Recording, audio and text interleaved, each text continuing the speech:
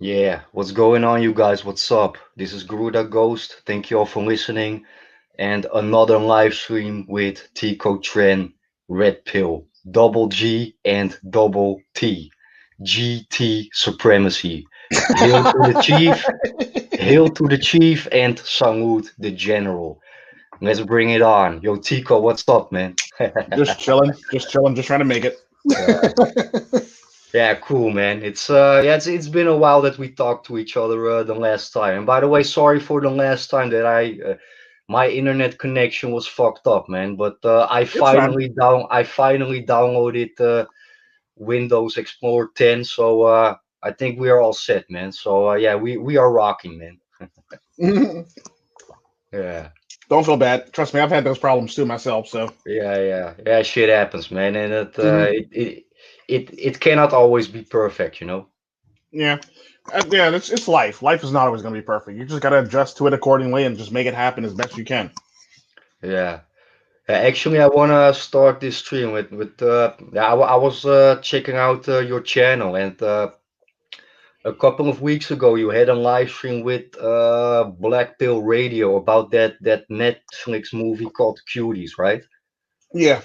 And yeah, I saw the trailer. I don't want to see that movie, but like this is an example like how dirty and how fucked up this world is, you know? I mean, like they just throw it in your fucking face like it's normal. But yeah, for me it is not normal. And yeah, I don't Oh have no, it isn't. children. I don't have It's not. children. You do have children. Yeah, and that's You bad. also have daughters. I mean, what do you think about all that shit, man?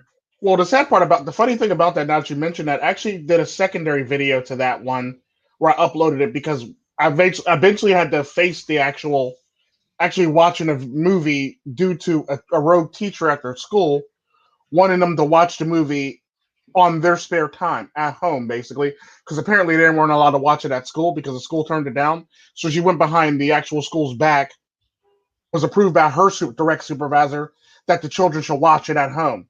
So we actually had to watch the movie, and it was like the most ridiculous thing in the world, entire world. My problem with the movie is they could have went if they'd have had better writers, they could have went about it differently, and they didn't have to show certain things. Is pretty much what it was.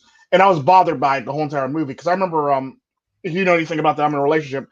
So the cartel princess literally paused the movie and goes to the girls, all three of them, I swear to God, if y'all do some shit like that, we're going to Home Depot. We're getting some shovels. Y'all are digging your own graves. This woman Yeah. literally said that to the girls. She literally said that if you disrespect the family name or is very disrespectful to the family by any way, shape, or form, or any stretch of the imagination of this movie, we are going to Home Depot. We are getting shovels. You're digging your graves. She literally told him that. So it's like one of those things where it's like, well, I believe her. I ain't got nothing to say to that. That's y'all. Go ahead, like whatever you want to. And it's like, so it's one of those things where it's like, I watched the movie. Now, I will say this: it wasn't as bad as everybody made it out to be. But about three of the scenes could have been done without, for all intents and purposes. Is what I mean by that. It wasn't like ridiculous as everybody was making it out to be, but it was like it could have been told differently, and it could have cut out three scenes, and it would have been an even better movie for all intents and purposes. The best way I can describe it to you, because it was just sad the way they marketed it and actually did it. And I was also saying in that video about that, like it's different. What you can do in a French market is way different than what you could do in the U.S. market, because the French market is a little bit more open about sexuality, whereas the U.S. market isn't that open about sexuality for all intents and purposes. Yeah, true. But do you know what I think it's a funny thing? Actually, it's not funny, but like that girl, that main character is a Muslim girl, right? Yeah. Mm-hmm. And the thing is, like, the Muslim population in France is the highest of every other country in Europe. Mm-hmm. Yeah, you can call it coincidence, but I think, yeah, why France? Why it was not Germany or some other European country, you know? Because it wouldn't even have been a thing because you kind of got to take consideration too. They're a minority in all those other countries, whereas they're a majority in France. Like there's a lot of Moroccans that live in France and probably speak French better than the French for all intents and purposes. Then you also got a lot of other Arab countries who are very fluent in French as well, who live within the France walls. So it's one of those things where it's like you got to pick on a majority, not the minority. Yeah, true. Because like in France, you have a lot of people from Morocco, Algeria, Tunis, those North African countries. So yeah, makes sense. Makes sense. You got what Syria, you got other countries like that too, with all the refugees that they're sending out, basically due to their situation. So it's like you have to you can't really mess with the minority in a country. Like a good example, I mean, the fact that it was a black girl that they actually made the main character was kind of sort of shaky within itself, but I kind of sort of understand it because typically when you want to lead first, you want to lead with a black character. That way, you typically get everybody on board. Because a good example of that is Mark Jacobs, the bad company, the purse company, the Mark Jacobs company. Typically, they were like really not all that popular up until black women started rocking Mark Jacobs. The minute people seen a black woman with Mark Jacobs, that's when Mark Jacobs actually took off. Okay. So typically, you want to slap fashion on a black woman so everybody can see it, so everybody can say it's what's in and it's popping. Therefore, we're going to run with this. Because the sad part about that is like everybody, you can say, well, well, people were buying Marc Jacobs. Not everybody was buying Marc Jacobs. The sad part about that, Marc Jacobs didn't start booming until black women got their hands on Marc Jacobs. Yeah, but I saw that the director of that movie is a black woman. But I think let's She's say actually that Muslim the herself. She's yeah, actually but from the same country that family was depicted from.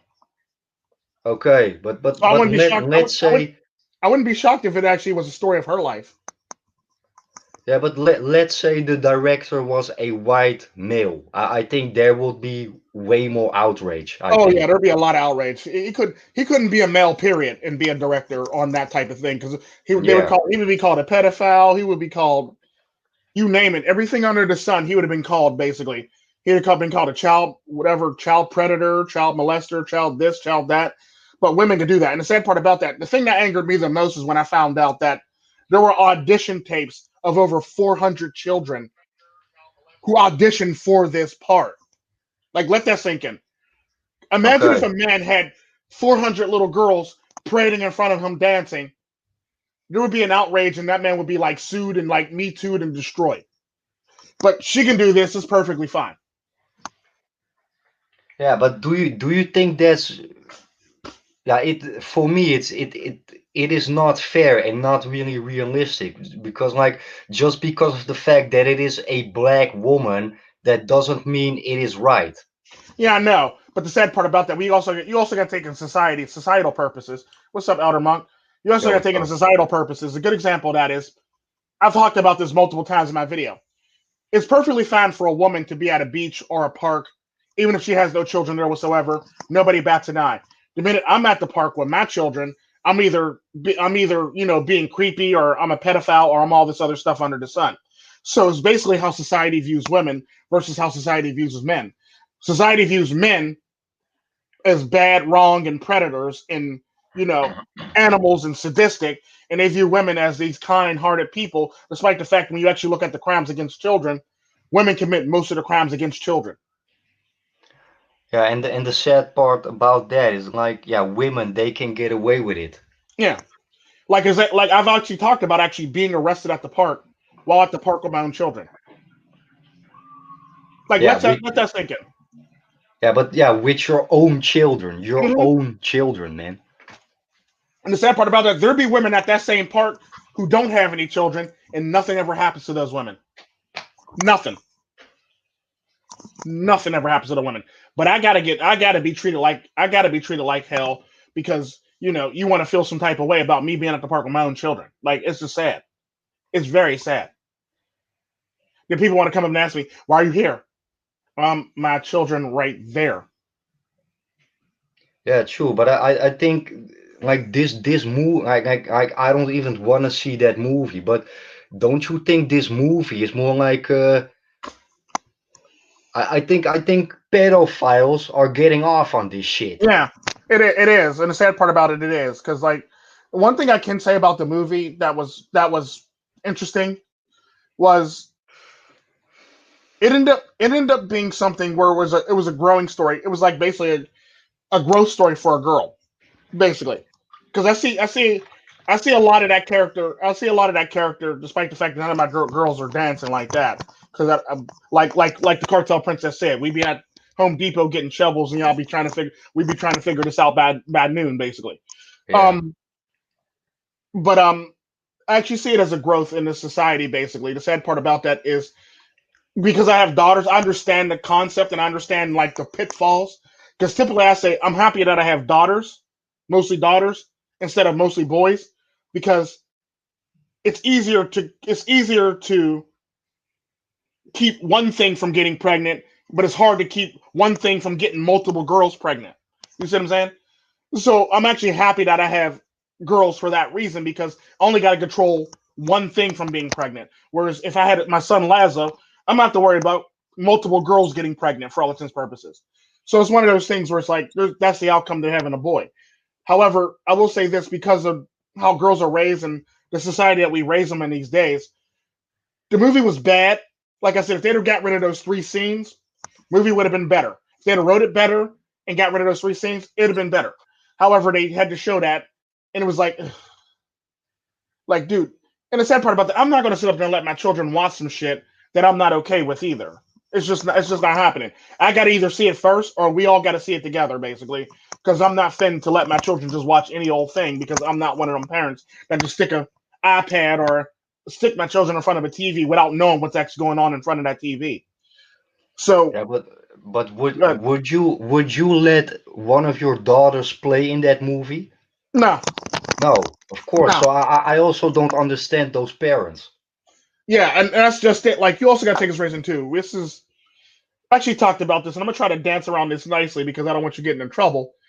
When it comes to the Me Too movement, my whole entire thoughts on that is you knew this was going on. You said nothing. Many victims have came through that couch and that man. You said nothing because you wanted fame and you wanted stardom. Yeah. Now all of a sudden, now that you're washed up and you're not getting as many parts anymore, now you want to exact revenge on the man who got you all those parts. And the sad part about that is all those women now who were complaining, who actually threw him in jail, are now complaining about not being able to get parts anymore. Yeah. Because he was the reason why you got the parts. He was the reason why you got the Golden Globes. He was the reason why you were nominated. Now that he's in jail, you can't get no parts. Yeah, true. Nobody wants to look at you. Nobody even wants to even remotely have. Nobody even wants to give you the time of day. So he was the main reason why you were getting the time of day. He was the main reason why you were being put in movies. And the cold hard truth is, you got to take that in consideration because this is where I talk about where women don't really think things fully through. They do things, then they feel guilty later because insinuating circumstances being their age or nobody's really looking at them the same or anything like that. So now you want to cast aspersions on a person who got you there, despite the fact that you let a lot of other young women suffer through that whole entire thing.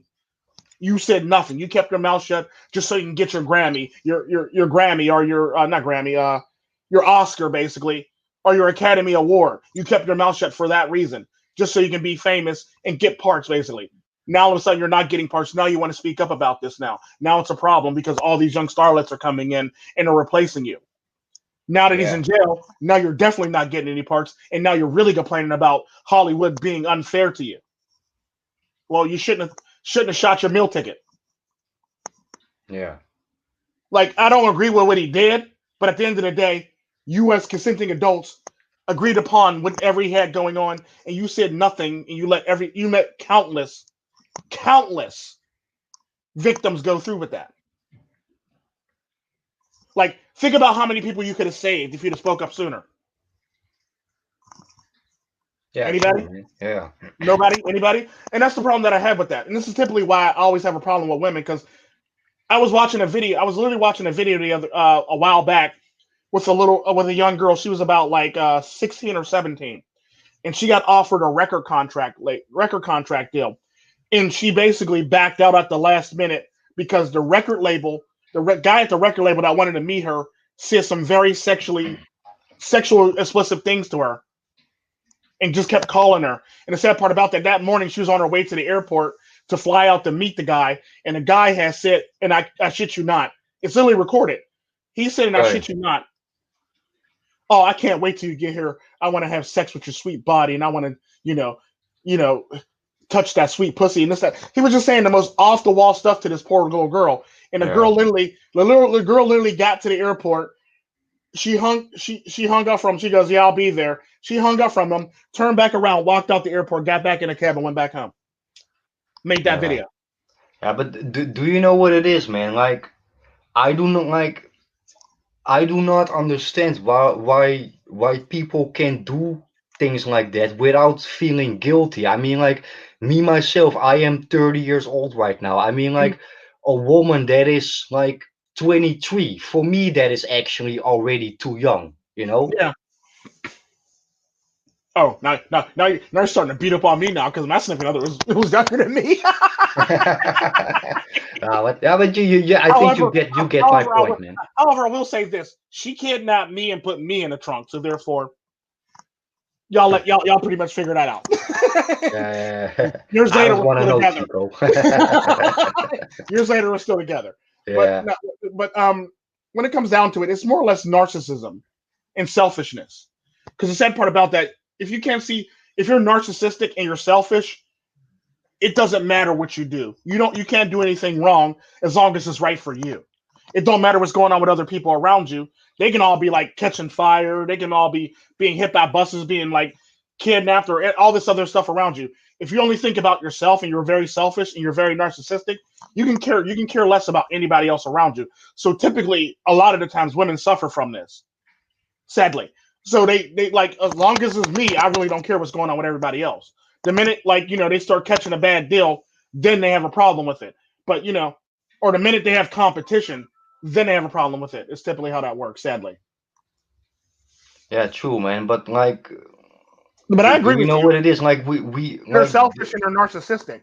When you're narcissistic, you're willing to do anything that puts you in a better position. I've seen women kill children just so they can be with a rich man. Like, think about that. Like, yeah. like, I've seen because he didn't want no woman that had children. I've seen women that literally left like broke, got a divorce from the husband, meet a man. He didn't want a woman with children. I've seen that woman literally take, after she won the children in court. I've seen her literally take the children back to the father and walk out of their lives and marry a rich man. More women do this than men on a regular basis. Like, literally drop the children off with the other parent who lost originally, and they move right along like nothing happened. Yeah, brutal, man. Brutal. Matter of fact, I'm a good example of that shit. Because my mom and dad didn't stay together because my mom ran her mouth one too many times, and my dad's gangster. So they were at the bank, and she wanted to get like a crib, a playpen, and stuff like that. Okay, now they were at the bank. He's about to write a check so she could deposit it into her bank and stuff like that. Yeah. Okay, cool. So my mom eventually ran her mouth one too many times to my dad. My dad goes, you know what? I'm done. It's over. I'm done. And he walked out the bank and never looked back. Do I blame him? No. My mom's an asshole, and she runs her mouth quite often, and she never really had to learn her lesson until she met my dad, basically. Because my mom is a spoiled brat when it comes to my grandmother. My mom was always a spoiled brat because she was the oldest girl, so she was a spoiled brat. So she always got her way to some extent. Like, my grandma didn't let her always have her way, but eventually, my grandma would eventually, let her have her way after a while, and that's pretty much how it worked. So when she met my dad, she found out very quickly that's not how the world works, and now she was very upset. And the end result to that was she literally, after I was born, she literally dropped me off at my grandma's side, dad's side of the family, at her doorstep and said she'll be back. Never came back. Yeah, sad story. I think when you did that Red Pill Journey interview with Jaguar Media, you also said something like that, and I was Yeah. like, "Yo, hey, Tico, fucked up for you, man." Damn. Yeah, and I'm fine with it because I look at it like this. If I'd have grew up with my mom, I'd probably be a thug, and I'm still am a thug, but I'd probably be an ancient nigga, and I'd probably be in jail for all intents and purposes if I'd have grew up with my mother. Most definitely. Matter of fact, I'm willing to bet I would be. But 100%. do you have any contact with your original parents right now or not? I talked to my dad. My mother passed away last year. Okay, okay. My mom passed away last year, middle of mid end of last year. Um, yeah, I found out like a month after the fact that she actually passed away. From my sister mom's side. She sent me an email. I thought it was a joke at first, and because I made a video about it, thinking I said this got to be a fucking joke, and I made a video about it. And so like eventually she got up to me and she said something to me, and it's like, okay, yeah, that's my sister. She's an asshole like that. She's an asshole like me. So that's obviously got to be my sister. It's not some fake person now. So I talked to her and she basically told me what happened basically, and it ended up being one of those things like, oh well, mommy, dad, okay. And I eventually made a video saying that I'm not upset that she died. She was stubborn. She was stubborn and she didn't listen to nobody. Even if the doctor was right, she would barely go against the doctor's order and not follow correctly. And this is how she ended up the way she is. And I literally made a video, and everybody's like, well, I feel so bad for you, Tico. No, don't feel bad for me. It is what it is. This is the life she chose.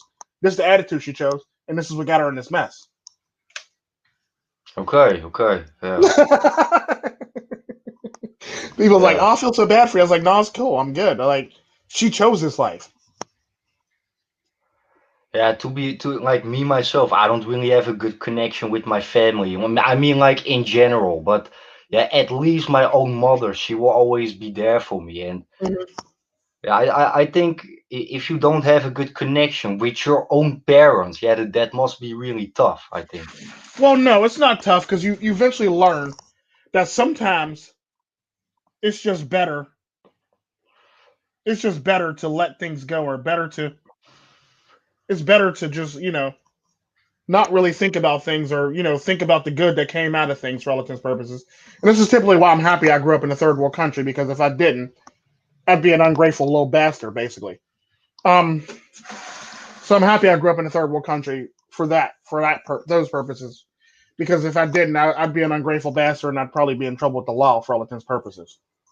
Yeah, that's a good point what you make because I've been to a couple of third world countries myself in Southeast Asia, and like when I'm in a third world country, like I realize that I have nothing to complain here in the Western Oh, world. I mean, like definitely. it always can be better, but I am so glad that I was born and It raised can in always be a worse Western too. country, you You know? find out very quickly in a third world country, and it can always be worse. Like, Yeah.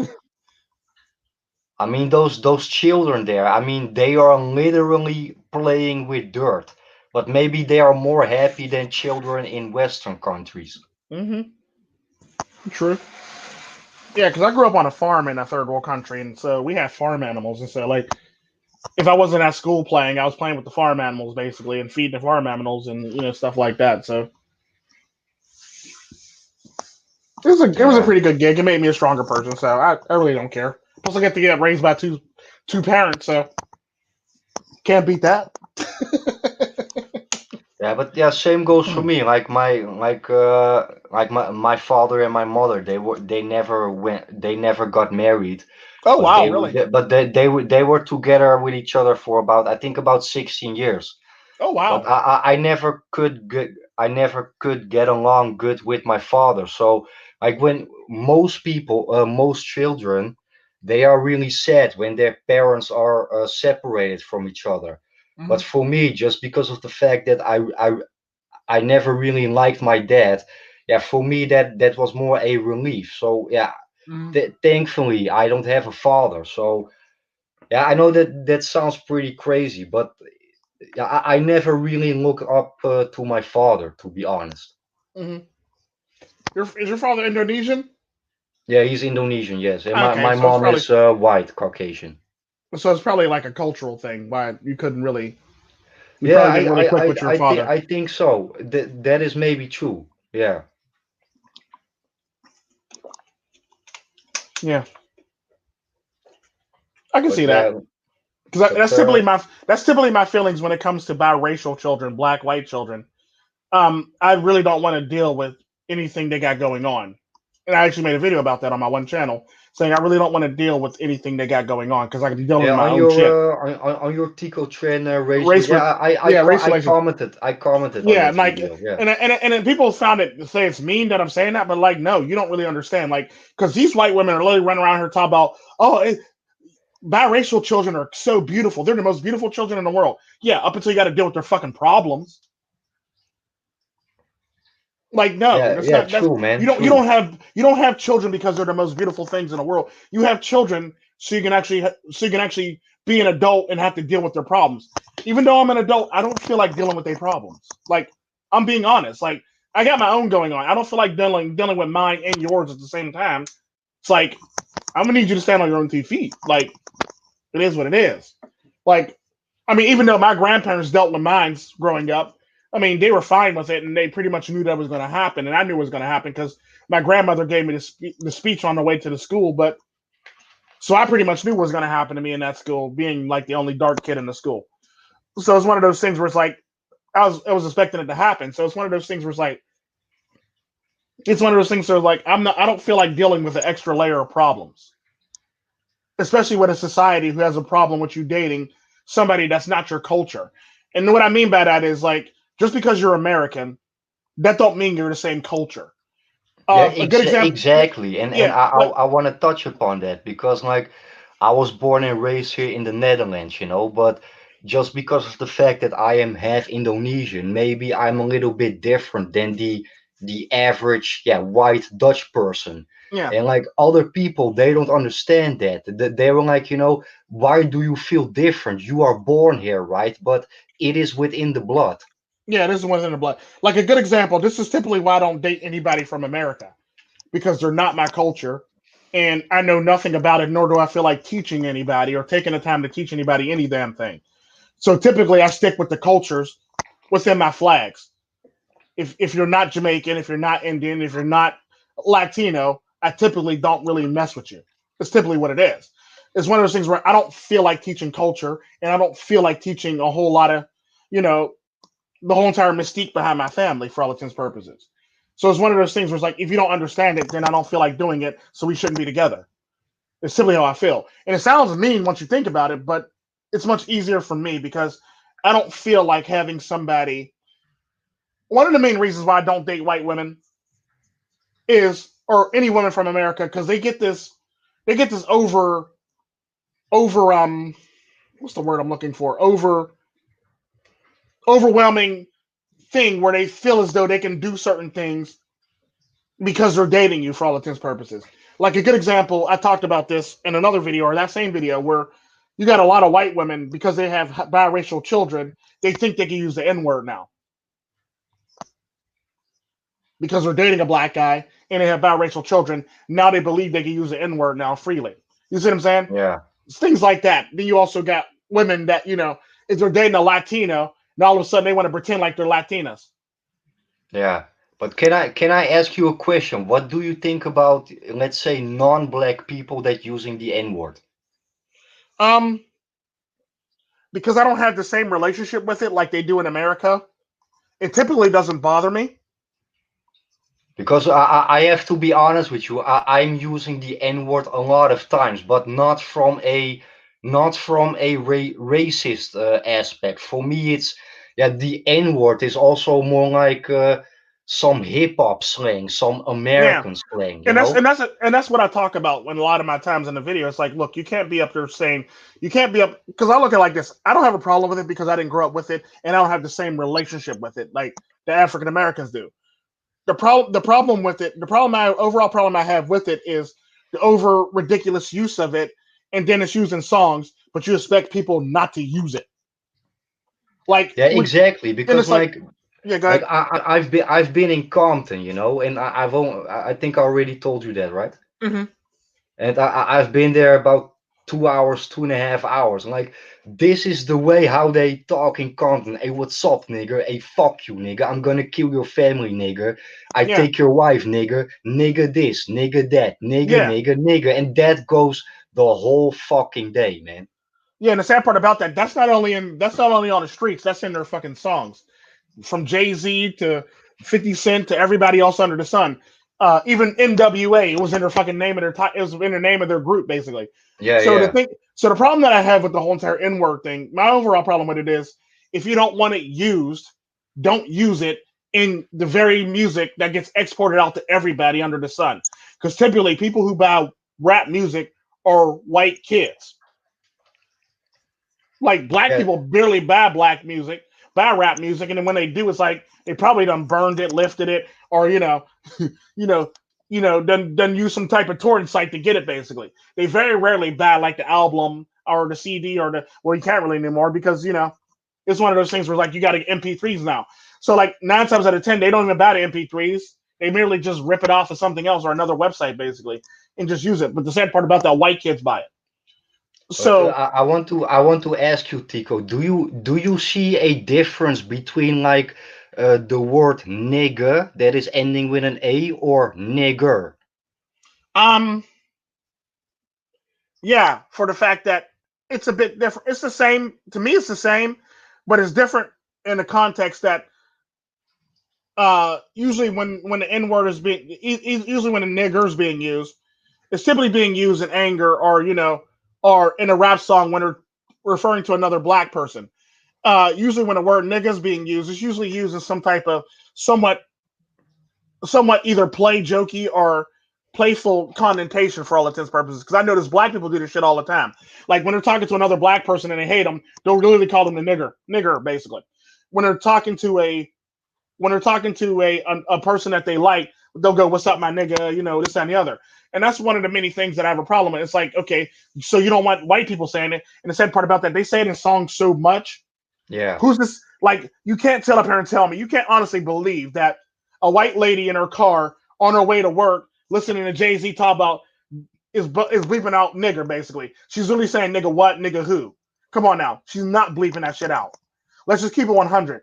Any white person I sit in their car that can sit up here and lie to me and say they never use the N word, but they listen to rap music, Yeah, yeah, yeah. use a goddamn lie. Let's just keep it 100. Shit, because and this is one of the many things that I have a problem with, and it's like I don't necessarily have a problem with the N word, but I do know that my grandmother, despite the fact that her family used to be black way back when, but her family went through a lightning phase because of racism. So they went through a lightning phase. My grandmother, my Costa Rican grandmother, has never called me the N word.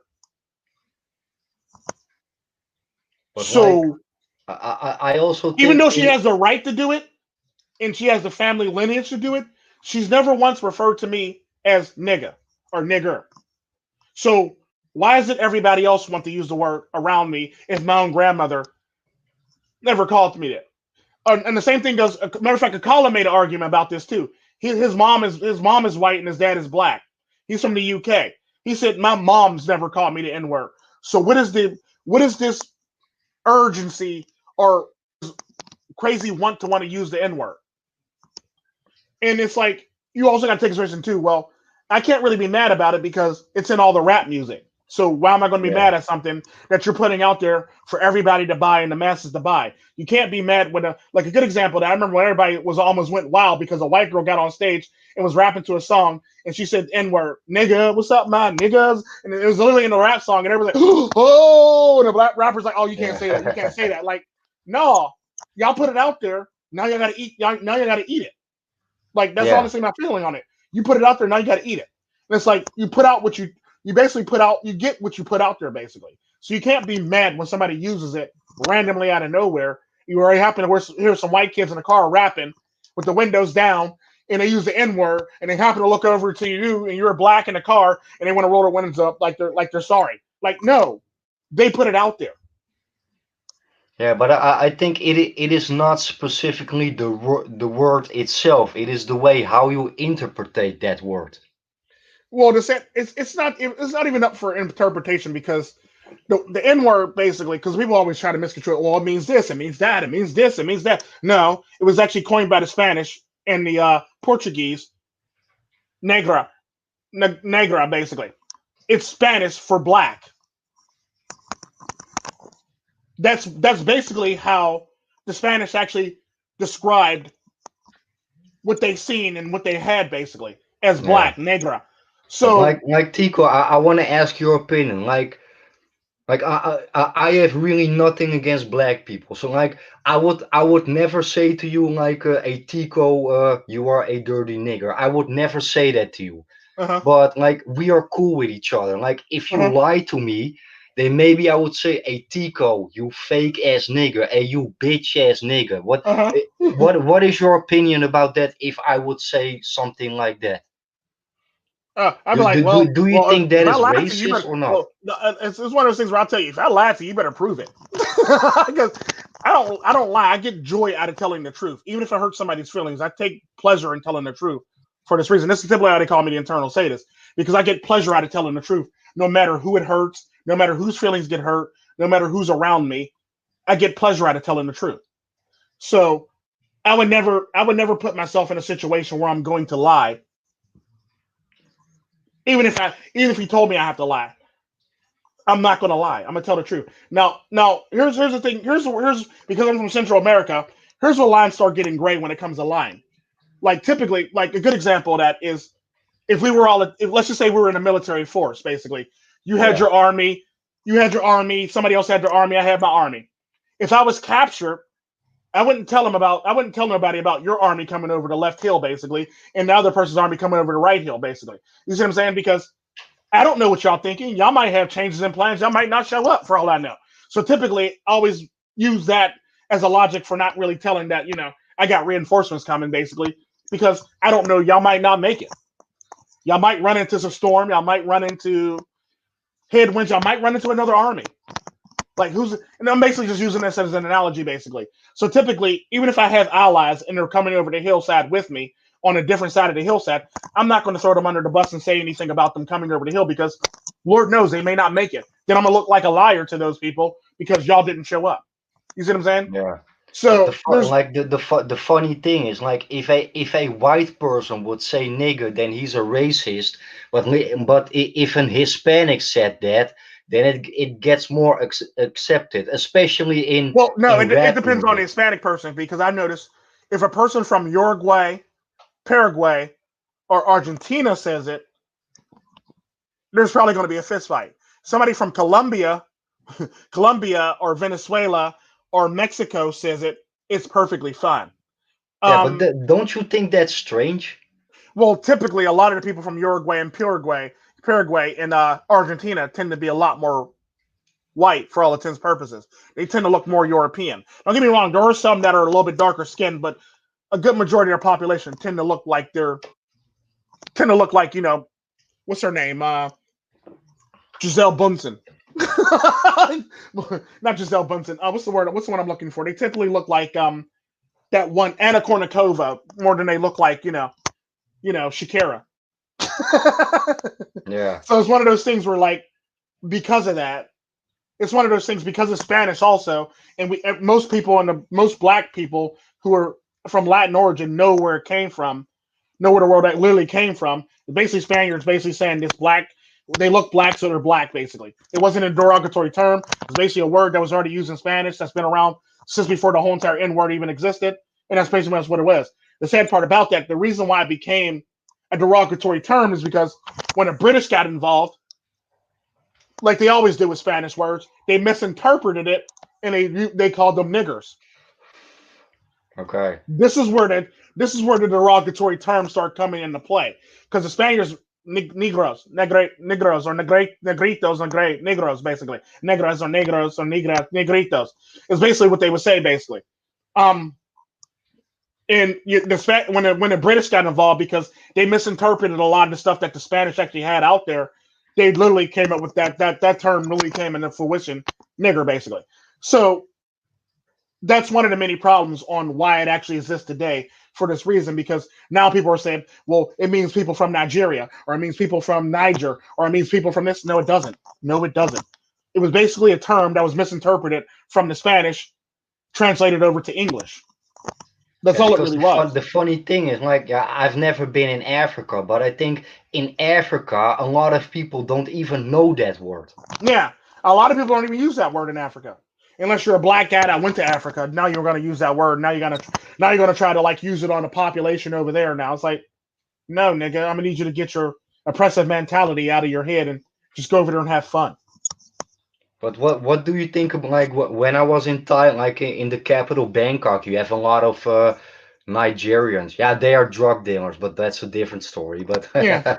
I was walking there, and yeah, there was some black guy sitting there, and he was staring at me all the time.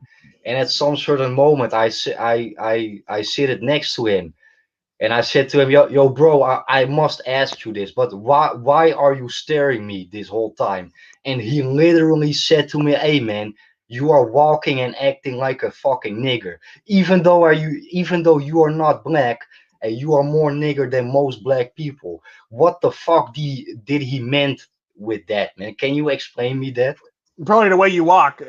Judging by you and like seeing you on stream, you have some swag to you. So you walk like you probably walk like you do have some swag. The way you smoke your cigarettes, the way you chill in your chair, swag. So basically, you act like a black person. Is what he's saying, Yeah, basically. that's maybe true, but the funny thing is like I've never been in trouble with black people, not in the United States and not Well, in no, I'm saying Europe. And it's based on how you carry yourself. Based on how you carry yourself, I'm willing to say you probably act more black than most black people in America actually act black. And I'm willing to actually yeah, agree yeah, with you them. can say I'm, that. I'm Yes. willing to agree with them because I see you on stream and I see how you smoke your cigarette. You smoke it like a black person. Okay. Yeah, it's more like Tico. Yeah, Yeah, even I though remember when I'm I was not talking to you, black, you're I on am stream, and down you with sitting there all my talking to me niggas. like you was talking to me like my one friend while he's smoking a cigarette, trying to look all cool, smoking a cigarette and shit like that. It's like, yeah, he's a nigga. Yeah. So Like, it's more like yeah. Even though I am not black, I am down with all my niggas. yeah, there ain't nothing wrong with It's that. more like that. And the sad part about that is like other cultures get away with it for the fact that like I've noticed Filipinos get away with it too. Yes, Um, yes. Filipinos get away with it. Hawaiians typically can get away with it, like actual Hawaiians, like Samoans can get away with it, and people like that. But like, not too many other people really can get away with it. And the sad part about that, when it comes down to it, what I've noticed in a lot of the Asian countries and cultures, the Latino lowrider culture is heavy in Asian culture, and the Yes, whole entire yes. the whole entire gangster chola, the black gangster and the chola is actually very heavy in the Asian culture. So it's one of those things where it's like Latinos, you got a bunch of Korean girls or Japanese girls or Chinese people or women from other countries literally walking around acting like they're fucking Latino or black for all intents and purposes. So typically this lets me know that hip hop has been sold throughout the whole entire world, especially when you go to Yeah, you Germany. can say that, but not only hip hop, that whole gang culture. Yeah. And that's the funny thing, because like I went to Germany one time and I always talk about this. There was this one German girl. She was hot. I wouldn't date her, but she was hot. And she literally told me to act black or act gangster basically. Act black. Like what do you mean act black? Act gangster. Like women are literally getting off on you acting gangster and shit like that's like no. And typically I would say to black people don't do it because there needs to be a different image portrayed about black people versus how everybody actually sees black people. Because the sad part about that, the more you perpetuate that same image, the more everybody believes you are that image. And that's typically how it works. And the sad part about that, it goes for black culture now. It's like, especially in America, black people want everybody else to save them, but they don't want to do anything to save themselves. Why is that? And then you go, well, Tico, you're wrong for that. I go, well, we shouldn't be treated like this. I go, did you do anything for you to change the image on how you're portrayed to these people for them to see you in a different light? Well, no, no. Did you do anything to change how you want everybody to see you for them to actually accept you in a different light and not treat you like that? Well, no, don't no. There's no. Answer the question, yes or no. Well, we shouldn't have. Well, yeah, you should. You act like an animal, you get treated like an animal. You act like a human being, you get treated like a human being. It's that simple. Yeah. And that's pretty much how it is. And it's like people don't seem to understand that or get that. And it's like I always get like the runaround. Well, Tico, it shouldn't. Well, it doesn't matter. It shouldn't be like that. Are you taking the necessary steps for people to see you in a different light? If the answer is no, then you deserve everything you get. You don't see That Jamaicans being treated like this. You don't see Haitians being treated like this. But we do see African Americans being treated like this. You see what I mean? So it's one of those things where it's like you got to pick your poison. Because the sad part about that, at the end of the day, people will say, "Well, you're black too, so you're seen in the same light." I go, "No," because every time I go on an interview, my supervisor will tell everybody in a heartbeat, he's not black, he's Jamaican, or he's Afro Latino or Afro Caribbean. Literally, what they say. They differentiate me between the rest of the they differentiate me between the rest of the African Americans, and they automatically tell you he's Afro Latino or Afro Caribbean or he's Jamaican. Literally, what they tell them. So right there, white people already got a different image of what Jamaicans are and what African Americans are off the bat, off the top.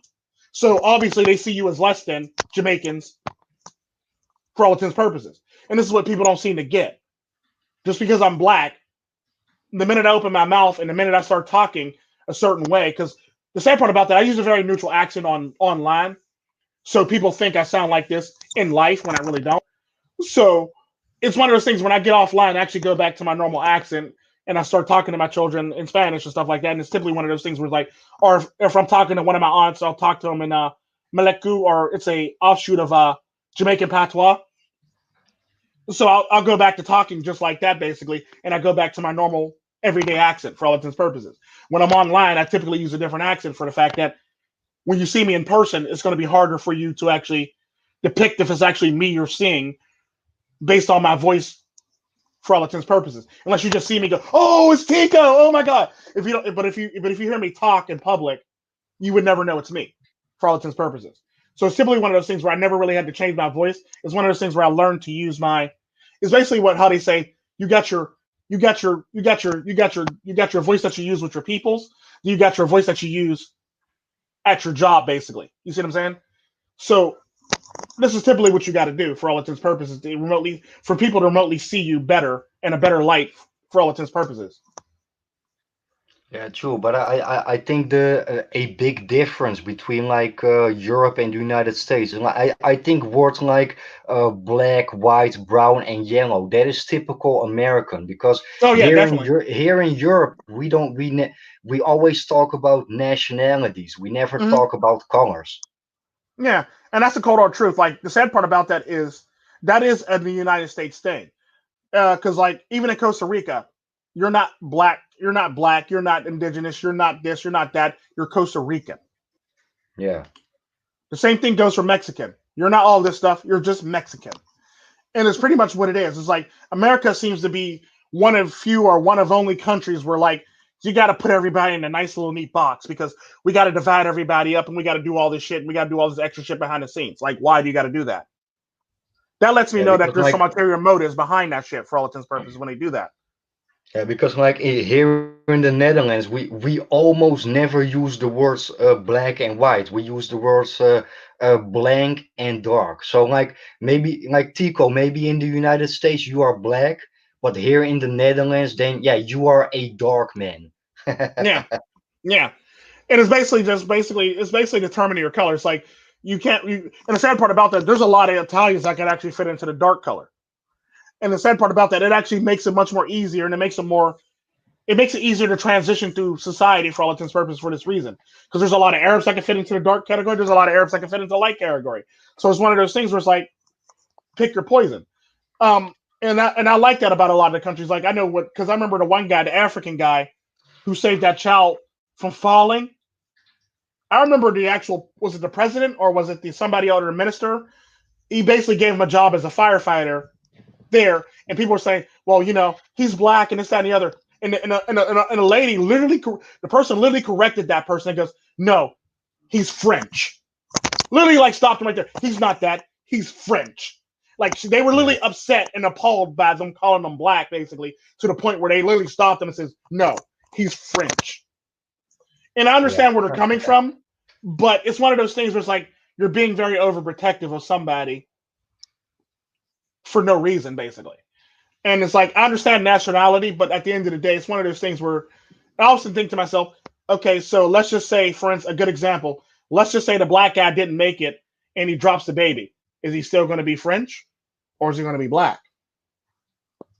yeah. That's a good point, man. Like you are in in the United States, and I totally get your point. It is more like yo Tico, if you are doing something good, then you are an American, but if you are doing something wrong, Something then you bad, are then black. you're black. Yeah, see what I'm saying? And it's simply one of those things where it's like even if I do something right, there's not I can't do everything right and still be accepted 100%. it doesn't matter what I do, and that's typically how it works. So it's one of those things where it's like, my favorite one because my name, because I have a business name in the United States basically because when you're from a Latin country or when you have like a crazy ethnic name, you get the option to change your name. And typically the name that I use in America is a English version of my name. So when my supervisors come out to actually interview me, they're looking for a white guy, not a black guy. Okay.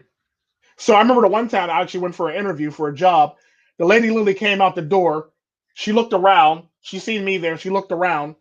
She seen me, went back in her office. I'm looking at my watch.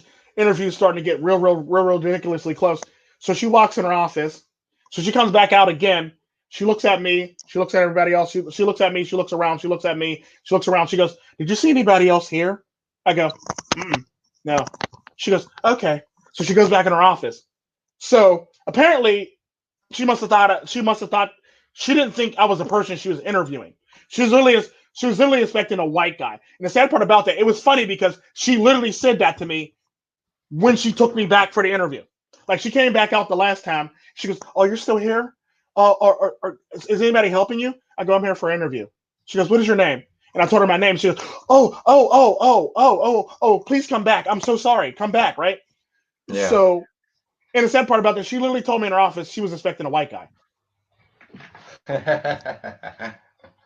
Like, think about that. Like, so it's one of those things where it's like nobody expects Tico Tren to show up. They expect the white guy to show up. And it's one of those things that makes me laugh. And it's like, well, it's like it is what it is. And it's like, and the black culture has a problem with this because they'll name their kids something off the wall and ridiculous. Then they wonder why they get treated the way they do. Like, you can't name your child Cladana Lexia or something like that. Like that doesn't make any sense. That why are you trying Yeah. to keep your children from actually getting a stable, proper job by naming them some off the wall crazy names? It's like come on now, guys. Like no, stop it. Yeah, true, man. But yeah, talking about like, do you know like what like here in the Netherlands, you see a lot of mixed race couples, and I think that's like I think mixed race couples here in the Netherlands is 1 out of 6, and in the United States about 1 out of 20. But Mm-hmm. here in the Netherlands, I see it more often, like a black woman with an Asian man. It is really rare, but it happens more often. Yeah, I mean, don't get me And wrong. Like the sad part about that, we always talk about this in the manosphere when it comes to Asians and stuff like that. It's like, well, Asians are unpopular or they're the lowest on the section of toilet pole. But the sad part about that, you walk Asian men, outside. yeah, I Yeah, you totally walk agree. But outside. that is just a Everybody fact. named mom. You walk outside. Everybody named mom is holding hands with an Asian man. Like what? like, Yeah, and it's just stuff like this that just blows my mind when I hear that stuff. And it's like, so how much of it is actually true, and how much of it is actually false, or how much is it? Because the sad part about it, what I've noticed about a lot of the people who like preach this stuff, they typically only look to like dating sites for this information. yeah, Okay, cool. You can run with a dating site, but a dating site's only a small fraction of the people in this whole entire world. It is what it is. And that's one of the things that I've noticed. Like a good example with dating sites, what a lot of people seem to fail to understand about dating sites is on dating sites, most liberal, about I would say about 98%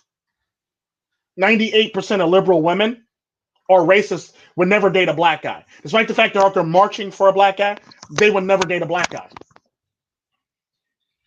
Like all these okay. feminists and SAWs, they'll never date a black guy. But you know who they are dating? Indian guy, Asian guy, white guy. Yeah, but I think like yeah, me myself, I'm also Asian, but I don't really look 100% Asian, so Mm-hmm. I never experienced that. But I think for the That's average because you probably Asian because you male, you you you you typically look like you could kind of sort of be like you look very ambiguous. You look like you could be like a Latino basically. So yeah, it's one yeah, of those things yeah, where it's yeah, like yeah, they're still trying to like tilt their head and figure out what the hell where the hell you came from. yeah, true. Yeah. But So I want to tell you some funny story. Yeah, a couple of years, I had she was not really my girlfriend, but more a friend with benefits. And I met her at some party, and yeah, she was black. And like here in the Netherlands, we Indonesian people sometimes they call us peanuts, you know. mhm.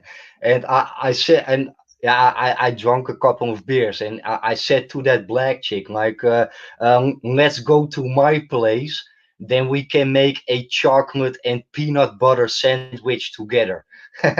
And we had great Wow. sex, you know. Yeah, I know. That's a good one. Chocolate and peanut butter sex together. Yeah, Sandwich yeah. together. Nice. Yeah. But like, I do not believe in pickup lines, but yeah, this was a good one, right? Yeah. Yeah, I'll give you yeah, that. That was interesting. yeah, That was yeah. interesting because like I normally don't use pickup. I don't use pickup lines for the fact that I don't really believe. Cause look at it like this: if I actually got to use a pickup line to pick up a woman, she's low quality.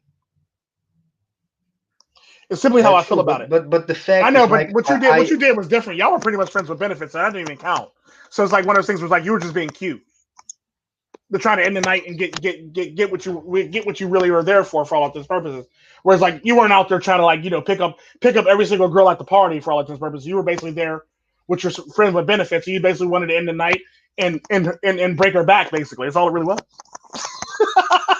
yeah, and yeah, mission accomplished, man. True, But true. it's the funny thing is, like, I didn't set that to hit her up or something, but that Mhm. was the first thing that came in my mind, you know, like she was black, I'm Indonesian, so yeah, let's make a chocolate and peanut butter sandwich together. Yeah, Yeah. good Hey, one, there ain't man. nothing wrong with that. Hey, if it's creative and you feel confident about it, do it. Do it big. And that's one of Yeah, those yeah. things. It's like people get scared and stuff like that. Because I always say, look, if you commit and own it, you're fine. That's pretty much 100% of the game right there. Just commit and own it. Because I don't know how many. Because I always tell people because I get all these people on my channel. They go, well, looks matter and it don't matter and you're going to fail and you're just coping. I go, no, I'm in a relationship. I've been in a relationship for a while. They don't go, well, she's probably ugly. You're dating some fat landwell. I go, actually, she's skinny. Well, she's only with you for your money. I go, no, her family's richer than my family. And Yeah. it's like, well, I can't believe you're actually in that situation. Like, oh, well, I'm gonna need pictures and shit like that. Well, mind your business. Just because you're putting your life out there doesn't mean I'm gonna put my life out there. And the sad part about that is I've actually shown her. I've actually had pictures up in some of my thumbnails of her, typically. And the sad part about that is, like, I put it under thumb. I put her up with many other types of women that I take pictures of, or get pictures from. Oh, use me as a thumbnail, Tico. Use me as a thumbnail, or I'll take pictures of a woman and I'll see her and oh, she's beautiful. Click, take a picture, and I'll use it as a thumbnail. And like the sad part, I have pictures of the cartel princess in a couple of the thumbnails. Irony to it is like a lot of the thumbnails get taken down by YouTube. It'll say, well, it's nudity or sexual something. I was like, um, that's my significant other. She took the pic. We took the picture together. How is that nudity? And the sad part about that is like the other pictures that's up of other women are a lot worse than her pictures. A shit ton worse than her picture. Like I had a picture of her in a bikini, like posing on a terrace in a bikini on our way. We're about to go to the beach, and they said that was sexual explicit. But I got a woman who literally pulled her shirt down, and you can see all of her titties, and that's perfectly fine. Like, and it's Yeah. just stuff like this. Like, really? It's like, Yeah, but what you said, I think at the end of the day, it's all about the whole package and the whole yeah, picture. But I think, yeah. yeah, Because MGTOW dictionary talks about that. But I think height and looks are yeah, I think that's really important. I think. well, it can be important to a certain extent because look, I look at it like this, and there's a lot of guys that can actually attest to this shit. It depends on how you handle the rejection. The sad part about that, if because I talked about this a lot, it depends on how you handle the rejection from that girl. If you handle it poorly, or act like an asshole, or act like a dick, or act scorned or hurt, there's a high chance she's not coming back. The sad part about that, if you act very cool, nonchalant, and collective about it, your points just went up in her head because it's like one of those things where like, well, you pretty much said, okay, that's cool, bye. And it's one of those things that make a woman think. And the sad part about that, I've actually been with women where I wasn't the first option or the first choice, but they were interested in me based on how I handle things. Like, Yeah, true, but I think yeah, I don't want to sound arrogant, but I think a woman would never reject me because of my looks. But I am not really a tall guy. I am only 5'9". mhm. So and I think if you do not agree with me, just tell me. But I think I don't even have a chance with a woman that is maybe 5'10". I think. Then I will tell you, I have a friend who's Indian, and he's 5 foot what, 3, 4, and he Well, bangs that is women really two at a short, man. Yeah. yeah, he bangs women two at a time on his private jet. Okay. Okay. Also, I have another friend named Marco who's dating a woman that's taller than him. He's just a normal everyday guy, 9 to 5 guy basically. His job is actually less. His job is actually not as good as my job basically, and he makes less than I do, but he's still getting women. Then I have this Yeah, true. emaciated friend. I have this emaciated friend. He's a little bit taller. He's not as quite as tall as me, but he's scrawny as hell. He's like very wiry. He would make you look fat. Garuda goes, Okay. I shit you not. That's how skinny this white dude is. He would make you look fat. He's in a relationship. He's married. He's engaged to another woman while he's married, and he's cheating on that woman with another sad piece. Okay. And these women all have high paying jobs where you look at them and go, why? So it's one of those things where it's like, what does he have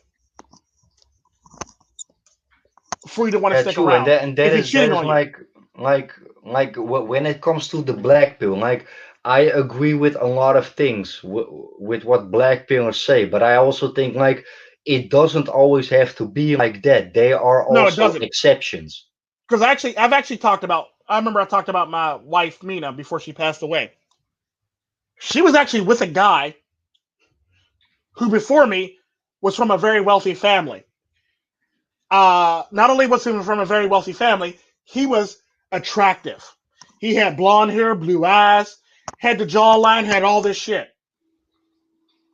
Never got sex, never got anal, never got a blowjob, never got a hand job. What you mean with he never got anal? I mean, he never got to stick it in her butt, basically. Okay. Okay. So I remember this because he was actually very mad about this because he had found out that she was 2.5, 3 months pregnant with our first child. Okay. So we Okay. were at a party. He happened to be at the party. His family was there, and I'm sitting there thinking to myself, like just chilling or drinking. And he happened to walk over to me. He goes, "Oh, you must be me and this new man." Yeah, Okay. in your point, like he goes, "I don't know what she sees in you." Me neither, nigga. Me neither. Literally what I said to him. Me neither, nigga. Me neither. Obviously, you're coming up kind of short. Obviously, somewhere. Yeah. He goes, "Well, I'm rich and I'm beautiful, and women never turn me down." I go, "Well, apparently you should have showed up on your dates, and maybe she wouldn't be with me." Because the sad part about that is what had happened prior to that, us getting together, was we were literally on dates with opposite people at the same restaurant 2 times before we decided that this could be a good thing. The sad part about it, he stood her up, my date stood me up. Okay, cool. So we started talking at the date basically to make it so we're not uncomfortable, and we basically finished our date. Okay, cool. So I didn't know that she was planning another date at that restaurant, and I happened to plan another date at that restaurant too. So we happened to be there again at the same restaurant. Her date stood her up. My date stood me up. We started talking again. Everything started going smoothly. We were really, really talking. The sad part about that is I never once had to ask her for a number. Before the date was even over, before she even finished her food, she slid me her number across the table. And Let that that's a shit sink in. that's a good point what you make because all the women that I had in my life that was more based on a stupid joke or just coincidence. Yeah. And the sad part about that is that's how most people actually meet. Nobody meets Yes, hardly yes. all the everybody who you see in public don't meet on a dating site. Majority of the people happen to meet based on work circumstances, and other things like that. Because like the sad part about that, when you walk outside and literally walk out in public, it's not the most attractive men out there with women. It's some pudgy guy. It's some goofy looking guy. It's an Indian guy. It's an Asian guy. It's a black guy with some random ass. Lord knows what the hell she is because I'm still trying to figure it out myself, and I don't want to say it on your channel and get you in trouble. But I'm just saying, like, and I'm Yeah. sitting there like either A, people are full of shit, or B, this nigga. Well, first off, this nigga has no standards because I don't know what the fuck he's dating over here. I don't know what the hell that is. I don't know if that's a wildebeest or a warthog or whatever the hell that is. Yeah. One, I'm looking at that guy because I'm trying to figure out how the hell that nigga is with that thing.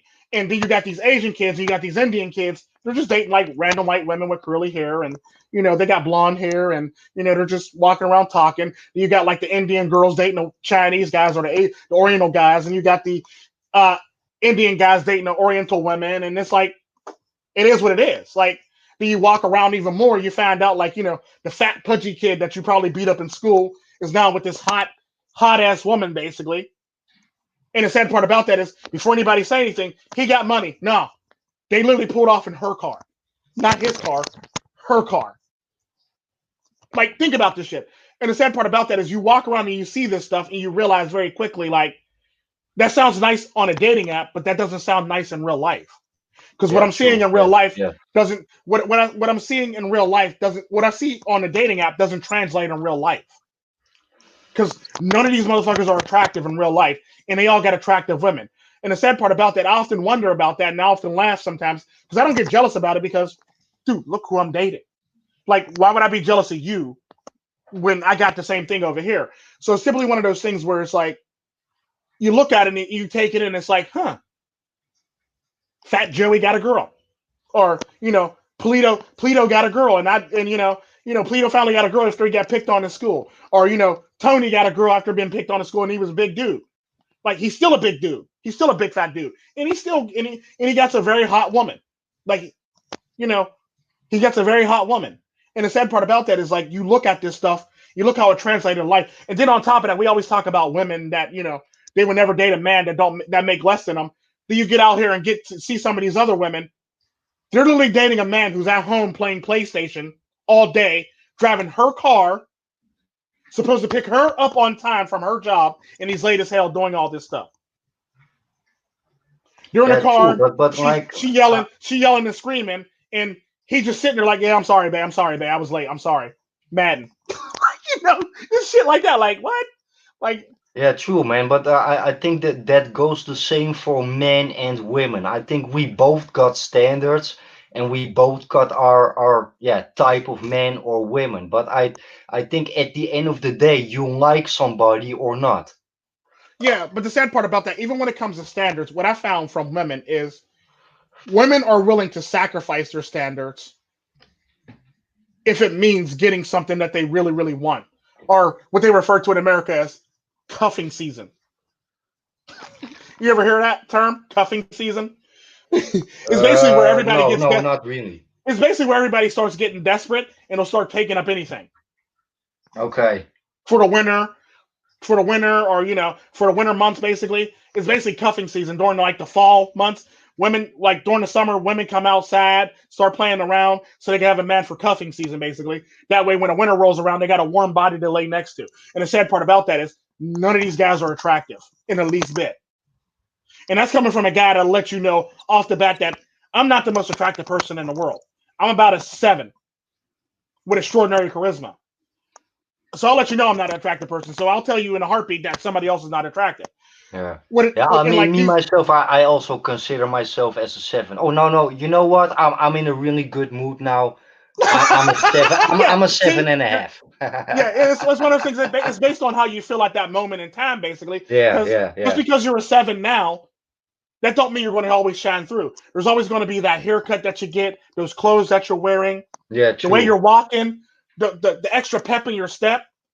Would you just benched at the fucking gym, or would you just, literally like just lateral leg pressed at the gym, basically? Now girls are interested in you. So it's one of those Yeah. things where it's like, shit happens for a reason. And back to that actual Mina story, he was actually very mad that, she was pregnant with my child. And we weren't even married yet at the time. And he was like, well, she made me wait. Apparently I Yeah. didn't. Apparently I didn't. So obviously you ain't shit, basically. And he's like, I can't believe she's with you. I didn't even get a blowjob.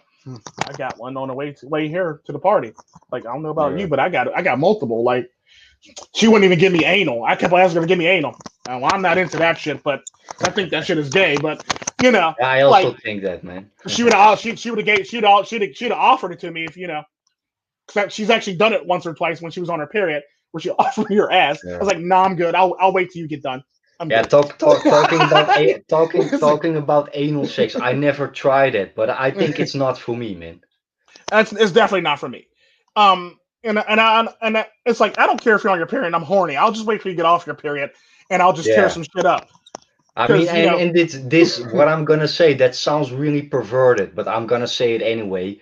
Like, try to imagine you fuck some chick in her ass, and then suddenly she's gonna shit on your dick, man. well, it's No, like it's stuff man, like that. not for me, man. Yeah, and the sad part about that is a lot of times what happens with that too is like, believe it or not, even if you fuck her in the ass, even if she didn't take a shit that day, you're still going to get some shit particles on your Yeah. dick, and it's true. So the sad part about that is, let's just say you go anal and you actually tear your skin. Not only do you got shit particles on your dick, now you got the waste from shit really going into your bloodstream and into your under your skin basically and making you sick. Yeah. So now you got multiple problems. Because the sad part about that, a lot more times than not, men tend to tear. Like they'll get like fine skin tears doing anal with women on their dick. Even if they're wearing Okay. a condom, they'll get a lot of fine. Despite the fact that how it don't matter how lube it is, there's always going to be that fine tear in your skin. So when you go in, you're going to feel it for all intents and purposes. So, or there's going to be a brush burn of some sort, basically, or you're going to feel like you like literally rubbed your dick against, like, when it's all said and done, it's going to feel like you rubbed your dick against something, basically, because it's like your dick is irritated from doing that. I mean, don't get me wrong, if that's you, do you, but it's like there are implications and consequences for that shit too. Yeah, true, but that makes me want to talk about a different subject that I sent you. Yeah, but the dangers and the consequences of internet porn. I agree. Yeah, they can be dangerous. Um, I think the whole entire no fap thing is a good thing. For that reason, because you can really transmog the pent up energy into something else and actually make it like better for you, like an extra pep in your step for workout, or feeling good at work, or the extra energy at work that you need to get you over the hump or get you over your assignment, basically. So I believe in the no fap. I actually support the no fap. I don't really practice it, but I support it. I support them. I understand where they're going Yeah, with it because like scientifically. I haven't watched porn for I think more than 2 years now, and actually the reason that I stopped watching porn, not because it's addicted, but it became so perverted and also so gay and unrealistic that I was like, Yeah. I am not gonna watch this shit anymore, man, because Well, yeah, because that's it typically one of those things. But you also have to say there are a lot of people that are into that stuff either way, and I understand where you're coming from. Because like typically when I say addiction to anything, typically the psychological definition is anything that can possibly affect your day-to-day routine in or your job in or your personal life in a negative way, impact your personal life or your job in a negative manner. It's simply the definition for addiction. So a good example of that is if you go to work and you're watching porn at work, or if you're in public and you're watching porn, or if you're yeah. because I know some motherfuckers. I literally know some motherfuckers that do this shit. I actually had a coworker at my one job that literally did this shit. Oh, Um. really? Oh yeah. Oh yeah. We used to get in so much trouble. Oh well, yeah. You can't be watching stuff on the computers. Like, why don't you just block the shit? Like, instead Yeah, of yeah, blocking the because shit, like it would let this guy go. yeah, And the sad because part about at that, some certain moment, yeah, HR is gonna get you, man. yeah, like, and the sad part about that, this stuff is recorded, and they do know who's doing it, and they know who's logged into the computer, and they Yes, don't yes. fire the guy. I Yeah, was like, no, if that was also at my work, because when I use my computer, I have to type in, yeah, my name, the Your name of the password. floor that I work and my password. So Hmm. when HR sees that, yeah, I am screwed, man. Hmm. And the sad part about that, he's been doing it for a while. He uses his computer, he uses his phone, he uses his laptop, he uses his iPad, and he just looks at porn all day. And it's like one of those things, like, really, dude, come on now, like, really. And it's like that's when it starts being an addiction. When you can't put it down, or you can't go without it, or you can't do anything without it. Basically, it's an addiction. It's typically like why people say when they stop smoking, they typically have to relearn how to do their morning routine without a cigarette. And it's true. Because like Yeah, you're used to yeah. doing things with a cigarette and it becomes second nature to you. You do everything. So when you stop smoking, there becomes a riff or a a bump in your normal routine because you're not using a cigarette to actually second naturally get you through your morning routine. So anytime when you need that, and the sad part about there is no such thing as sex addiction. I mean, I really don't back it. I believe there's a lot of people that use it so they can get around saying that, so they can say they're not cheaters. And there's a lot of people that do it, and I've met a lot of people who actually do that in my 14 Yeah, years. but Tico, like, do you there is a difference between, like, let's say, yeah, just porn from the 70s or the 80s and internet porn from this Yeah. time. And like a good example of that, like back then you just had porn, Mm-hmm. one man and one woman. But right now you have so many subgenres and categories like interracial, Mm-hmm. old and young combined with interracial. It became so perverted, Yeah. and like I was like, I'm gonna stop watching this shit because like it is not good for your brain, man. Yeah, it's definitely not. Because the sad part about that is it over time it continues doing it, you stop really associating with a lot of people in public. You Yes, become you yes. become I can't even say you become an introvert. You basically become like non-social or not able to socialize with public or socialize with other people outside of like your people at work. Basically, you're basically just talking about work at that point. But you typically becomes a problem with you because you can't really conduct your day properly without seeing porn or wanting porn and stuff like that. And the sad part about that is it's almost like a drug, basically. It's almost like a gateway. You watch one thing, you lead to another thing. You watch another thing, you lead to another thing. And Yeah, now you're watching exactly. now, now you're That is, watching like ball gag and step on my nuts and shit like that's like, wait, what? yeah, Wait, yeah, how did we get this exactly. far? Because like that is also the reason that I quit watching porn. Like in the beginning, you are getting aroused by, let's say, a one man and one woman, Mhm. but then it's not enough anymore. Then you're gonna look for I don't know, double penetration, gangbangs, bukkake, and at some certain moment, that extreme stuff is also not enough anymore. Yeah, now you're now When you're it looking at comes like to you do getting porn, your it nuts it stepped always on or getting goes, kicked in the nuts. It's like, wait, yeah. what? Or rape porn or something like that. It's like, whoa, whoa, whoa, whoa. And the sad part about that is, believe it or not, the people who the sex who majority consumes rape porn is women. Yeah, They consume majority of the rape porn. Majority of the rape porn belongs to women watchers. And it's that or incest porn, majority women. yeah, that's sick, man. I mean, that for me that goes too far, man. Yeah, typically majority women watch incest porn, and majority women watch rape porn.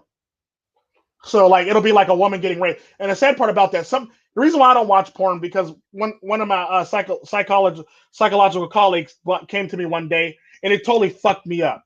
He literally said this to me. He goes, Tico, do you watch porn? I go, yeah, sometimes, every now and again, yeah. And he goes, well, what kind of porn do you like? He goes, do you like woman on woman?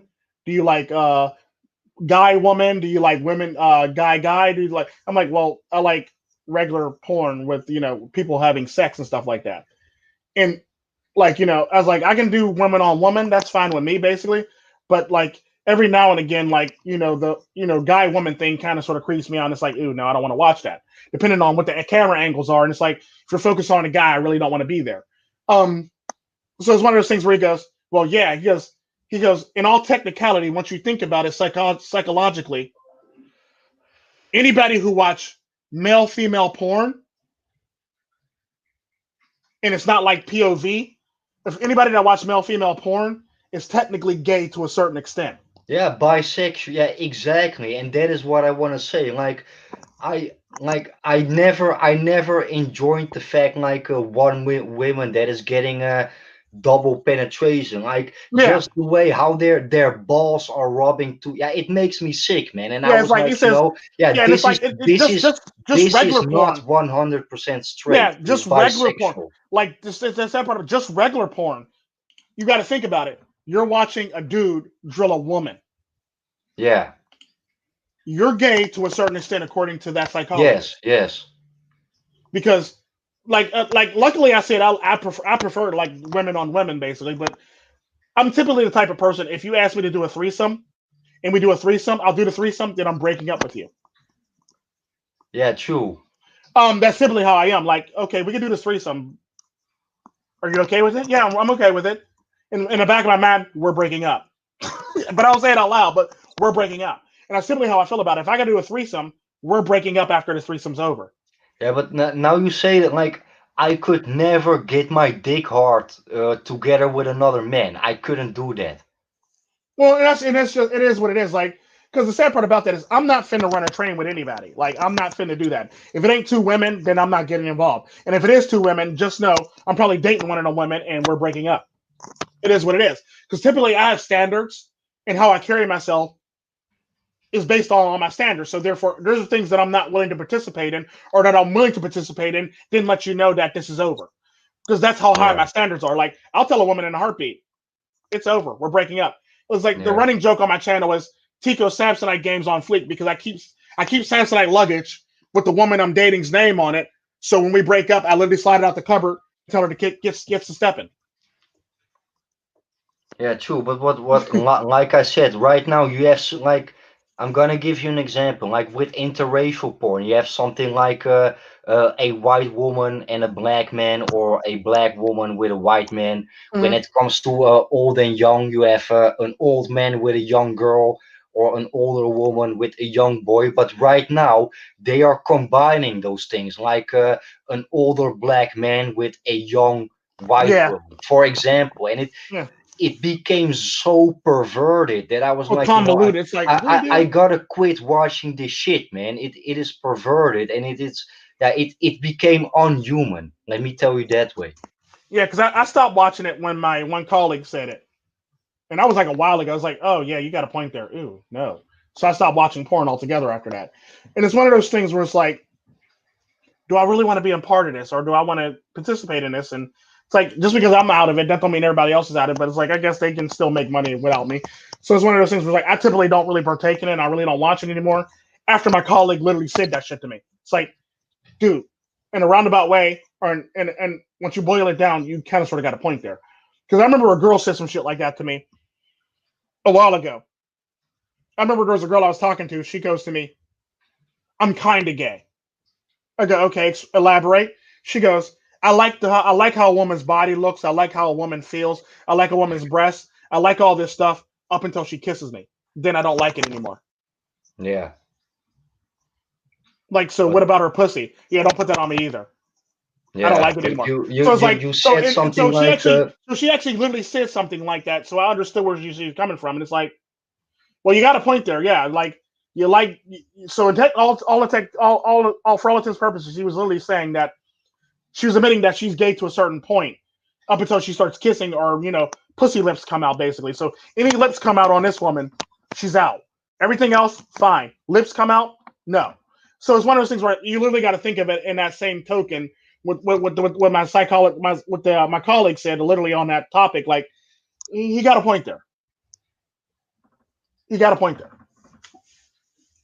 yeah, but you said something like, when it comes to incest porn and rape porn, like women like that more. Like, do Mm-hmm. you know what like if you are really aware with female nature, you gotta understand that women have more sick and perverted fantasies Oh than yeah, than most men do. men. Oh hell yeah. Well, men have more. Like Women you have more don't sick. Like the actually, sad you part don't about that. want to know it. Well, the sad part about that, women have more sick and perverted fantasies than the man who's actually raping them. Yeah, Like that's just thinking. This sick individual is raping you, and you in your mind have more sick, perverted things that you want done to you than this man is actually doing to you right now. And this is typically why I made the video that women perpetuate rape culture for this reason, because they're into this shit. And the sad part about that is I often wonder about it because like women, typically women put themselves in certain situations and they expect shit not to happen because we live in this great society. But like I always say, there's 15% of the population that does sick foul things to any living thing, let it be animal or human being. So you being a woman is not going to stop you being a woman and putting your hand out. It's not going to stop a man from doing what he wants to do to you. It's not going to stop him from wanting to stab you. It's not going to stop him from tying you up and throwing you in the trunk. It's not going to stop a man or a woman or whoever the person is from doing anything. That'd be like saying because you're a woman, you can go outside, you can go to the middle of the savannah, and a lion can't touch you because you're a woman. You know Yeah. how fast you'll be lunch. Yeah, but I want to say something. Like a couple of years ago, I fucked a prostitute, and we talked about porn, and I was asking her like, yeah, just be honest. What is your sexual fantasy? Just be honest. And you would probably think that she say something like, I want to get raped, or I want to get fucked by a dog, and those two things are already going too far for me. Well, the Do you sad part know about what that, her there's a lot of women that fantasy? are actually No, into do dog you, do you porn know or what her animal porn. fantasy was? What was it? You wanna know? Yeah. She said that her fantasy was she wants to get gangbanged by a group of old grandpas. Hey, Oh, what nice. the fuck, man? Yeah, I know, What right? the fuck, man? I was like, are you kidding me right now? She was deadly serious. Yeah, probably because like yeah, I didn't, and I was like, I better shouldn't ask this question, but actually these are the things. Actually, you don't want to know it, man. You don't want to know it. Mm-hmm. And I am not talking shit now, Tico. She really said that to me, and I was like, maybe sometimes it's better if you just don't know it.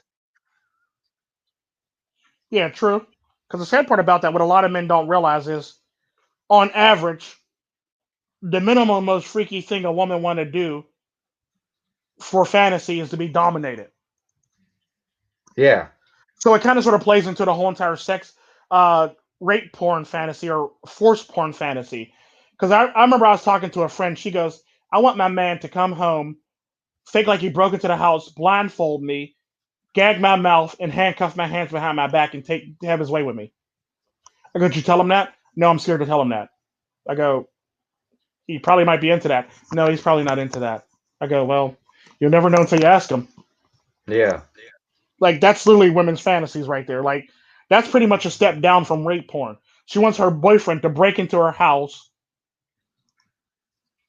put a blindfold over her, put a bag over her head, put her handcuff or tape her hands behind her back, and and gag her mouth and have his way with her.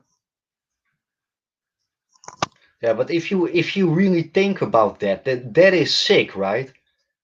Well, and I mean, it's one thing. It's one thing. Yeah, it's kind of sick for the fact that now you're going into like legal shit. Because what if your neighbors see your boyfriend and they call the cops on his ass? One. Yeah, So now your boyfriend's going to jail for breaking and entering and shit like that. Now, like it's one of those things where it's like you really got to think about that. But the sad part about that, this is the type of shit that women want. And like it's basically and like I said, I'm not the most attractive person in the world, but my sheer physicality and the limits I'm willing to go to for violence, growing up in Central America, is what puts me in front of a lot of women that I end up dating, for all intents and purposes. yeah, Well, except for Mina, it just happened to be like one of those things where like we got stood up and it happened. Whereas like most women, it's like I was either shooting a gun or I was pistol whipping somebody, and now I got her number. yeah, So think about shit like that. Like literally, this is what women literally want. And the sad part about that, they'll say, "Well, Tico, you don't know what you're talking about." I know exactly what I'm talking about.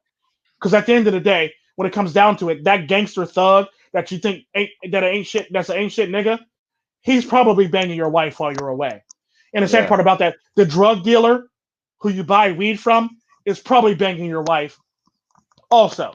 So it's one of those things where like people don't seem to get this or understand that about me. It's like, well, I understand how you get women. You're an incel. Like, okay, I'm an incel, but I'm still getting women. That changes what? And it's yeah, like they want to argue with you about this stuff, and it's like, especially in the black pill community, they'll do this stuff a lot more. They do this stuff a lot more than most other people, and it's like I just sit there and laugh. Like I basically just respond the way I do. And I was like, yeah, they go, she's a fat whale. Yeah, yeah, she's like, yeah, 120 pounds, so fat. Yeah. like, like, like, and it's stuff like this, and I always respond to them like that. And it's like, dude, you're not going to win this argument. Like, you're really not. And the sad part about that is like, a man in this day and age ain't going to sit here and lie about being in a relationship and having multiple children for no fucking reason whatsoever, when in fact he doesn't want multiple children. Like it's one of those things where like people seem to forget this about men. Like no man ever wants to run down the aisle with a woman. That's a woman that wants to run down the aisle and forces the Yeah. man to run down with her. Hey, can you hold on for 1 minute? Okay. I gotta piss, man. Hold on. All right.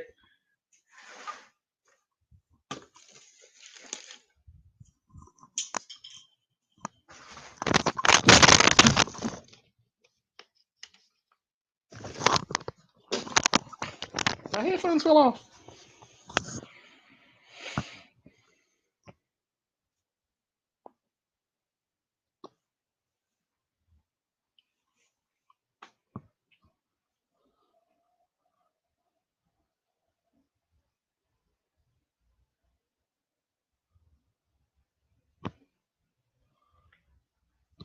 Mm-hmm.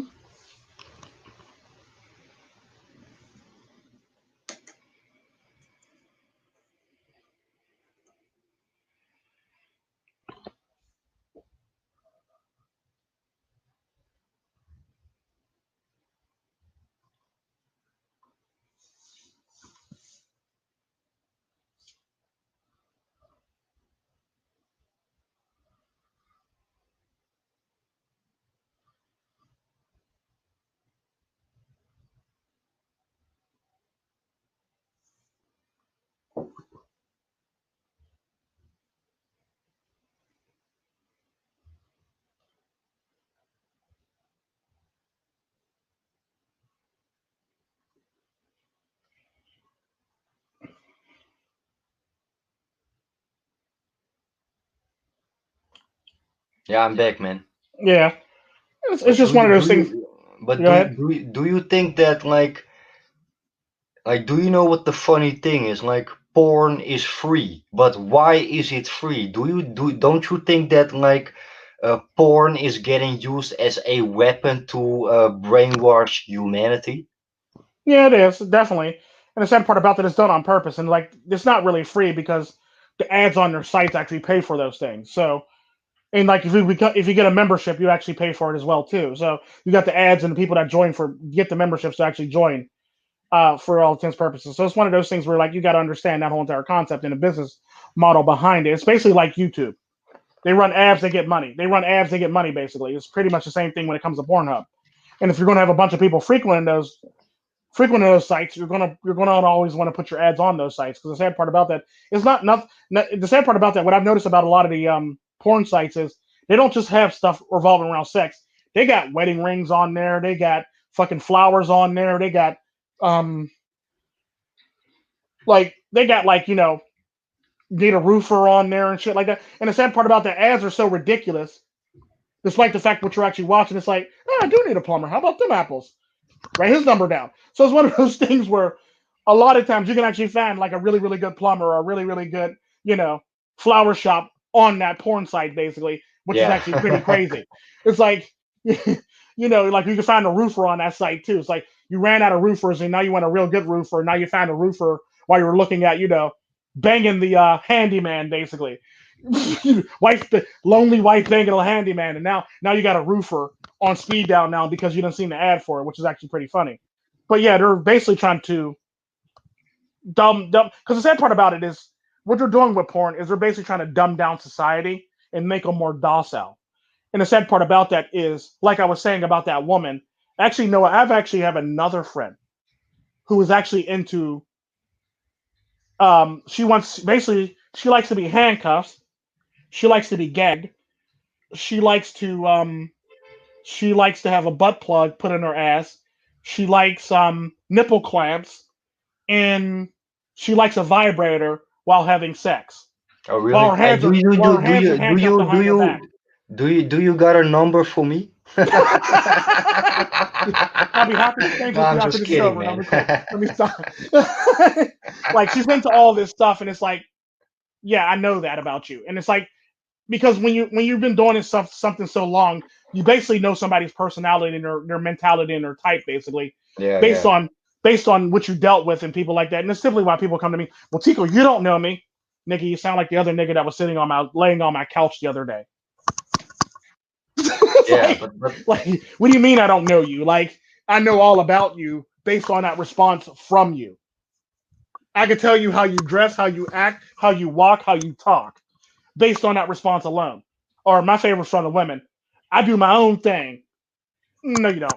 Mark Jacobs lady.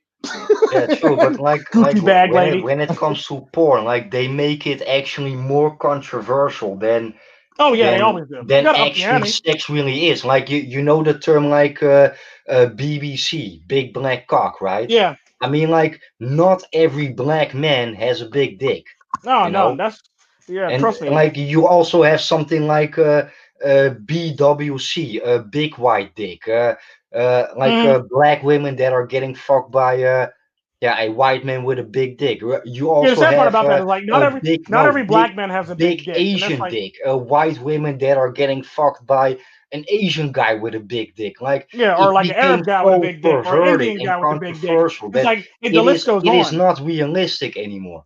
Yeah, and the sad part about that is this is one of those things where it's like what I've noticed is like like especially when you see interracial couples on the couch and stuff like that, and they go, well, he doesn't do it for me anymore. His dick isn't that big. So I know there's a lot of black guys without a big dick, and I also know there's a lot of white guys who don't got a big dick. It's basically like height. Not everybody's going to be 6 foot and over. Only a small minority of the population is 6 foot and over. The average dick size is about what, like, depending on what country you go to, some is smaller, some is out, but the world average dick size is about like 6 inches, a little over 6 inches. Yeah, So it's I one of don't the know if you want to, and like I don't want to brag about myself, but my dick is 7 inches. I just call it a big Asian dick, man, big Asian dick. hey, do you big I'm just kidding, man. But because yeah, I know I'm over the world average anyway, so I'm not too worried about that anyway. yeah, So it's one of yeah. those things where it's like, then what is the point? Like, what are we doing this for if this is the case? Like, if you But know this is the do world you know average, huh? what I've always noticed about interracial porn? Like those black guys, maybe they have a big dick, but they don't get really hard for 100%. Oh no, they don't. They don't because they can't because for you to have a 10-inch dick, you got to be able to find a woman that you can stick a 10-inch dick down the back of her throat or Yeah, longer, but I mean, basically. like And that's not you happening. And the can. sad part about that is you're not going to be able to stick all that dick in her anyway. Yeah, So it's but one I of those mean, things like where, you can have a big dick, but like I think like for women, they want a really hard dick, no matter what's the size is. They mhm. want some hard dick, you know? Well, some just like the girth though, and that's like one of those things where it's like they like the girth, and it's like they like how it feels inside them. So it's one of those things where it's like there's them women. Then there's some women that'll sit up here and tell me that I don't like a dick too big because that's just ridiculous, and especially if he doesn't know how to use it. And typically, a lot of men with big dicks typically don't know how to use their own dicks. Basically, they just think they just stick it in there and just keep stabbing it like they're in a I mean, shanking like fight, you know, a shank match in jail, basically. like my dick gets so hard that actually it hurts me, man. Yeah, and that's simply one of those things where you know your dick is actually hitting the limits of how big it can actually get because like I know a dude like we actually dealt with a dude who actually had that problem and he didn't want he was afraid of getting hard because he would get so hard that literally it felt like his dick was like the blood vessels in his dick was like busting out of his dick and the one time he actually did Yeah, get hard yeah. enough he actually did get hard enough for blood to start leaking out of his dick basically. Um, Yeah. And I was like, yeah, that's something I never want to hear. Luckily I'm getting paid for this because that's something I never want to hear again, basically. So basically what happened was he would get so hard and so ridiculously hard where like if he got too hard, blood would literally start it almost looked like the Mary statue where blood was coming out of her eyes, basically. That Mother Mary statue. Like blood would literally start running down his dick. Like his skin would like tear apart and blood would come like will literally come running out of his dick basically. And it's like, and if it got bad enough, it will come running out of his urethra. Yeah, but like, did you ever happen when you like you wake up in the middle of the night, you gotta take a piss and your dick is hard? Yeah, that's everybody. All men. All men Like get like that for all intents and my purposes. dick is so hard, I have to jerk off. If I don't do that, I probably piss in my own face, man. Yeah, and it's one of those things where it's like you basically got to be able to. It's one of those things where you basically got to be able to handle that and like do what you need to do basically to get it all done. Because I know a lot of men that literally like my favorite is like I was dealing with a married couple, and apparently she's upset with her husband because she says when he wakes up in the morning he can literally pull vote out of bed for his age. Like that's not normal. Like obviously No. he's cheating on me. I go, no, he's probably having a nocturnal mission, or it's just morning wood, basically. Well, he Yeah. shouldn't be like that early in the morning. Well, you should probably do something about that, and you probably wouldn't have that problem. Because I remember the one time she said she literally like tried to climb over him, and it was so hard, it literally stabbed her through her pajamas and her underwear. It's like, Yeah, well, did you true. Yeah, like it? yeah, She yeah. goes, well, I was surprised and I liked it. I go, did you think to maybe slide the panties aside, like on some Beyonce shit, and just go to town? Well, no. Well, you should probably try it one or two times. I mean, you might like it. Well, I don't like morning sex. Well, hey, if it's hard in the morning, you might like it in the morning for all you know, basically. Well, the lights are on and all the light are coming in. It don't matter. It's you and him. Nobody else is looking at you.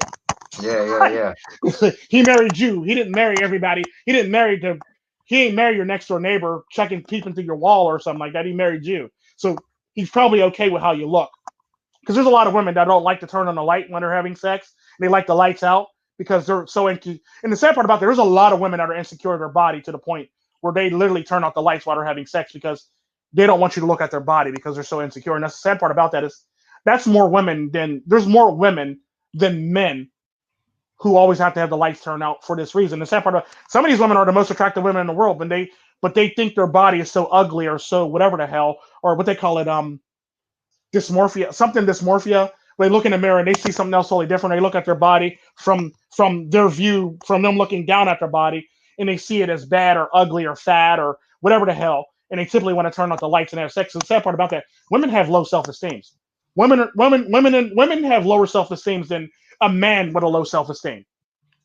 The sad part about that is the only reason why a woman seems like she has high self-esteem is because society puts her on a pedestal. That's simply how it works. So she feels as though that she's a superwoman, but when you actually get to meet her, you find out very quickly she's either crazy or she's depressed and have a low self-esteem. That's Yeah. simply all women in society for all intents and purposes. All women are insecure. All a woman's either they're both very insecure or they're crazy. So it's like pick your poison. Hell, I met ones that are both insecure and crazy. So it's like, yeah. And it's like, you got to pick your poison when it comes to women if you're going to date. And it's one of those things. Is like you date what you like. And one thing I always say to men who get into relationships, I don't really because I never really suggest getting in relationships on my channel, but I do kind of sort of have to give that as a caveat when I actually see people in the office. Is typically look, never date somebody that has a lower sex drive than you. If you're a man, never ever, ever, ever, ever, ever, ever, ever date a woman who has a lower sex drive than you. When you start talking to her, make sure her numbers are higher than your numbers.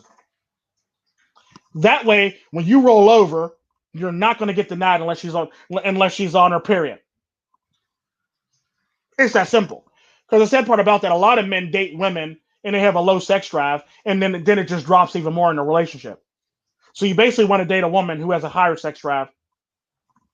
That way, anytime you roll over, she's ready to go. And anytime she's ready to go, even if you're not ready to go, it's like, oh well, fuck it. She's ready to go. I might as well go one more round. So it's one of those things where it's like you always want to date somebody with a high sex drive. The only problem with dating a person with a high sex drive is now you actually got to actually kind of sort of meet them in the middle or live up to them, or she's probably going to go outside the relationship. That's typically the problem that you'll have with dating somebody that has a high sex drive. So never date a person that has a very high sex drive. I would typically say, let's just say A good example. Somebody told me in one of my last streams, I would like to have sex 3 times a week. I go, so date a woman that likes to have sex, I would say 5, 6 times a week. You'll be fine. Then one guy tried to stump me and say to me, well, what if I like having sex 6 or 7 days a week? I go, that's easy. Date a woman that likes to have sex multiple times in one day, every day. Problem solved. And Yeah. it's typically what it is. Like you basically want to date somebody with just a bit higher sex drive than you, or just a bit higher or a little bit higher than you, basically. And you never want to date somebody who has a sex drive double yours or triple yours, basically. Because at that point, if it's triple yours, you're going to have a lot of problems, and you're probably not going to always be the only person that they're riding, unless they like got a lot of toys in their thing, and then it's pretty much you're set. If that's the case. However, but like it's one of those things where it's like you gotta pretty much make sure. And if you know she has toys, you're fine with it. That's okay. If she's sneaking toys in their relationship and she don't tell you she got toys, then she's probably sneaking out behind your back too. Could be how it works. Anytime a woman can sneak a toy in a relationship and she doesn't let her husband know, there's a high chance she's cheating on her husband. Yeah, true. But what I've always noticed about women, like they are insecure when it comes to their looks and their body, but Mm-hmm. they are almost never insecure when it comes to their personality. But their personality, 9 out of 10 times, that is more a problem than their body of the way how they look. Well, the sad part about a lot of those women is it's easy to destroy a woman like that. Because the sad part about that, you also got to take into consideration, despite the fact she has a very high opinion of herself, it's basically what I say about the gamer smasher pass. Or if like let's just say a good example, like 90 of us us MGTOWs are sitting in a room, or red pillars are sitting in a room. You said the woman, you'll say no, she looks attractive. We'll just say Hammerhand says she looks attractive. We'll say True Sherm says she looks attractive. We'll say Chris Cantu says she looks attractive. We'll say everybody says she looks attractive up until I walk in the room. So 90 men done said she looks attractive and hot. The minute I Yeah. walk in a room and go, no, she's ugly, or no, she's normal, or she's a Colombian 3. All those compliments that y'all just gave that heifer go out the window, and now she's mad at me and focus on me for my one comment saying she's not attractive. You see what I'm saying? Yeah, true. So now she done went from being on a pedestal to me just jackhammering the hell, like me literally like chopping down the pedestal and letting her crash down on her neck, basically, with But that by one the way, comment. what one little thing really interesting that you mentioned True Sherm and Hammerhand and Chris Cantu in one sentence. No, What? I was basically trying to name people off the top of my head. I was basically trying to no, get no, 90 I people, get but your I couldn't point. name 90 people, obviously. I had to speed it up. But it's like, I was just saying, basically, you take a bunch of red pillars and mid pillars and put them all in one room, and they all told the woman she looked attractive. Then Tico Tren walks in a room and destroys her whole entire ego and her whole entire self worth. Yeah, and Now, that's those a guys good who told point her she that you was make. attractive, They always say women like Angelina Jolie and Kim Kardashian, but I will reject those bitches, believe it or not. yeah. And typically I do too because I have high standards. And it's simply like one of the many arguments I always get into people with in my live streams or in a Discord server. Like, because they go, you can't tell me when to hit that, Tigo. No, I wouldn't hit that. Yeah, but You can't tell me when actually, to. what I No, I mean, wouldn't hit that. I am not gonna say that Angelina Jolie or Kim Kardashian are ugly, but they are just not my type of women. That is my Yeah, point. yeah. And the sad part about that, I got my type just like everybody else got their type. Unfortunately, my type is a little bit more stricter than most other people, and I realized this as a human being. Because I was telling somebody, somebody was arguing with me, I got standards, I got standards. You don't know what you're talking about. I got standards. I go, yeah, your standards are so fucking low. You would stick if I blindfolded you, you would stick your dick in a fucking cow. Okay, so I'm Yeah, gonna need you to cut it out with your standard. He goes, well, I'll tell some women no. Yeah, some. I tell most women no. Matter of fact, I tell majority women no. That's the bigger difference between me and you. You're willing to hit almost anything. I'm not willing to smash anything unless it's okay, unless it checks out, unless it smells good, checks out good, and her mom looks good at their age. I'm not because the sad part about that, what a lot of people don't know about me is if I'm dating a woman, I want to know what your mom looks like. yeah. What your mom looks like at her age is going to determine if I want to date you from here on out. So if I see your mom and she looks like the crypt keeper at 30, 40, 50, well, obviously she's going to be older. If your mom looks like the crypt keeper at 40, 50, then I'm probably going to not want to date you anymore. And that's simply one of the many standards that I have. Like, if your mom looks like shit, you're going to look like shit. I don't want to be around shit, basically. And it's Yeah, one of those true. things But where I think also I think hygiene for me is really important, also with well, yeah, all women. that stuff is important, yeah. But the sad part about that is once you get past that, you still need more standards so you can weed out all the fuck women, basically. But I Just think like what there, what just what like what there's do fuck you boys, what do you just like think there's about fuck this? boys. What one Just one time uh, no one time I had sex with a woman. Did you know what she said to me? She said something like, you can come everywhere, but not in my hair because I just washed that." And I was like, "What the fuck? So the rest of your body you didn't wash that? What the fuck, man?" well, it's not that though. It's one of those things where like women like that typically like their hair more than they like anything else. Especially like the men. There are men like that too. Watch the hair. Watch the hair. You know, there are men like that too. Don't touch their hair. Basically, Elvis was one of them. Uh, but the dude that played Jesse from Full House was one of them. Uh, there are a lot of men don't touch their hair basically. So it's one of those things where it's like if their hair's on flat. Hell, there's a lot of black men. If they get their hair cut, don't touch their hair. Yeah. Even if you're their significant other, don't touch their hair. And it's one of those things where it's like that's ingrained in the culture, and there's a lot of women like that too. So it's like I'm not shocked that she said that, Yeah, I but was shocked, there's a to high be chance I really wouldn't date honest. her anyway before the fact that she said that shit. And it's like one Yeah, of but those things where it's like, anyway, yeah, it's already a couple. But I was like, "What the fuck, man? What the yeah, fuck, man?" yeah. And typically, I tend to weed women out before I even get to the whole entire, sex thing, basically. And it's one of those things where it's like I'm a very strict person, so I know what I want and I know what I like. If you don't like it, that's just too damn bad. If you have a problem with it, you can call me wherever you want to. But I'm not fin to get into a relationship with some fucked up person. Like I said before this, just like there's fuck boys, there's fuck women. There's a lot of fuck women running around. Why the fuck would I want to be saddled up with a fuck woman? Yeah. Yeah, but like I am the type of guy like a woman can make my dick hard, but for me that is not enough because like if I don't like her personality and her character, I'm not gonna have sex with her. I mean like I am not gonna stick my dick in crazy. I am not gonna stick my dick in retarded Yeah, or arrogant or like most guys they don't give a fuck, but I do yeah, give don't a stick your fuck. dick in anything, and I always talk about that. Like, don't stick your dick in anything. And I agree with you 100%. A lot of guys do agree on that shit, and it pisses me off when I see them do that. Well, Tico, she looked good at the bar. No, did she look good the next day? Okay, then you should have stuck her dick in her. It is one of those things where people get mad at me. Like, well, I don't understand why you're acting also high. I'm not acting high and mighty because the sad part about that is, at the end of the day, just like women, you get yourself into the messes that you get yourself into, no matter how much you like it or not. By choosing a person that you chose, even if you've seen all the red flags, you got yourself into the mess you got yourself into. The Yeah, problem is, true. Because like, did like, like I rejected a couple of women, not because of their looks, just because of the fact that the things I knew about them, you or their know? attitude. Like a good example of that is typically if your friends, if you dated a relative or you dated a friend of mine, you're automatically xed off my list of people to date. Yeah. If you date, even if you date a friend of mine, if you date a friend of mine, or if you date an associated of mine, you're automatically crossed off the list as a woman. If you are a parent of my children's friend, you're automatically crossed off the list. So it's one of those things where it's like you start really crossing off a lot of people, and you kind of figure all these single moms are right now listening to your stream, like, "Oh fuck you, Tico. What do you mean I'm crossed off the list?" Well, your children are friends with my children, therefore you're not dateable.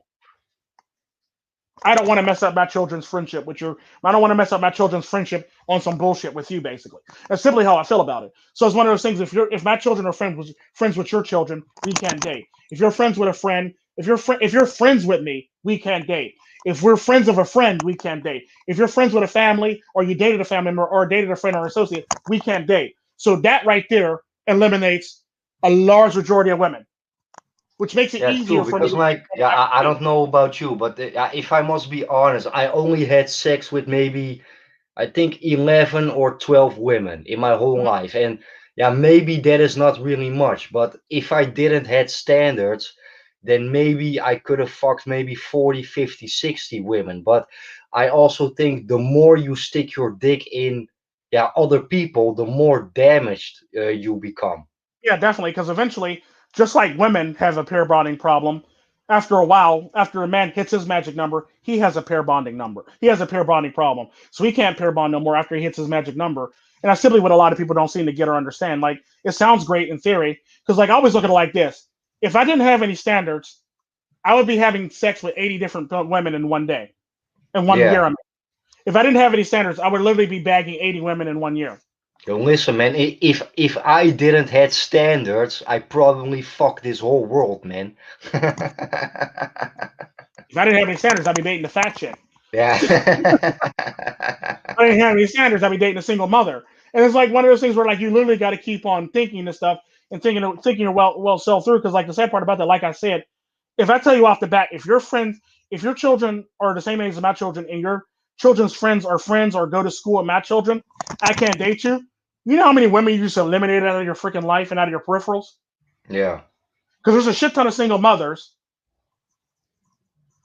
You just eliminated like probably what like 60% of the population, 70% of the population. You know what I'm saying? Now you're down to like 30 just on just single mothers who may have children your children's age and they go to school with your children or your children are friends with your children. Gone. Then you get to the women that they're friends with your friends. Gone. You get to the children. You get to the women that are like that dated your friends or family members. Gone. So now you're down to probably what like we'll just say half of them probably got babysat these people. So we'll say that counted with the baby thing. So we'll say now you're up to like 73% of women that you done kicked off the market basically or took off the damn table. Then you start running into like women who got ugly moms who age poorly, whose moms age poorly, gone. You got women who got fucked up friends who do stupid shit, gone. So now you're down to probably about like you've probably done eliminated what anywhere between 85 to 90% of women on the table that was sitting in front of you. And it's like you keep on having the more standards you have, the more you start kicking women off the table. Yeah, true. But I think a lot of women are lying about their number count, but also a lot of men. Like right now, I'm just being honest. I only had sex with 10, 11, or 12 women, and right now you maybe think, yeah, that is not much, but that is my actual number, you know. But the And sad part about I don't feel embarrassed about that. I don't got no room to talk because I typically go lower than what my actual body count is. And like because I don't want everybody in my business, so I typically go a lot lower than what my body count is. And it's simply how I roll because like mind your business. Now, if I'm dating you, I'll let you know. But if I'm not dating you, you just want to pry into my personal life, I'm not going to tell you, or I'll give you some lowball number basically. And it's simply how I am. Like I'm typically that mind your business nigga basically.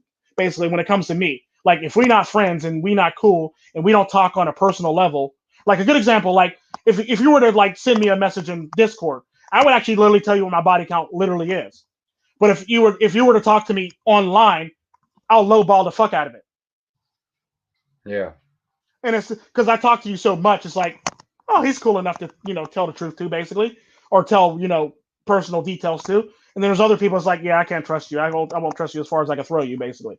So it's one of those Yeah, things. but It all depends on the that people is you're talking. also what I've noticed about a lot of men. Like a lot of men, they feel embarrassed about the number, or like I am just being honest. I've been rejected by women a couple of times, and yeah, one time I had a date, she stood me up. But that Mhm. happens to a lot of men. But Yeah, a but lot of men women get are stood too up. scared Women to get stood talk up more about than that. men do.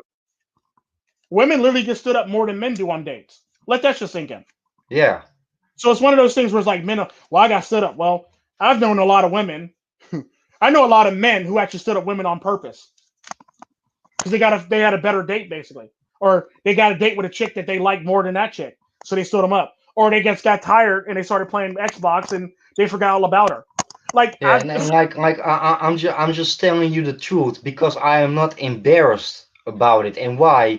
Because I know it was not my fault. And I also noticed that, and yeah, maybe that brings us to the next topic yeah, because I within the already admitted to you, manosphere. Like when I met you, a lot of content creators are not 100% honest about their personal experiences. And a good example of that is like a couple of weeks ago, I watched a video, and that guy said something like, yeah, he talked about his experiences with women, and suddenly he said something like, yeah, I do not remember, she rejected me or I rejected her, I do not remember. And I was like, hey, you lying motherfucker, of course you remember. Because like, let's give it the benefit of the doubt. Let's say he really couldn't remember, and he did not and she did not rejected him, then he probably wouldn't even make that video in the first place. Yeah, true story. You know? The part about that, a lot of men, the thing with men remember shit like that for all intents and Yeah, purposes. A lot. Then you got the men on the one side of the coin that'll like literally remember that and stew on it, and then be trying to shoot up the place.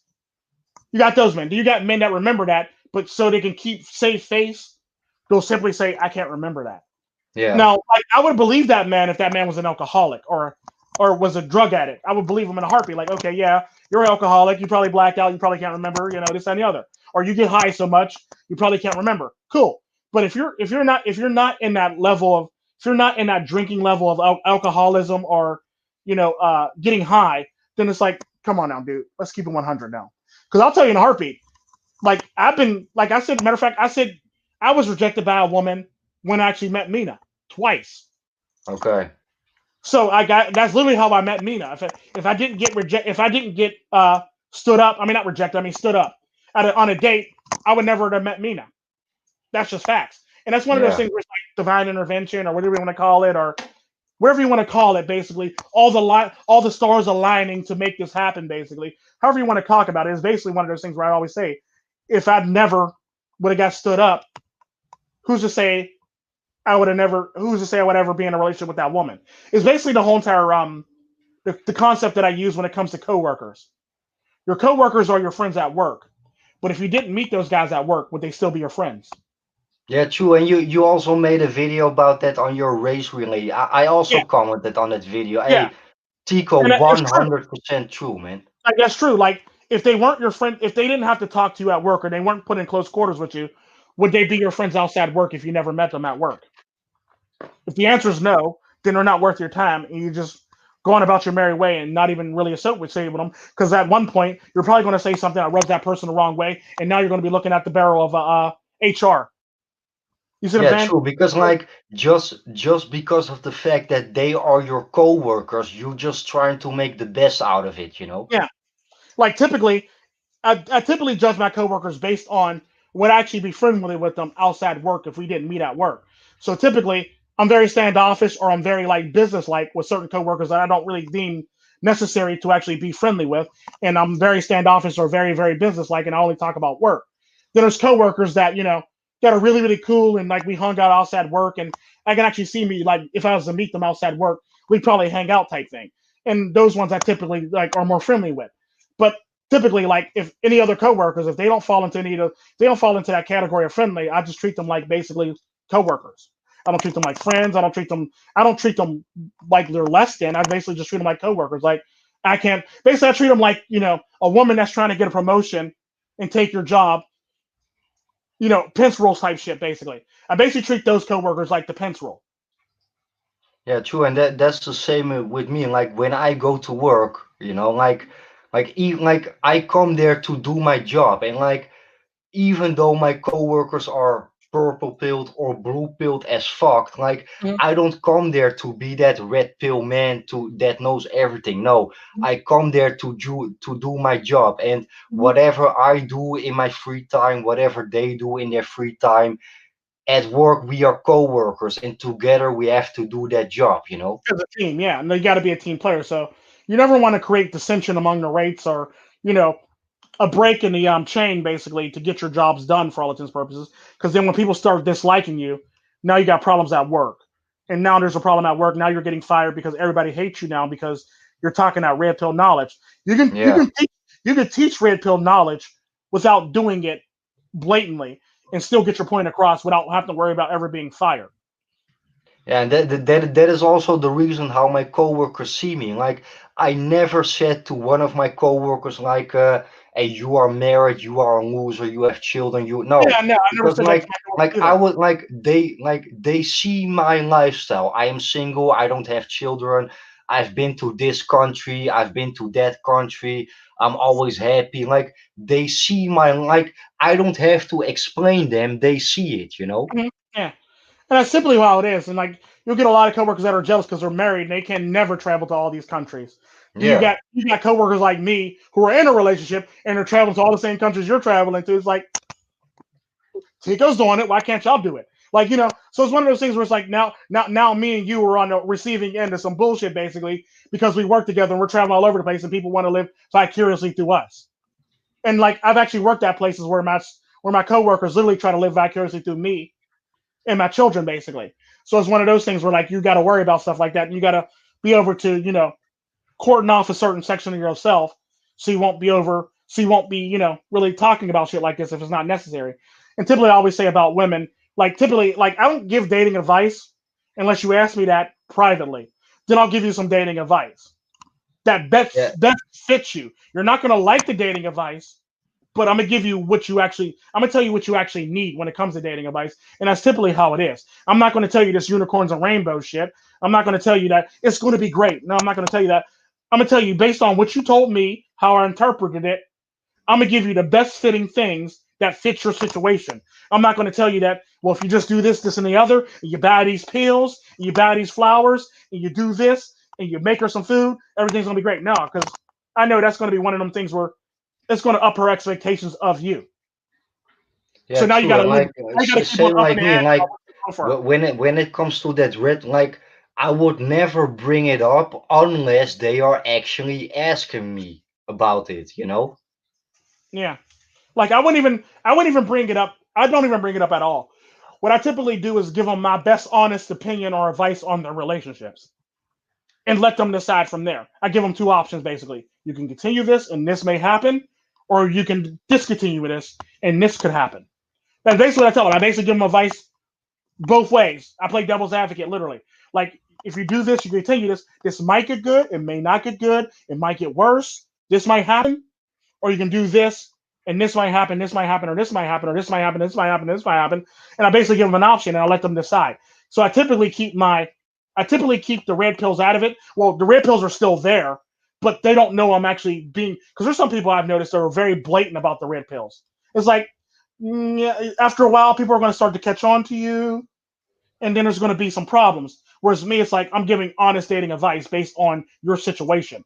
I'm not going to be that girlfriend that goes, "You should break up with him," or I'm not going to be that other person that goes, "Well, he seems like a nice guy. You should stay with him." Well, he's beating her ass, so obviously I got to give her some advice on, traversing getting her ass whooped. You know, Yeah. like so. It's one of those things. It's one of those things where it's like, well, what's your situation? I give you, I give you my opinion or advice based on what you said to me, tailored to your situation.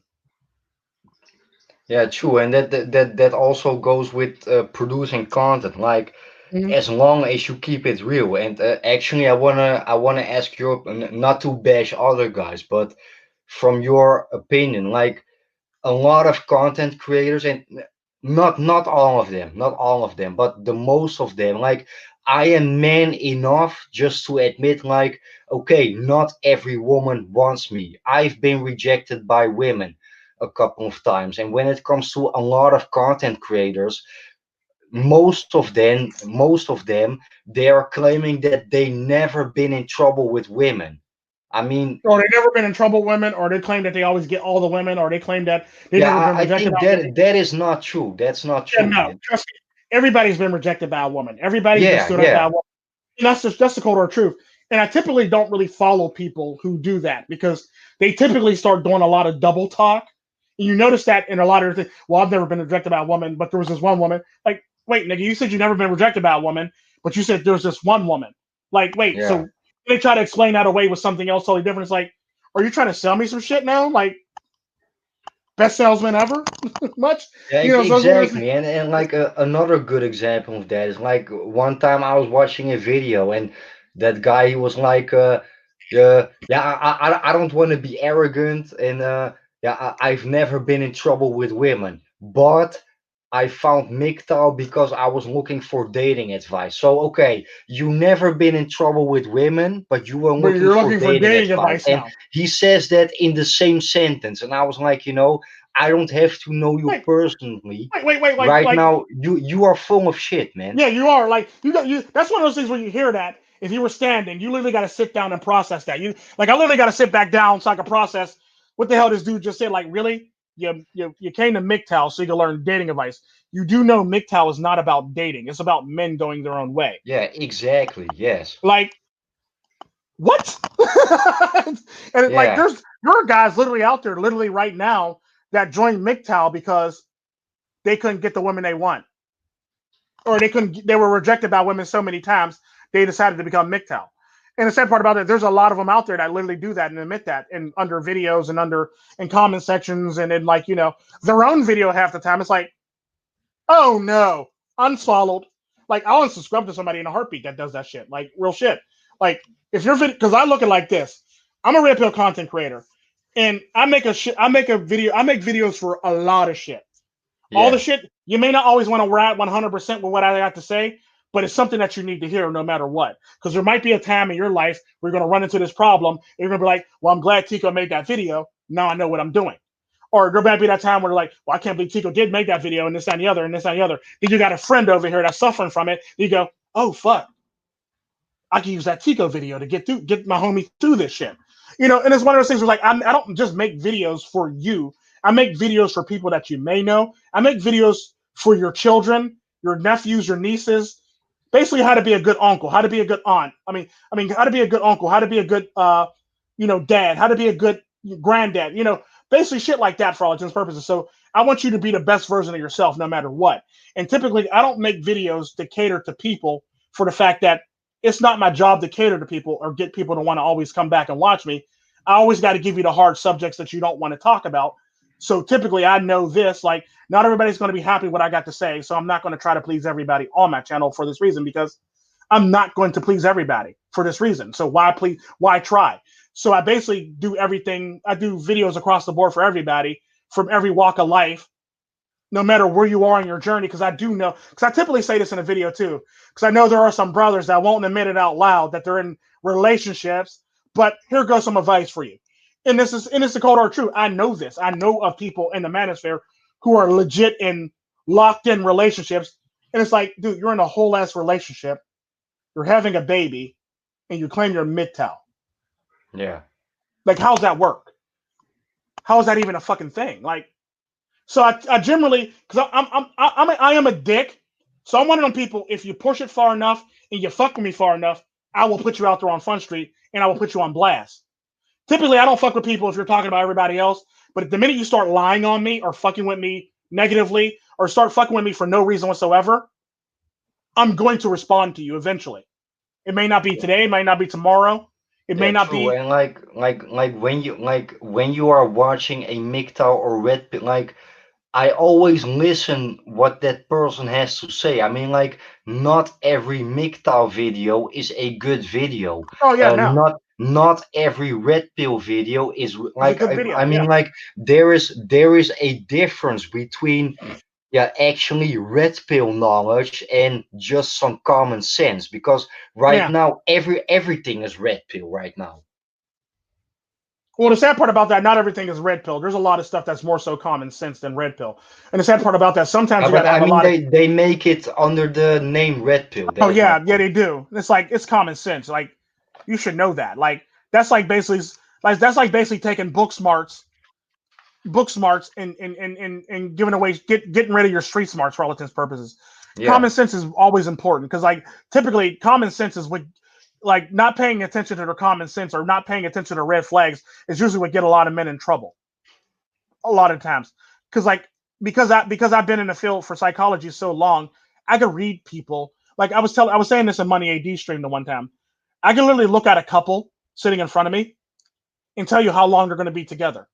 I can tell you who's going to actually initiate the divorce or breakup, and I can literally tell you how long they're going to be together.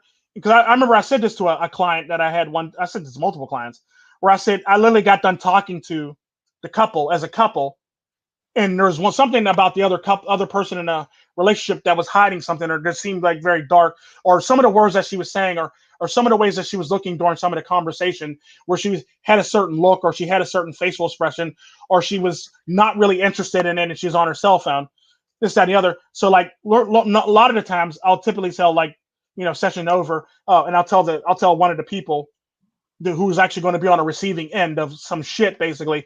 I need to talk to you. Stay behind, basically. And Yeah.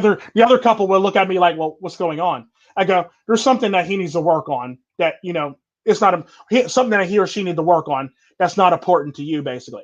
And it's like something that they need to work on personally that they didn't quite address, and I need to drag it out of them for all intents and purposes. Oh, okay, and they go off on their merry way. Now, I'm basically tell them what's actually going to happen in a relationship, how long it's going to last, and how bad it's going to be when it actually goes down. And it's one of those things where, like, a lot of the men are able to actually get a jump start and actually get the divorce rolling early, to the point where, like, they beat the woman to the divorce, or they got everything that they need on the woman, so they can actually have a better case against the woman when she takes them to court. And it's one of those things where it's like, it's almost like insider trading, but it's not insider trading because it's not stock.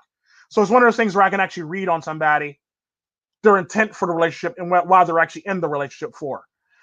So it's typically one of those things that you have to worry about when it comes down to it. Yeah, true. And like a couple of days ago, you did a podcast. Yeah, the reason why men call themselves MGTOW. Like for me personally, like MGTOW is my future and not a escape. Yeah. And the sad part about that is many different men are in MGTOW for various different reasons. And this is basically that problem. This is basically the conundrum that I brought up with a lot of men in the manosphere who really don't need to be here or shouldn't be here for their own personal reasons. Because there's a lot of men here for their own personal reasons. I would say that in a heartbeat.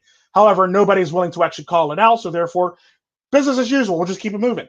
And that's simply how I am. Like, if you start getting real blatant with it or still getting very disrespectful with it, then I will call you out. And that's typically when you start saying, I'm a monk, and you're not a monk, and you're engaging in non monk behaviors, but you're still trying to say you're a monk. I'll typically call that shit out in a heartbeat. But if you're like a regular MGTOW person, and it's like you're doing all this extracurricular activities that don't really jive with the whole entire thing, and it's one of those things where it's like, I'm gonna let you slide, I'm gonna let you slide and let you hang yourself up until, like, you start crossing paths with me and you start fucking with me negatively, then I'm gonna put you on blast. As long as you keep your junk over there and you don't bring my name into your mouth, I'll leave you alone. The minute you start bringing my name into your mouth, I'm going to put you on blast, and that's typically how it works. So I don't have any personal vendetta against anybody. It's all about me at this point in time because you're attacking me. So there's no personal vendetta against you. I have no ill will against you. I'm gonna just basically always tell the truth. And the sad part about that, a lot of people have a problem with lying on me, knowing damn well I always tell the truth. Like, you're going to lie on the person who tells the truth the most and gets enjoyment out of telling the truth the most. You're going to lie on the person that can literally destroy you with the click of a mouse. You're going to lie on that person, like, who tells the truth all the damn time. Like, that's like trying to bring a fucking that's like trying to bring a knife to a fucking M1 Abrams tank fight, basically. Like, why would you do that? And the sad part about that, people don't realize that stuff. And then when I put out the videos, people like back off, like, okay, yeah, well, we're not gonna fuck with Tico no more, because obviously Tico know more about me than I thought Tico knows about me. And that's simply how this shit works. And the sad part about that, obviously Tico was actually planning this shit for some time before this actually rolled around. And it's simply how it works. Like, I got a strategy in my head and I know how to take you down, and I can use one or two strategies. I can destroy you or I can stagger you. The choice is yours. Yeah, but to be real, I think to be really honest, I think the word MGTOW monk is bullshit, and I'm gonna explain to you why. Like when it comes to the women, like I haven't had sex for more than a year. I haven't dated more than a year. I haven't watched porn for almost 2 years. I do not have a sex doll, so I walked away from women. But like when it comes to that aspect, you can call me a monk. But Yeah. I like to drink a beer once in a while. I smoke cigarettes. So I see that as two blue pill aspects, two distractions. Like Well, not I don't necessarily think because, that like I don't have the monk mindset. I mean like well, no, not necessarily being because, a monk is more than just don't have sex. Like you well, gotta be no, have because, discipline. You gotta be well, yeah, you do mature have to or have good in discipline, shape. But the sad part about that, though, you also got to take into consideration this is MGTOW. This is men going their own way. So what you're actually missing out on that is because I talked about this with you before behind the scenes. Like the question is, are you drinking it because somebody else wants you to drink it? Or are you drinking it because you actually enjoy it? Yeah, I enjoy it. There you go. If basically it's basically like a hobby. Like a good example of that is if you dated a woman and you started drinking a fruity drink and you always drank a fruity drink since after you dated that woman, then you're not doing it for yourself. You're doing it for the memory of that woman. Like a good Yeah. example of that is I drink scotch. I like Johnny Walker Blue. I like Johnny Walker, King James, King George, I mean. So I'm Okay. going to drink what I like. If I like it, why do I have to give up on it? As long as I'm not overindulging in it, as long as I'm not going crazy with it, it's perfectly fine. As long as you do it in moderation. And it's one of those things. So you got to take that into consideration because typically, like you're thinking of it from like a religious standpoint, or you're thinking it from like a that standpoint. The sad part about that, you can be a monk and abstain from women and still be a monk as long as you engage in things that you want to do to better yourself. Like as long as you ain't like down in bottles of scotch or down in bottles of vodka daily, you're fine. The minute you start like drinking like cases and cases of beer, and you literally have to pick up 4 or 5 cases a day, that's a problem. And I do know a lot of people in the manosphere who actually literally have that problem. And it's like it's a difference between drinking a cup, a glass of whiskey every day, or or drinking like 4 cases of beer every day. You see what I'm saying?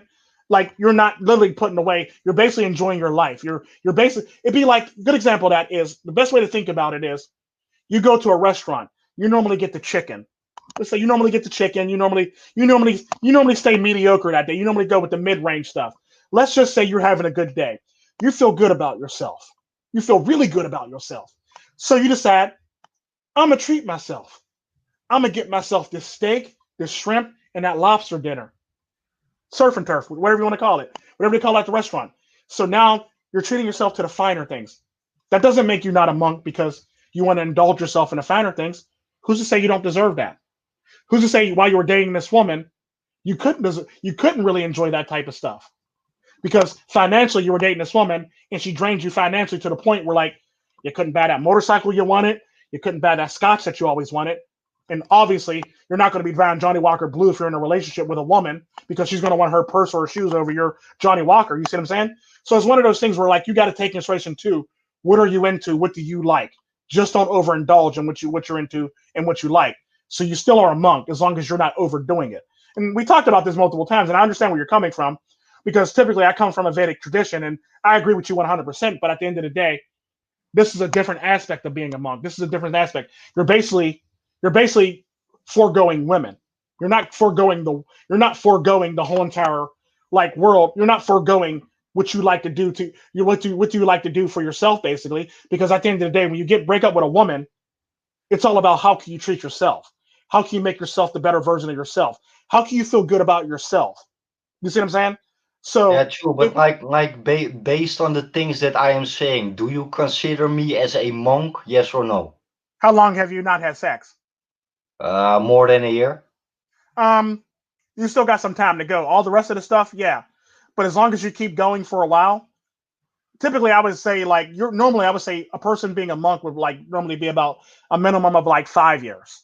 I would say they Okay. start becoming monk. I would say you start entering in the beginning stages of being monk when you start hitting 2 3 years basically. 4 you're in a transition period. 5 you're actually a monk because I said this multiple times in my live stream.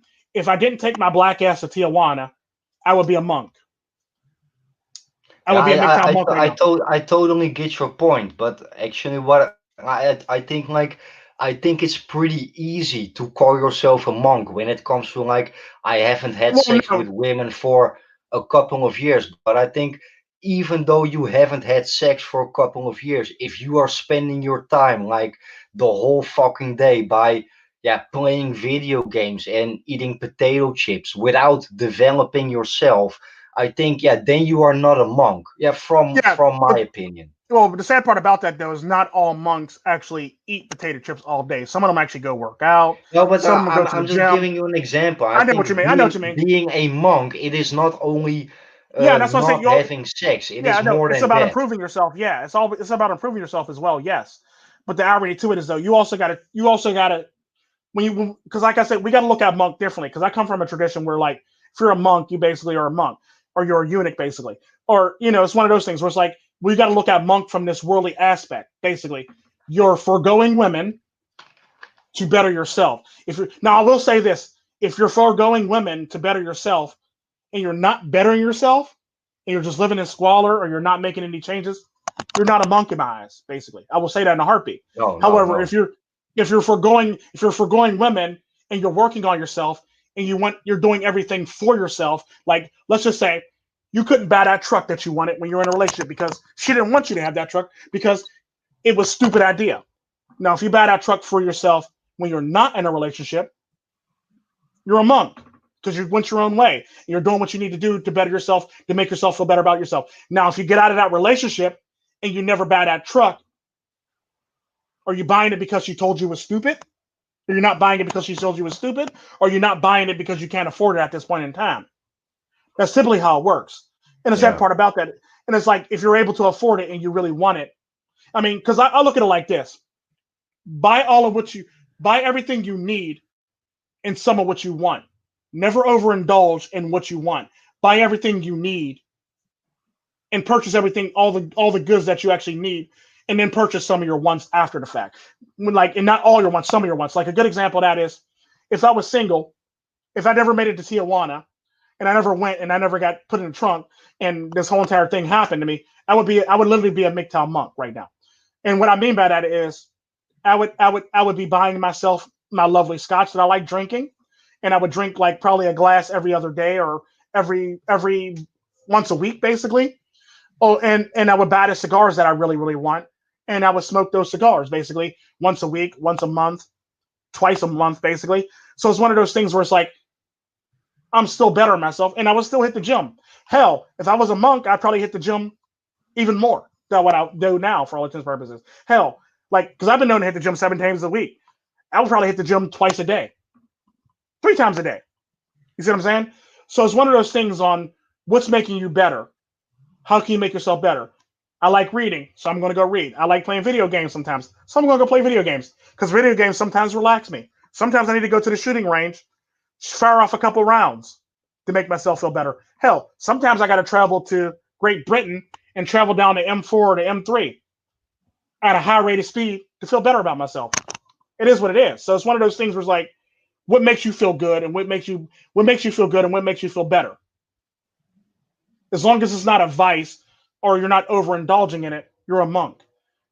Or you're on your way to being a monk for all intents and purposes. If you're overindulging yourself in alcohol, then you probably should knock it off and you should probably start making changes to better yourself as a human being. Because at that point in time, you're not really a monk, you're just very destructive. Yeah, but So you also talk a lot about the Spanish manosphere, and you said a couple of times like, yeah, when it comes to the Spanish manosphere, like you are either a red pilled or a MGTOW monk. yeah, that's simply how it works. I mean, don't get me wrong, like, the Spanish Manosphere had to earn out a couple things basically because a lot of people were trying to, be go crazy with it. But typically, and the sad part about that, something that people don't know about the Spanish Manosphere too is, unlike the English Manosphere, the red pill and the MGTOW actually get along. Okay. It's very uniformal down the middle. So like we all can always cross paths with each other and work with each other and never have to worry about bashing each other over the head on some bullshit basically because we work so closely with each other. We pretty much know what that person would say and wouldn't say. So if some troll was to come to our channel and say, well, uh, uh, um, MGTOW Morpheus said this about you, Tico, or what's his name? Infamous, something infamous is what it loosely translates to. Said something about you over here, MGTOW Morpheus. What you gonna do about it? We work with those people so much that we know what they'll say about us and to us all the damn time because it's basically like a brotherhood for all intents and purposes, and we basically keep each other checks and balances. Typically, how it works is the MGTOWs basically keep the MGTOWs in line, and they sometimes keep the red pillars in line. And the same thing goes for them. The MGTOWs rely on the red pillars to keep them in line and call them out on their bullshit whenever they do bullshit wrong, basically. So typically, it's a back and forth between keeping the checks and balances between both parties for all intents and purposes. But the sad part about that is one big party under an umbrella basically, and we're all family still. We don't even fight with each other over stupid shit. Like if we have a disagreement, we might not talk to each other for about a day or two, but we typically always end up back in a stream together and apologize to each other for being dicks to each other. It's simply how it works. So it's one of those things where that's where I really like the Spanish manager for this reason. Yeah, but I'm also like there are a lot of guys within the manosphere. They claim like I walked away from women, but I just pump and dump. And to be honest, I have a problem with that statement Yeah, I do too. Because the sad part about because that is then you because did like not walk away from women. yeah, because like I look at it the same way I look at the whole entire troll behavior. Um, because I look at it like this: when it comes to the plantation, if you're still engaging trolls, you never left the plantation. You're still on the Yeah, plantation, whether you exactly. like it or Yes. not. The same thing goes with women. Well, I just pump and dump, Tico. Well, you're still on the plantation Yeah. because you haven't quite mastered how to control your urges. Now, the sad part about that, I've actually mastered how to control my urges.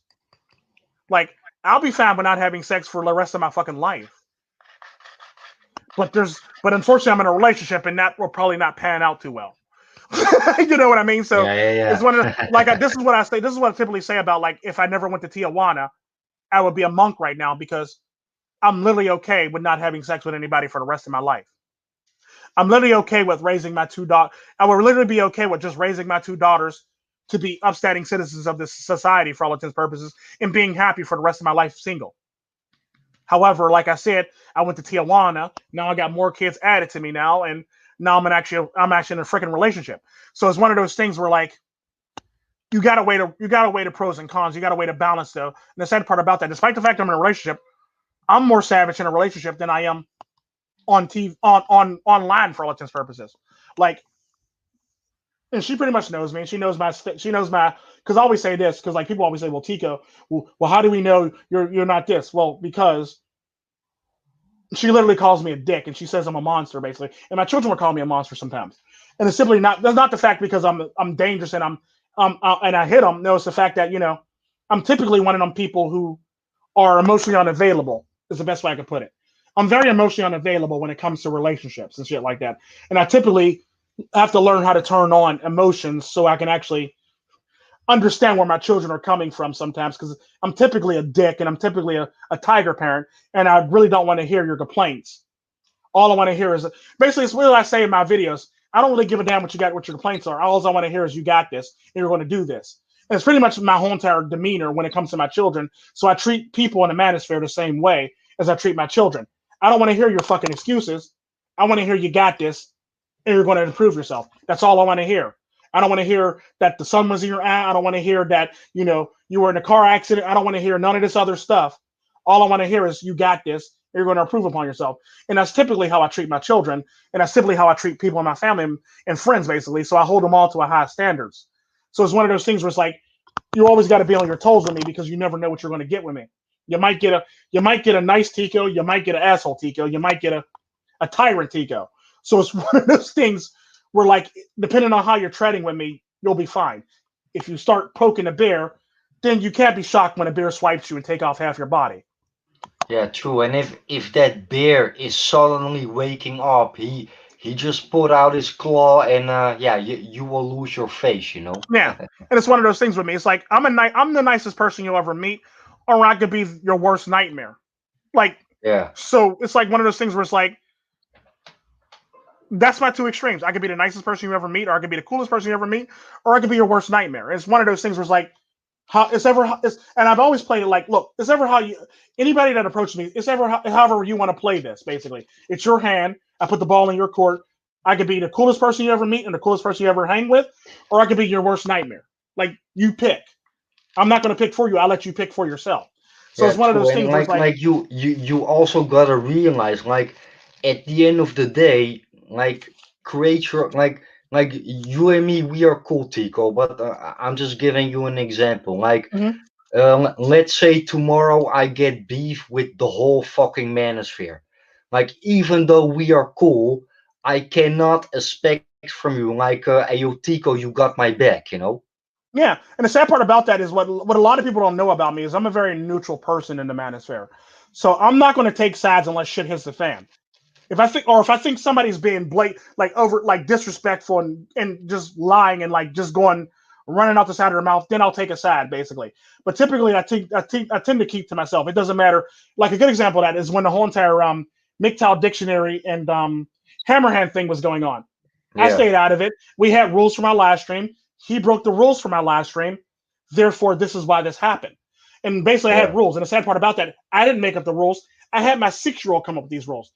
These rules were merely respect everybody on a panel. Don't talk about somebody if they're not here to defend themselves.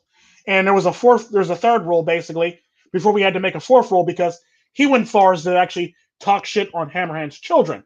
So my son had to come up with a fourth rule, which was don't talk about other people's children. Like, why is there a 6-year-old can follow this, but a grown ass man can't follow this? And it's simply what it is. As long as you respect the rules and my boundaries on my live streams, I don't give a damn what you got to do. I don't care what you got to say about it. It's like we can have as much fun. You don't have to always disrespect somebody, always bash somebody, basically, because that's not my cup of tea. That's not what I'm here for. I'm here to teach men and to unify the manosphere as a whole. I'm not here to start petty squabbles for no fucking reason. And the sad part about that, I stayed neutral with that whole entire thing up until he lied on me and drug my name into the mix. And then those videos were made. And the sad part about that, they go, well, Tico, why'd you make that many videos? I paid my son to make those videos because he's 6 and he's petty like that. And he got no problem making videos like that. And that's typically how it works. So those videos are actually made by my son. Therefore, if you feel salty, you might want to take it up with my 6-year-old, soon to be 7.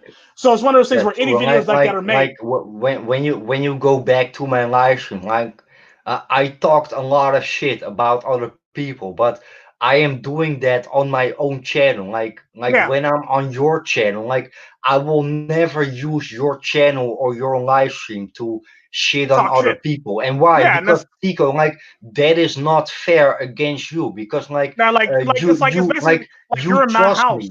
Like Yeah, Tico, like I trust you you. trust me. Yeah, You let me into your house, so I would never use you to get back at somebody else because I got and my that's own channel.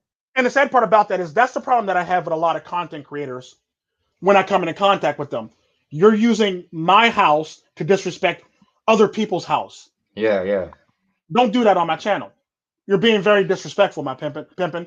Like, don't ever do that shit on my channel. Like, keep your beef on your channel. Keep your beef to yourself, basically. Because that's typically how I run my channel. Like, I don't give a fuck what your beef is.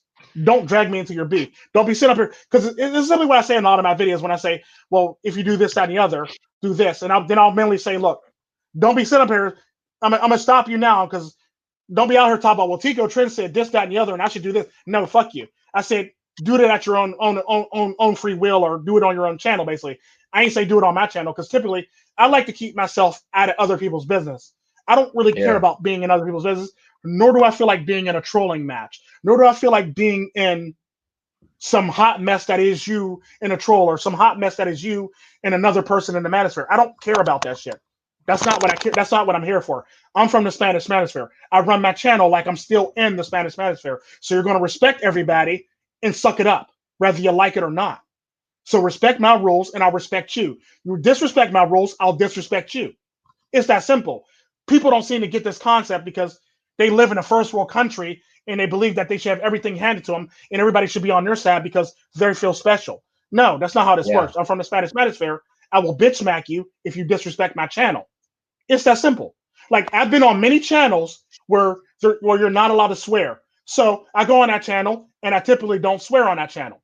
I go on many channels where like you're not allowed to use the N word or I'm not allowed to say other things, and I go on those channels and I do that. And it's one of those things where it's like people got to start having the respect for other people to do stuff like this because it's like they don't have any. It's like, well, I'm cool because I can do this. No, you also got to still be respectful to that channel. There's simply a lot of people. There's a reason why I have many different shows and live streams on my channel for various different things where I invite certain people on those panels and I Yeah. don't invite certain people on the panels because certain live streams are for certain things.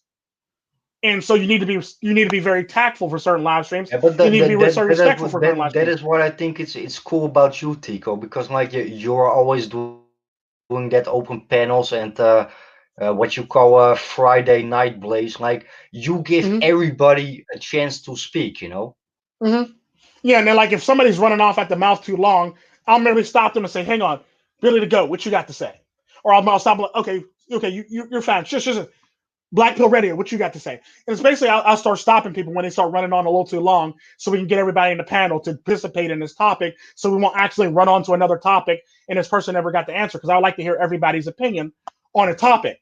And like very few Yeah, times but it's like, no, go ahead. yeah, but that is how I see that camaraderie. Like right now you are on my channel. I've been on your channel a couple of Mhm. times, and like I am like, we give each other our time, so also respect each other's time. Yeah, because like I have this thing about me. Look, I don't give a damn if y'all hate each other and you're on a panel together. Respect each other while you're on this fucking panel. Yeah, on It's your that simple. panel. Like I've had people on the panel. Like I had people on the panel that was literally at the levels of Crips and Bloods levels of like beefing on my panels. So it's one of those things. Was like I don't give a damn what y'all got going on. Y'all gonna respect my panel. And like those two people were respectful enough to respect my panel and not go at each other's throats. So if they can do it, you should be able to do it. Hell, I've had like literal cartel members, like little cartel members at my house who hated each other's guts that actually played cordial so we can actually get through this. Like, Yeah, you're from this cartel, you're from this cartel. I'm gonna need y'all to keep that at the door. Y'all can shoot each other when y'all get out my gates or get out my door, but don't be shooting each other in my house or disrespect each other in my yeah, house. You respect my rules in my house, basically. I don't give a damn yeah, if your dad is the king killer of this person. I don't care if your dad is the mayor of this person. Like if you called him the mayor of Killsville, basically, it don't matter. Respect my house. I don't yeah, care. I don't care who your father is. I don't care if he's the president, the pope, the bishop, the head of Silanoa. I don't care who he is. Respect my house, and yeah. I'll respect you. That's simply how Hey, I feel. So, like, can you hold on for 1 minute? go ahead. I gotta piss again, man.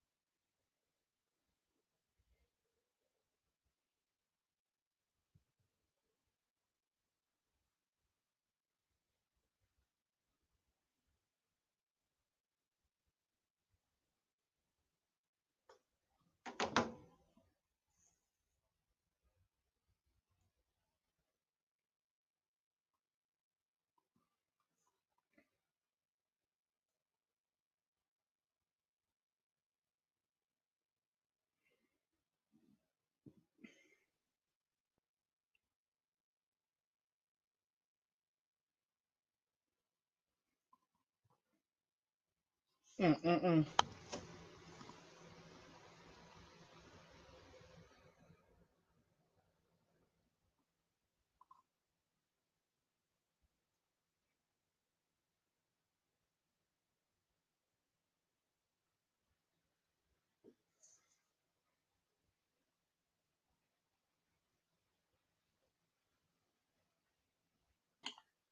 Yeah, I'm back, man. Yeah. And so But it's like actually, basic. my thing is like, I'm also the type of guy like if I know you and we are cool, then yeah, like I can take more shit from you than if I didn't know you. You know? Yeah, and it's basically all I really want. I want everybody to respect my channel, and that's it. Like, if I tell you no bashing somebody on my channel, you can't go off and run off and then try to lie on me and say, well, he did this and that and the other. No, nigga, you're lying now. You're lying on a person, the only person in the manosphere that probably tells the truth 100% of the time, and then on top of that, gets enjoyment out of telling the truth 100% of the time. You can't do that. That's not how this works. And the sad part about that is a lot of people have tried to overstep their boundaries doing that with me, and they found out very quickly, like, dude, I will put you all the way on blast. There's stuff that I know about you that you don't even think I know about you. Yeah, So it's like I'm a very respectful person. As long as you respect me, I'll respect you. The minute you start disrespecting me, I'll disrespect you. So it's one of those yeah, things where it's like if you're not doing something, if you're doing something that is disrespecting my my SOPs on my channel, I can't have you around, and I will scream at you and I will kick you off the stream. It's that simple. So it's one of those things where it's like you can't sit up here and tell me how to run my channel or try to do shit on my channel that you would do on your channel or you wouldn't do on your channel. Because I notice there's a lot of people that'll come on my channel just to talk shit, then go back to their channel and act like they ain't got shit going on their channel. Like, Now you want to make me come over there and literally drag you all over your fucking channel for doing stupid shit on my channel now. Yeah, And it's simply how exactly, it man. works. That is what I call, yeah, bitch behavior. That is bitch. That's like very bitch behavior. And the sad part about that, I have no problem with calling you out on that one. Because the sad part about that, a lot of people, well, I understand why Tico's attacking me. Then people remember back to the one stream. They go, I understand why that nigga's attacking you. You deserve that shit, you dumb fuck. And that's pretty much how it really is. It's like you can't act shocked that I'm attacking you because it's not out of nowhere. It's very much warranted. I don't attack somebody for no reason. There's always a line of reasoning about why I'm attacking somebody or why I'm going on somebody. It's that simple. So you can't sit up here and say, well, I don't understand why Tico's doing this.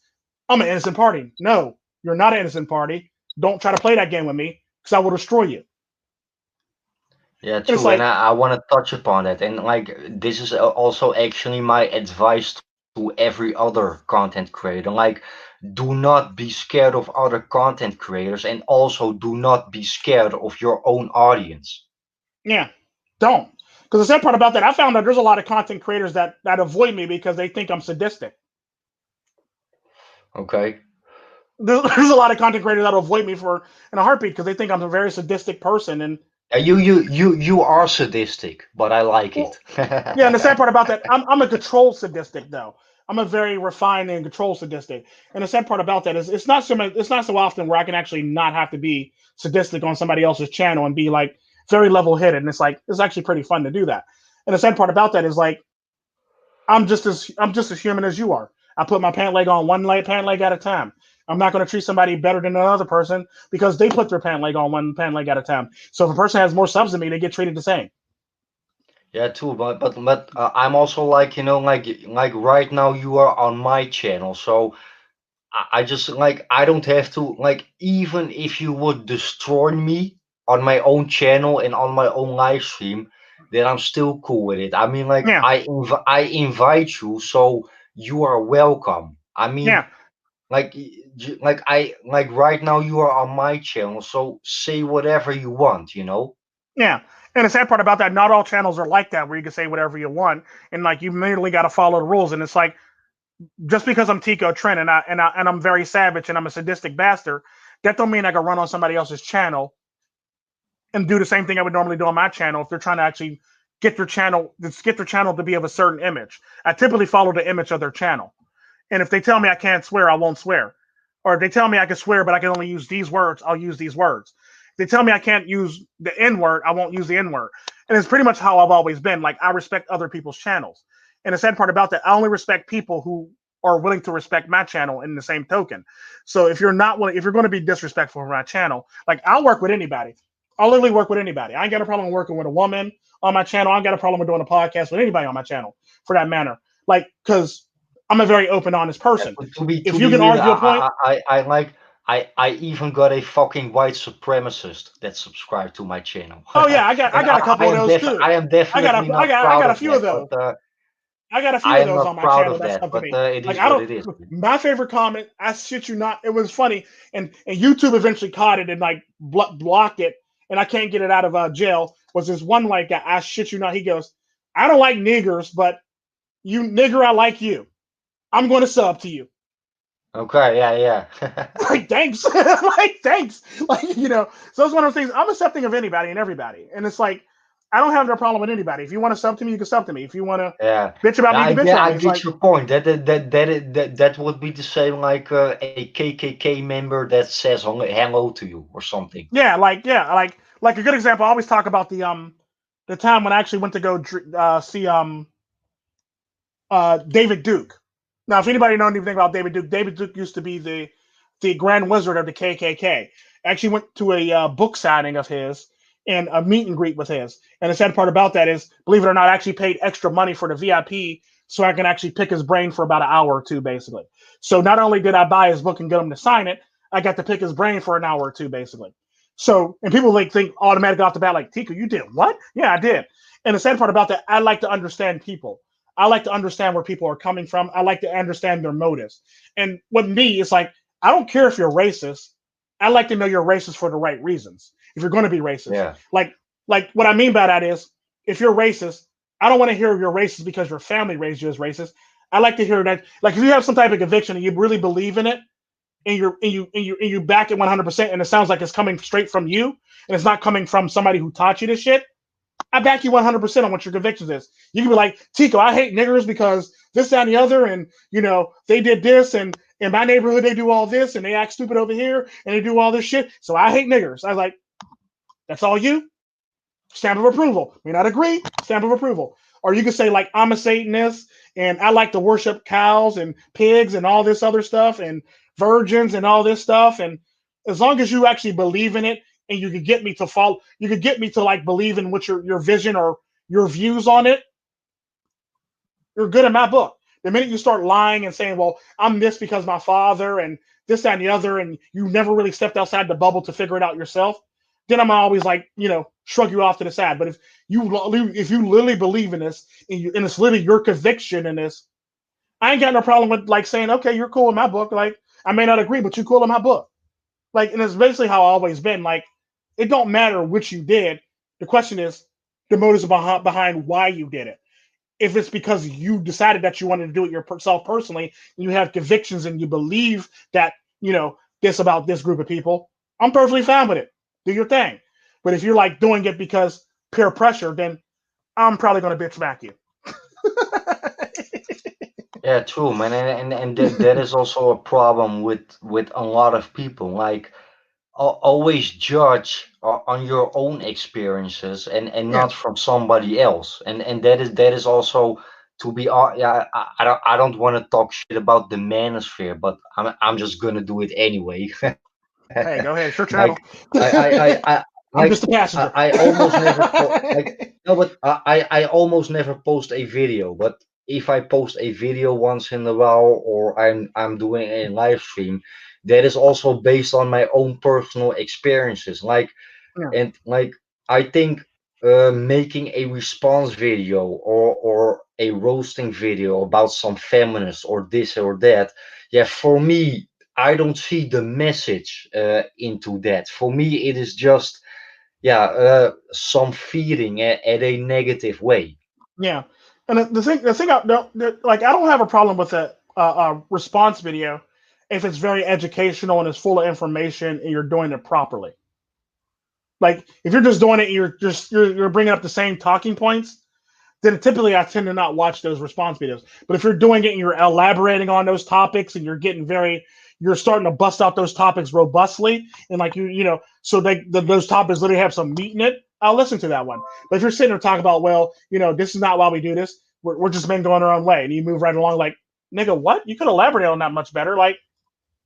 It's like it's one thing to deny something and be like, no, we're this. Like, okay, elaborate, please. And I typically follow content creators that can do that. Like, I don't like content creators that'll be sitting up like, well, this and the other, and that's false. But we're going to continue. Like, no, that's not how you do it. Like, if you're going to do it right and do it properly. Because I've done response videos on my channel on people who've like the rest of the manosphere has literally done videos on, and they've been flagged, they've been struck down, they've been all this stuff. And the difference between my video and your video is I'm coming from my honest opinion. I'm not coming from my manosphere opinion. I'm coming from my honest psychological opinion. Like, I've done videos on Pokemon. Not have yet to get a strike. Matter of fact, I've gotten more likes on that video than dislikes. I've done a video on Sweet Anita on my other channel. Nobody disliked it. Everybody approved of my message. I wasn't attacking Sweet Anita. I was basically telling her what she could do with herself and all the people on her stream could do to actually better herself so they can get themselves out of that situation. I wasn't attacking her. I wasn't calling her stupid. I wasn't calling her out of her name. I wasn't saying she was a stupid female. I was saying all that stuff. I was basically saying, from my point of view as a dad and my point of view as a father and a psychologist, and how it actually looks to the cops, this is how this looks to the cops. Therefore, they're not going to take it serious. And that's literally how I actually approach a lot of response videos. I don't reproach them like, oh, she's stupid, she's twerking, she's stupid. No, I actually bring my own personal experience. Like if it's a woman, I bring it from my own personal experience as a father and a brother and a son and a grandson and a nephew. So I'm going to bring it from those perspectives. So like I don't bring in my like, women this, women that. No, I'm going to come from my perspective on the whole entire thing. Then I'm also going to bring a psychological perspective on it also as well. So this is typically why I can get away with doing the response videos I do, and other people always get strikes and flags on their videos. Yeah, true. Yeah, I want to say two things about it. Like, first of all, like, if you make a response video or a roasting video once in a while, there's nothing wrong with that. But Yeah. there are certain type of MGTOW and Red Pill channels. They are Who? only about Yeah. roasting and response, and I am not cool with that. And the second thing is like it doesn't matter about what kind of subject you talk about as long as you speak about your own experiences. Like there is a difference between like facts and your opinion, Or you your know? emotions. Your Yeah, facts, your opinions, and your emotions. Basically, there's a difference because like a lot of people come with their emotions, and a lot of people come with their opinions, but they don't come with their no facts. Like I said in that Sweden Native video, I said it multiple times. Like if this is the way you basically took it, and basically the way you described it to the police officers, how they're going to interpret it is it's not a big deal. You obviously have no skin in the game on this one, so why take this seriously? And the sad part about that is true. Like a good example of that, if you were to go to your supervisor or go to people and say in a jokey manner that, there's a guy outside with a gun that's about to shoot up the place, they'll probably laugh at you. But if you go in seriously and say there's a guy outside with a gun that's going to shoot up the place, everybody will start ducking and hiding, basically. You see what I'm saying? You can't yeah, joke, you can't like downplay something that's very serious in your life and expect everybody to take it seriously. That's not how this works. Like if the person sees you as not taking this seriously, they're in turn not gonna want to take it as serious as you want them to take it as and personally. Because the sad part about that is you can't downplay you having a because the sad part about the way she was talking about her stalker was, oh, he was knocking on the door so long, I started feeling bad because I was worried about his knuckles starting to bleed. He's a stalker. yeah, You have no sympathy for a stalker. Like, no, you can't do that. Like, it's that type of stuff when it comes to like people when they start bringing emotions into it. Like, no, fuck those emotions. You're in danger. Fuck his knuckles. Your life is on the line. Like, think about this. And the sad part about that is like they downplay all this, every single interaction with their stalkers to the point where like they make it, well, it's not that serious, or they joke about it, or they laugh about it and shit like that, like it's a joke and shit like that. And it's like if you're doing that and you probably went to the police officers to report it, they're not going to take it as serious as you want them to take it for the fact that you're making it out to be a joke, or you're making it out to be something simple, or making it out to be like, it's a prank or something like that. It's like you can't do that. You got to be serious about your situations for people to take it serious for you.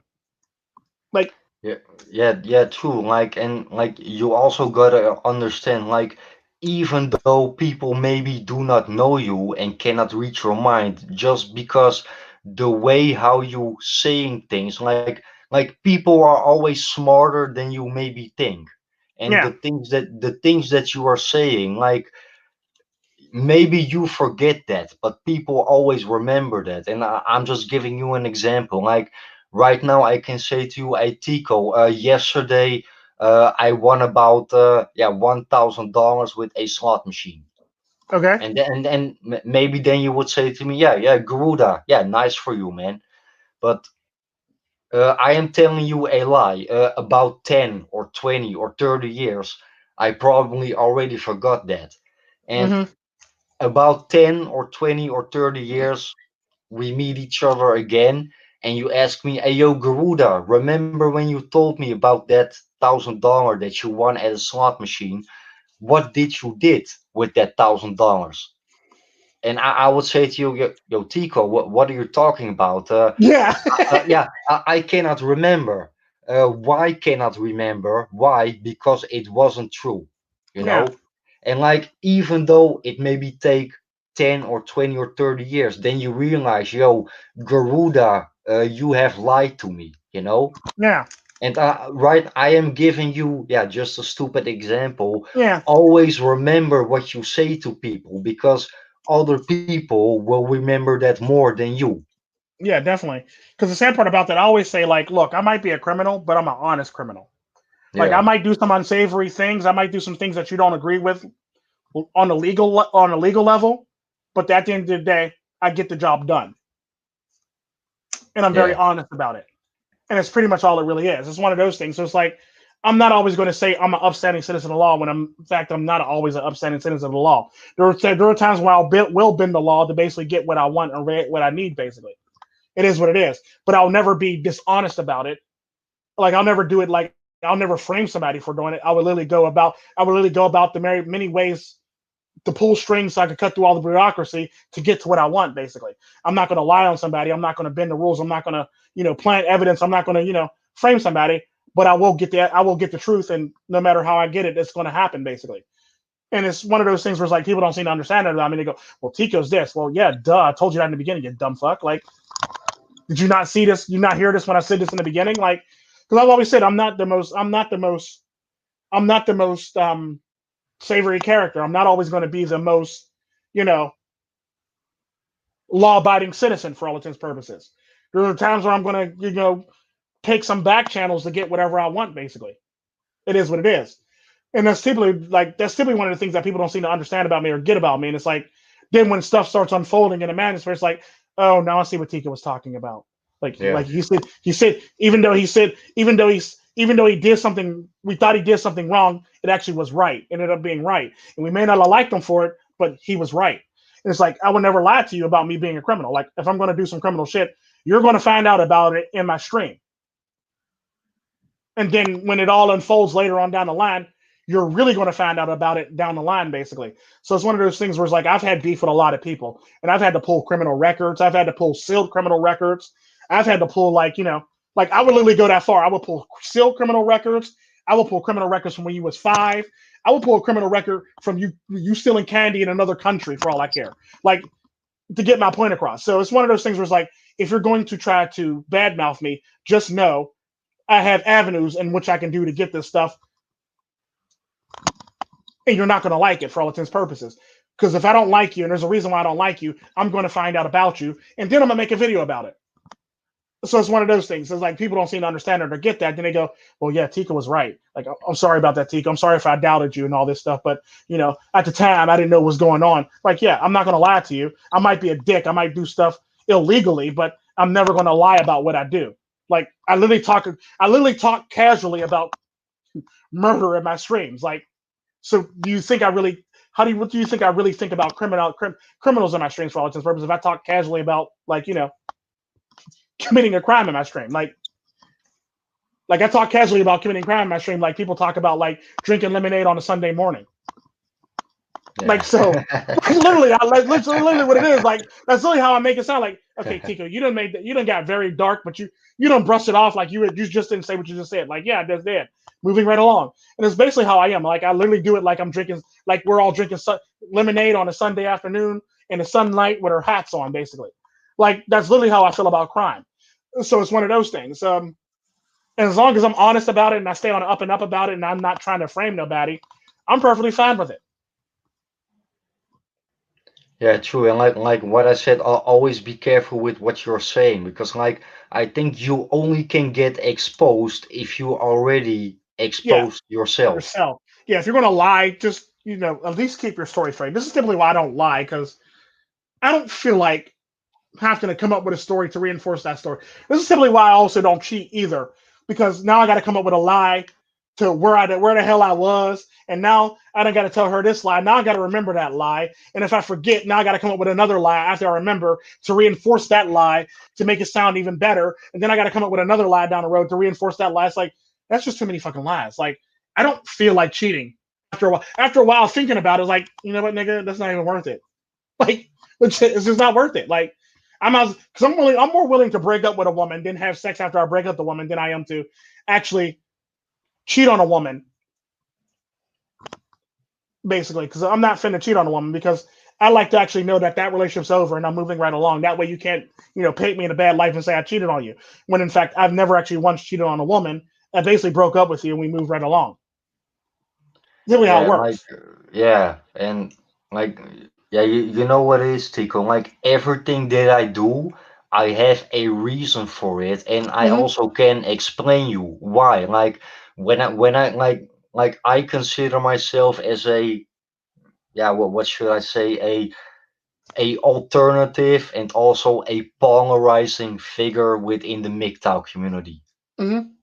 if you agree with me or not. And like Mm-hmm. a good example of that is like that live stream what I did with MGTOW Exposed. Yeah. And like I have been 100% honest to the whole mainstream. Like I Mm-hmm. reached out to him. I Mm-hmm. explained to you guys why I reached out to him. And I would never talk shit about my brothers, and I would never turn my back on this community. But I think like I can go to his channel like fuck you this or fuck you that, but that only make it more worse than it Yeah. already is. Like True. I think just having a good conversation also with somebody that is not the same like you, Mm-hmm. that is how we solve problems and make this a better world. And Yeah, whatever definitely. you think about me, I really care about this community. And like also when it comes to my video about sex dolls, yeah, I am saying you to this like a brother,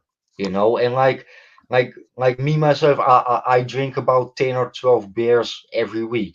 If you would say to me like, Garuda, yeah, quit drinking beer, like even though I do not like it, you say it to me, so I assume that you actually care about me. Yeah. And for me, that is that brotherhood. And to be honest, that is what I actually miss for about 80% when it comes to, yeah, the MGTOW community on the internet, if I Yeah. must be honest. Yeah. Because the sad part about that on the Spanish side, there's a brotherhood. There's a camaraderie. There's a brotherhood. There's accountability. Everybody pretty much, you know, is very respectful, very tactful, and follows the rules of different people's channel. Like nobody's like this is the funny thing I've always found funny about the English speaking master is like when you come to the English speaking master, it's some of the most ridiculous, most disarray, most alley cart slash disrespectful people under the sun. Like people will stop talking to you because you had somebody else on your show Yeah, that they don't like. Well, I can't talk to you because I'm unsubbing from you because you had this person on your show. Like, seriously, nigga? Seriously. You're unsubbing to me because I had somebody on my panel. Really? And the sad part about that, it always ends up being the people who complain the most about other people that you come to find out are less MGTOW than the person that you had on your channel. Like, and simply what I talk about, like, look, that's why I made that one, why are you MGTOW video? Because the sad part yeah, about that, I had to go about it in a tactful way to call out people because I couldn't just be your regular Tico Tren and like just start bashing people left and right with names, putting names out there and stuff like that. So I had to be tactful. So I basically went around it in a psychological manner, like, why are you MGTOW?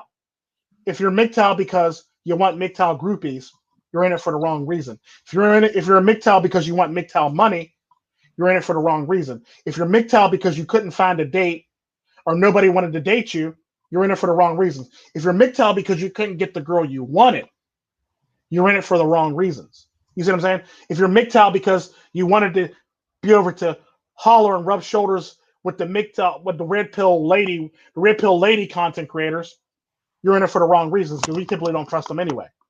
You see what I'm saying? So yeah, it's one of those things where it's like, why are you really here? yeah, If you're not true. But here for like the like I always say like that, like there is a difference between, let's say, the MGTOW community on the internet mm, and individual men in real life. life, yeah, Do you agree with me on or not? because at the end of the day, I agree with you 100% because like what's that one famous saying? A person is smart, but people are dumb. And that's simply why I agree with that whole entire statement. There's a difference between the online community and people individually. Because the sad part about that is, I'm happy that I got the subs that I got. There may not be very many, but I'm happy that I got the subs that I got because they don't go over there and try to jump on somebody on another channel. It's like, dude, no, that's not what I'm here for. I'm not here to make y'all a gang and make y'all some weapons to go attack other people. I'm here for y'all to hear a message. That's it. Like Yeah, I don't need the Tico Tren gang force subs basically. Like I basically want you to learn a lesson and basically go on and like go watch other content creators. I don't care who you listen to. The question is, did you get the message while you were listening? That's all I care about. So it's one of yeah, those things where it's like I'm happy I got the base that I got for my subs for the fact that it may not be many, but I can rely on them not going off and doing stupid shit for all intents and purposes, like going over there and like bashing a woman or cussing some woman out. Because I swear to God, if I ever see one of my subs on another channel going in on somebody for no reason, all because somebody else says, well, this person's a fake and this person's that and this person's that, and we have no proof, or doing it because she's a woman, you're making us look bad at that point. You're really, and the sad part about that, I'm not even MGTOW, I'm red pill. You're making Yeah. it look bad. And the sad part about that, anytime I put MGTOW in any of my videos, is basically it's for videos that basically are positive or that paints MGTOW in a positive light. I never put MGTOW on videos that are very negative and very dark and very that have a dark tone, unless it's like unless the pace of the video is meant for that. But typically, if anytime I got MGTOW on the title, it's for MGTOW and it's for the PR of MGTOW for all intents and purposes, and it's to make MGTOW paint MGTOW in a better light.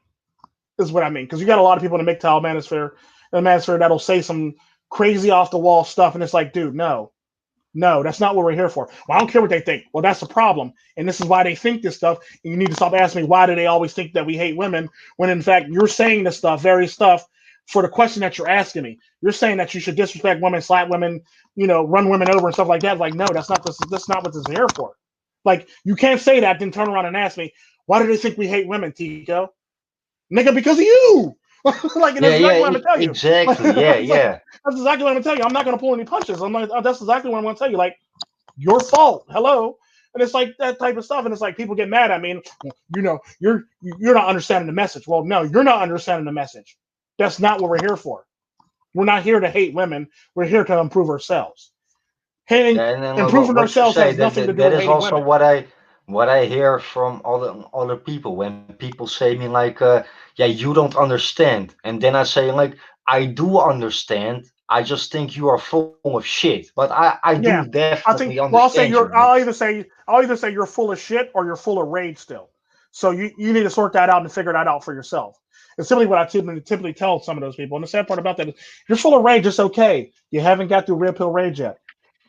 Take time to actually go through red pill rage and that's pretty much what it is. It's like you got a lot of people going through red pill rage, and they don't understand how they look on the internet, and that's basically how they're going to paint themselves. Because the sad part about that, what I've noticed with a lot of people in the manosphere is when a woman makes a video about MGTOW, you'll have it. It's basically what I said about the ugly woman. The one guy that says she's ugly, and all the guys that told her she was beautiful. Same concept with women and people that hate people, basically.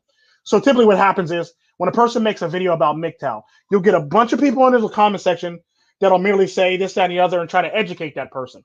Yes. The sad part about that is all those positive interactions get washed out by the one or two idiots that go over there and say the most stupidest, off the wall, racist, sexist, retarded as shit in the whole entire world. Yeah, true. Yeah, yeah, Like all that stuff, exactly, all that man. positive. Like if I was over there trying to explain it to a person, and you have, let's say, Oki MGTOW over there trying to explain it to a person positively. Do you got Hammerhand over there trying to explain to a person positive? Do you got, Garuda Ghost over there trying to explain to a positively? Then I got. I'm not saying Baron Yam actually does this, but I'm going to use Baron Yam as an example.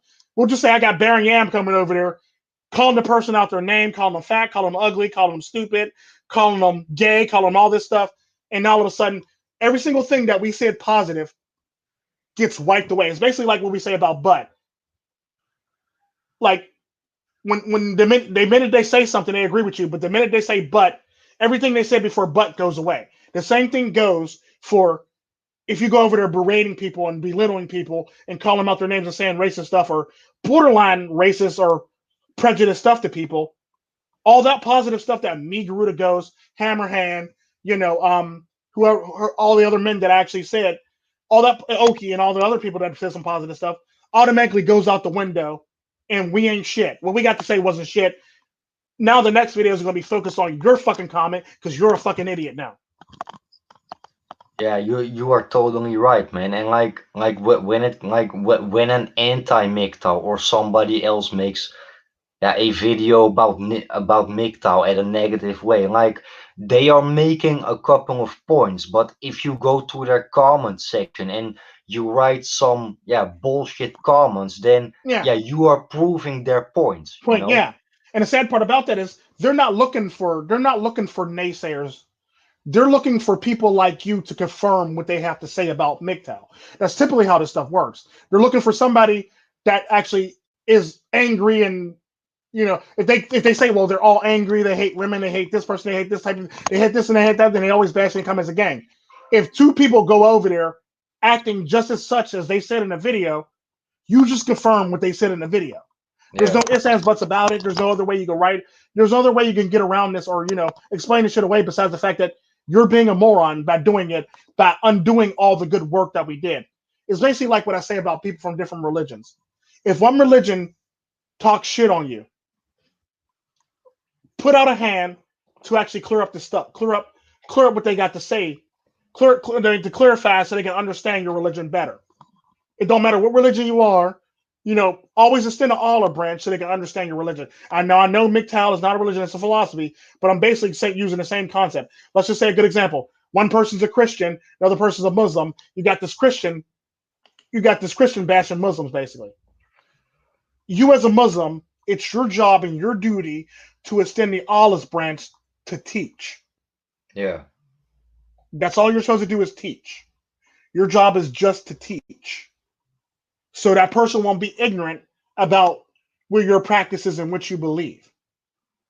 There's always going to be them radical people in every single religion, because I love how people always want to paint their religion as the best religion, but we got Christian fundamentalists like shooting up Planned Parenthood or blowing up Planned Parenthood. But okay, you're great. Let me tell you, yeah, you're just as great. And it's one of those things where it's like, yeah, no, you're not. And then you got people like from other churches burning down black churches still to this day, and you want to say that Christianity is great. You're in church talking about praise the Lord. Now you're burning down the black church. Back in church talking about praise the Lord. Like, right. It's like one of those things where you have to teach. You can't just be sitting up here taking in the message, claiming to be the message when you're not actually practicing the message yourself. It's that simple. So you got to be the person that's willing to get down and teach. You may not like it. It may hurt your feelings what they said about you, but you got to suck it up and teach. You can't be in their comment section calling them out their name, calling them nappy, calling them hoes, calling them bitches. You can't do that. Like, because you're going to paint us all in a bad light. Like, you're going to paint us all in a bad light. Like, that's just wrong. Just because you don't care, that don't mean everybody else doesn't care. Because obviously everybody else cares because they're trying to teach people what it's really about and what we're all about. That's all it really is. We just want people to know what we're all about. We don't want people thinking that we're this irate monster terrorist organization, basically. And if you go over there acting a fool, they're going to believe that. And you're going to only confirm what they believe. It Yeah, is what it true. And is. like that goes for everybody. And like when people talk shit about something that you are stands for, the best thing to do is prove them Wrong. that they are wrong. And Yeah, prove them wrong or teach them. that is also actually the dangerous thing about putting yourself to a label. I mean, like, you are not responsible for the actions of other people that use the same label as you. Yeah, you're not.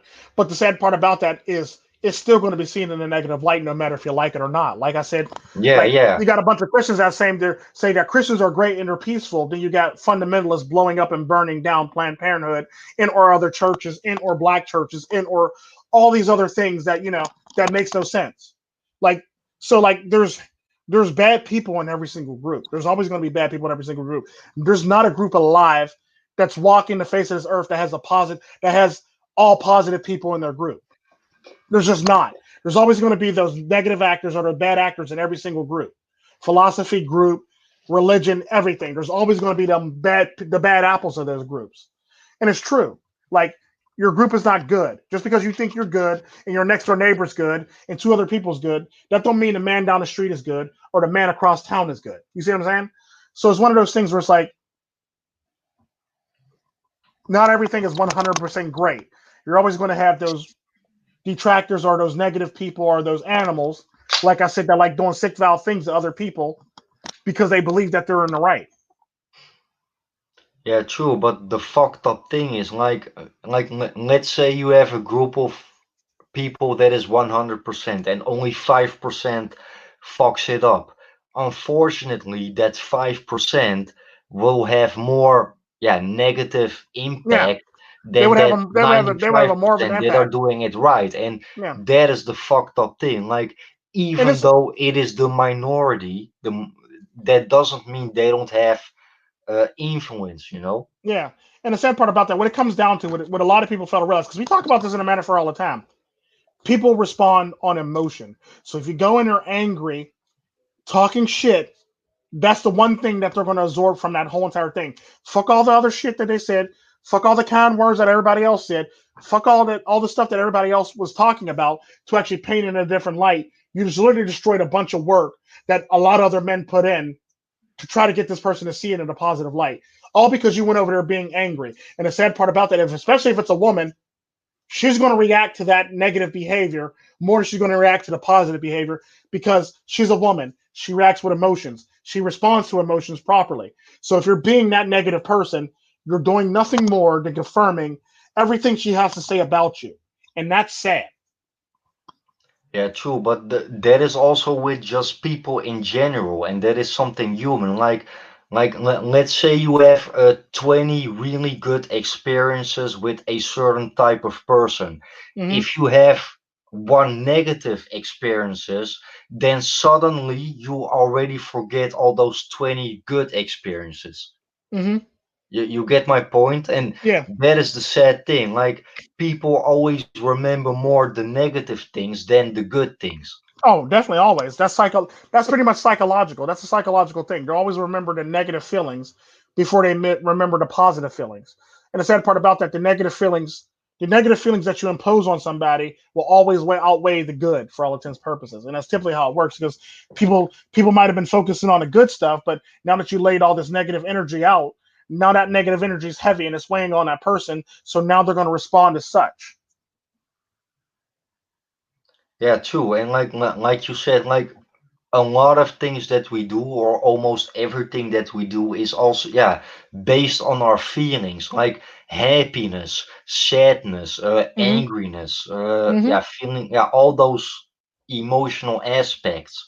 True. It yeah, it depends on how we feel at that moment. Mm-hmm. And the sad part about that, you people gotta take the time to cool down and then go in and actually type some stuff. Because people go in and they turn into keyboard. They literally turn into keyboard warriors at that point in time. It's like, well, I can't believe you're doing it. Like, okay, you could have did that differently. Then they want to go to me. Well, no, Tico, you don't understand. It upset me. Okay, so you being upset, go turning around and upsetting that person just negated all the good stuff that went in that comment section. We got a point there. But I don't want to take it down. I want her to understand that she upset me. Okay. She made the video to poke fun so you could be upset so she could get this response from you.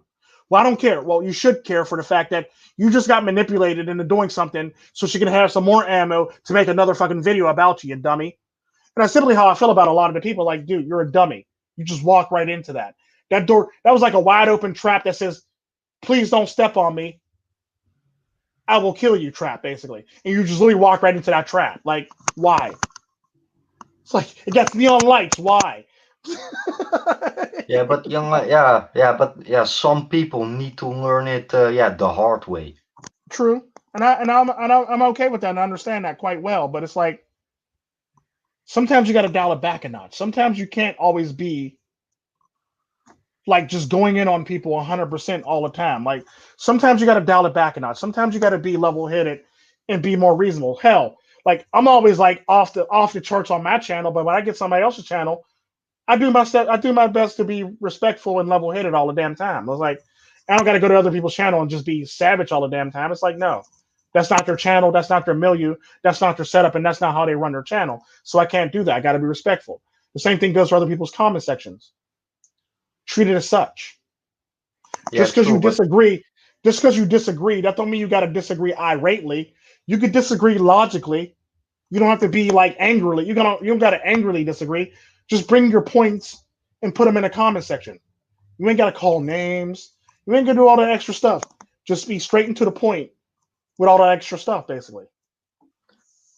yeah, true, but like I said, like people, like when something bad happens, they always forget about, yeah, the good things. And like for example, Tico, like right now we are cool with each other. Mm-hmm. Tomorrow you can talk shit about me or stab me in the back, or tomorrow I can talk shit about you or stab you in the back. But at least we can say that, like right now, this is our fifth live stream. At Mm-hmm. least we can say that, yeah, we did five fucking live streams. Like we Yeah. also had like yeah, but we also had good times, and that is Yeah. the problem with people. When something bad happens, all the good things are forgotten. Yeah, because the sad part about that is like I'm the type of person, despite the fact if you're talking trash on me, because we've been talking so long, I'm more likely to discord you a message saying, you know what, Gruda, I'm flying to Netherlands. We're going to talk about this stuff because I need to know what the hell you're mad about me and figure this shit out. We're going to sort this shit out and we're going to talk about this like men. And that's the type of person I am. Like I would literally fly to you so we can figure out what the fuck is going on, why you're mad at me, and we can sort this shit out. If we want to continue to be mad at each other, then hey, so be it. But as long as I actually brought forth the steps to take the high road to actually sort it out and figure out what the hell's going on, basically, I'm fine with that. Like, if you want to continue to be mad after that, that's fine. If you want to be friends after that, oh, see, yes, I heard from this person, that, and the other. Like, why didn't you just tell me? I'd have made a video about that motherfucker tomorrow. Yeah, yeah. Like, Yeah, but right now, Tico, you say something like, yeah, if that happened, then you fly to the Netherlands. But yeah, like if I had a problem with you, then I would also would tell you why. mhm. And that yeah, coming back to yeah, just people in general, people never explain why. Like right now, I can say to you like, Tico, you are this and that, but Mhm. why? Yeah, but why? Is that because you have done something wrong to me, or because I heard that from other people? And Mhm. that is the mistake that a lot of people make. Did you experience that, or just did you hear that from other people? People, yeah. Like I have no ill will for anybody. I have no ill will for anybody. Even if you talk trash on me, I have no ill will for anybody. It's like I'm pretty much moving on. I really don't care what you have to say about me. It's like you're not gonna because I'll never let a person rent space in my head long enough to actually be angry at somebody. It's like when oh you're angry, okay, that's fine. I'll be over here making videos about something else totally different. I really don't care what you got going on over here. And that's simply how I am. It's like that's always how I've always been. It's like one of those things where it's like I'm going to defend myself, then I'm gonna move right along. It's that simple.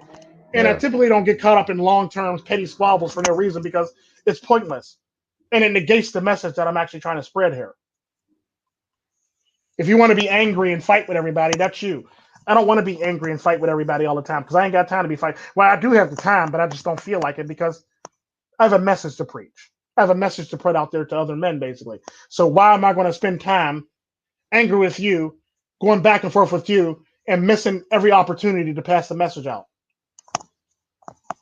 Yeah, like we all have some certain moments in our lives that we are angry, but like being angry, it is not a solution and it doesn't make it any better. But just because of the fact that you are angry, then yeah, at least it is a signal that yeah, you care about it. Yeah, because typically I get a lot of people in my comment section will say that. Well, I'm just here because I don't care, but I'm just here because I don't like what you said in your video. Well, obviously, according to your tone, you actually do care enough to actually want to comment in my video. Because typically, people who don't care won't comment. Well, Yeah. I'll just have to say my piece. Well, obviously, you care. Thanks. And this one is it's like, come on now, guy. It's like I look at it like this. If you came to my channel just a thumbs down what I got to say, thank you very much. First off, because you're participating in our algorithm, and two, you basically, despite the fact that you claim you didn't care, you cared enough to actually want to thumbs down my video. So obviously you were having, obviously I got to you emotionally for you to want to do it. So that means you actually care. And that's what I always say about it. If I say something and it mostly hurts your feelings, I'm not going to say sorry about it. That's something that you need to work on in yourself to correct. Obviously, I said something that you need to work on, or obviously there's something that you need to reflect on yourself to better and make yourself a better person. It's simply how I feel. I'm not going to apologize for anything I say if it hurts your feelings. Well, you hurt my feelings when you said black people. Nigga, I'm black too. Shut up. And that's basically what I'll tell you. Like, I'm going to be as, if you want to play stupid prizes on my channel, you're going to win. If you're going to play stupid games on my channel, you're going to win stupid prizes on my channel. It's pretty much how I operate. Like, I'm not going to be cordial with you because I respond to everybody the same way all the time across the board. Yeah, but when it comes to videos, like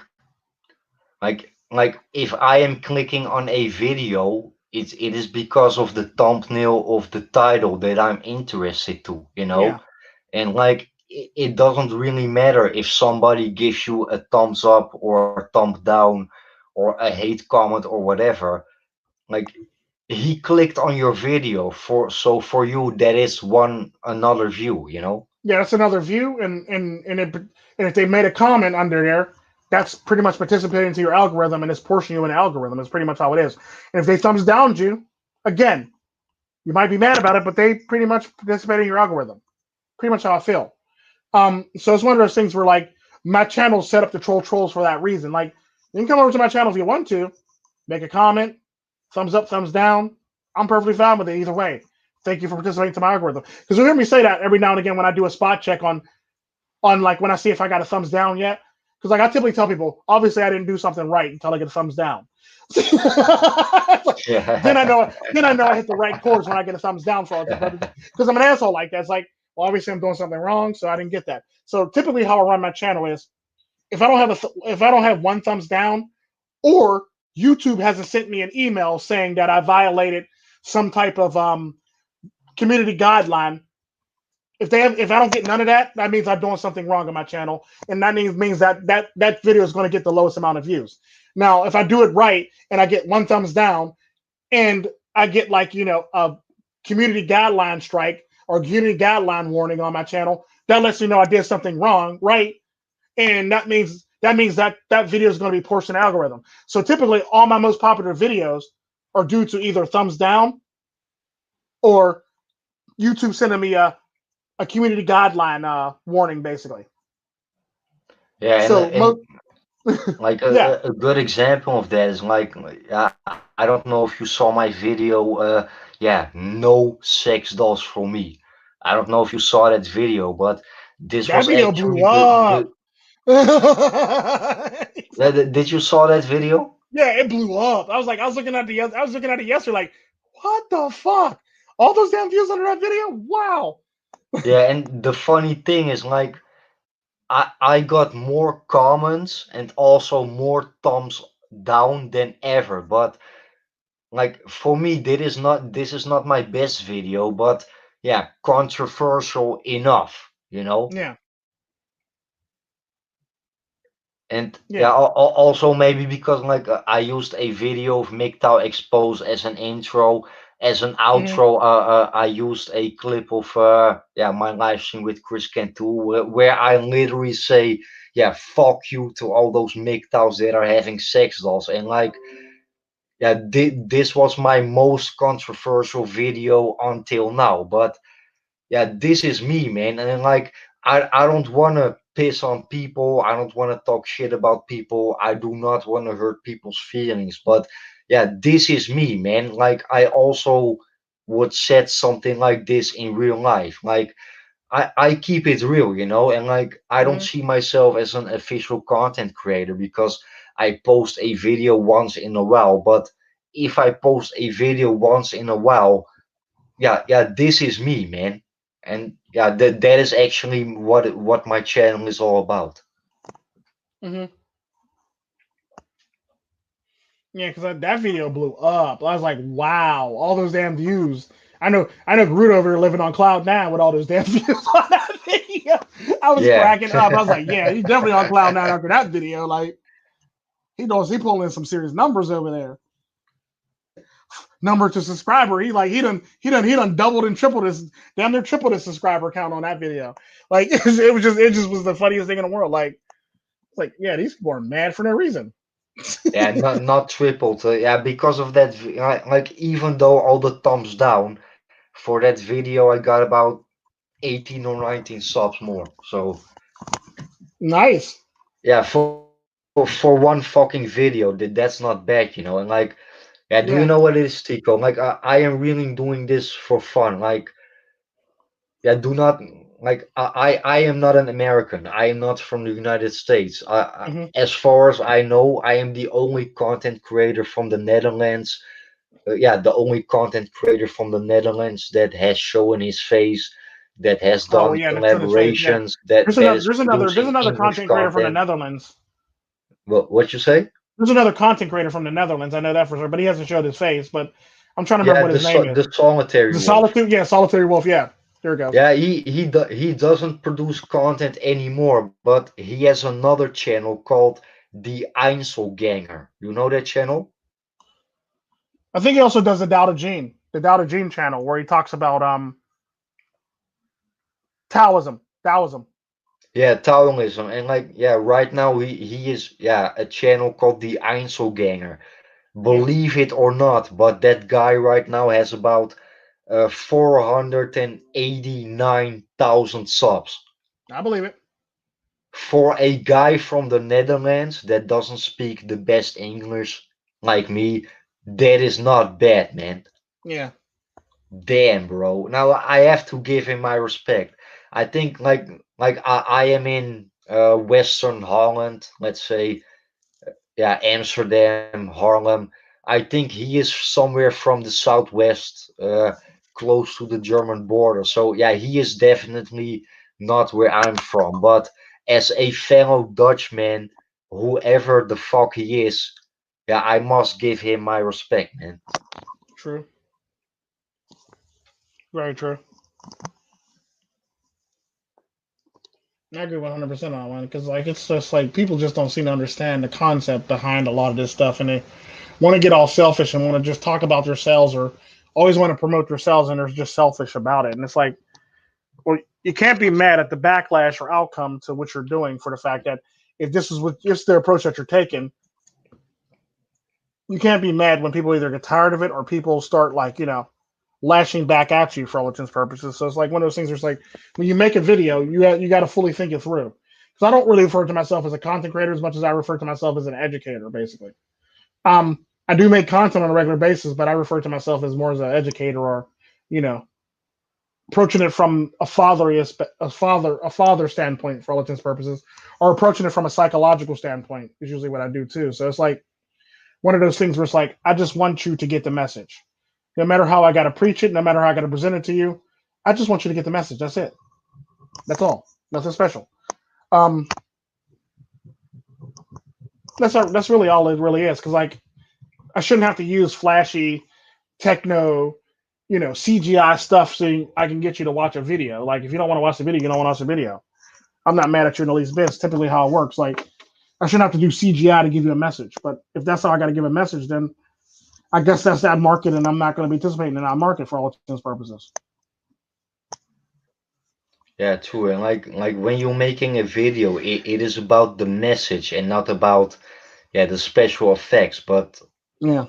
yeah, I also want to ask you, Tico, like, yeah, you don't show your face in every video, and also not me, but yeah, we have show our Her face, yeah. faces. Like I know how you look, you know how I look, but I Hmm. get that comment a lot. Like, do you think do you think it's a smart idea to show your face? It depends on what you got going on in your life. If you're very stable and comfortable and making that decision, and you ain't worried about any fallout or backlash, do it big. If you're worried about fallout and backlash, then don't do it. Because like people don't think I show my face, but like I only show my face whenever I have time to actually sit down in front of the camera to actually do a video. And typically, Yeah, what I do with that is if I can't show my face and I make a video, I typically do an intro with my face in the video. That way, you pretty much know what I look like. So it's one of those things where it's like I'm not hiding anything. I just don't have the time to actually sit in front of a camera and do a video. So it's one of those things where it's like I'm doing it on the fly, or I'm doing a voiceover over video games, or over another video that I did a while ago, and it happens to be as long as the video that I'm doing now, and I'm basically doing a voiceover of it, and it's like got some special effects in it where like it speeds up my actions in the video and it slows it down every now and again in the video. So it's one of those things where I'm going to show them who I am no matter what, somehow, some way. Let it be an intro or let it be the actual video. Like I may not be in front of a camera, but you're pretty much going to get a just for who I am as a human being. So it's one of those things where it's like, well, yeah, but as far as like showing your face, if it'll affect your pay, don't do it. If it won't affect your pay, then do it.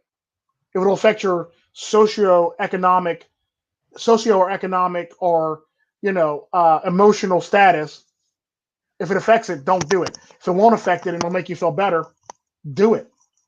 Because typically I have the freedom to actually do this and not have to worry about like some employer saying, well, Tico, you can't do this. That's because I'm lucky. And now I'm actually not working for any employers. I'm actually working for myself. So therefore, like when somebody calls up my employer, what are they going to do? Call me and say, I think you should fire Tico Tren. Like, I am Tico Tren. Thank you very much. Click.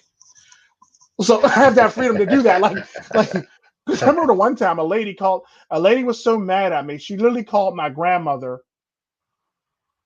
on the phone, on her work phone, just to tell her that I should be fired. My grandma simply click. Okay.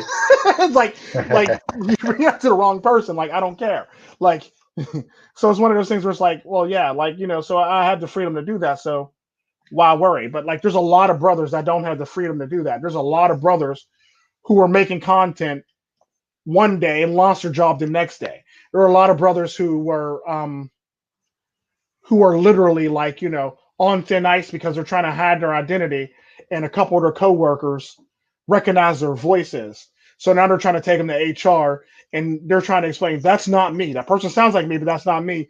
And they've gotten away with it a couple times, but it's only a matter of time before they stop believing that that's not them for all intents and purposes. So there's a lot of brothers I got to worry about. Then there's a lot of brothers that get lucky, and their supervisors say, "Well, how about you delete that channel and delete those videos, and you keep your job." Not too many brothers actually get that option.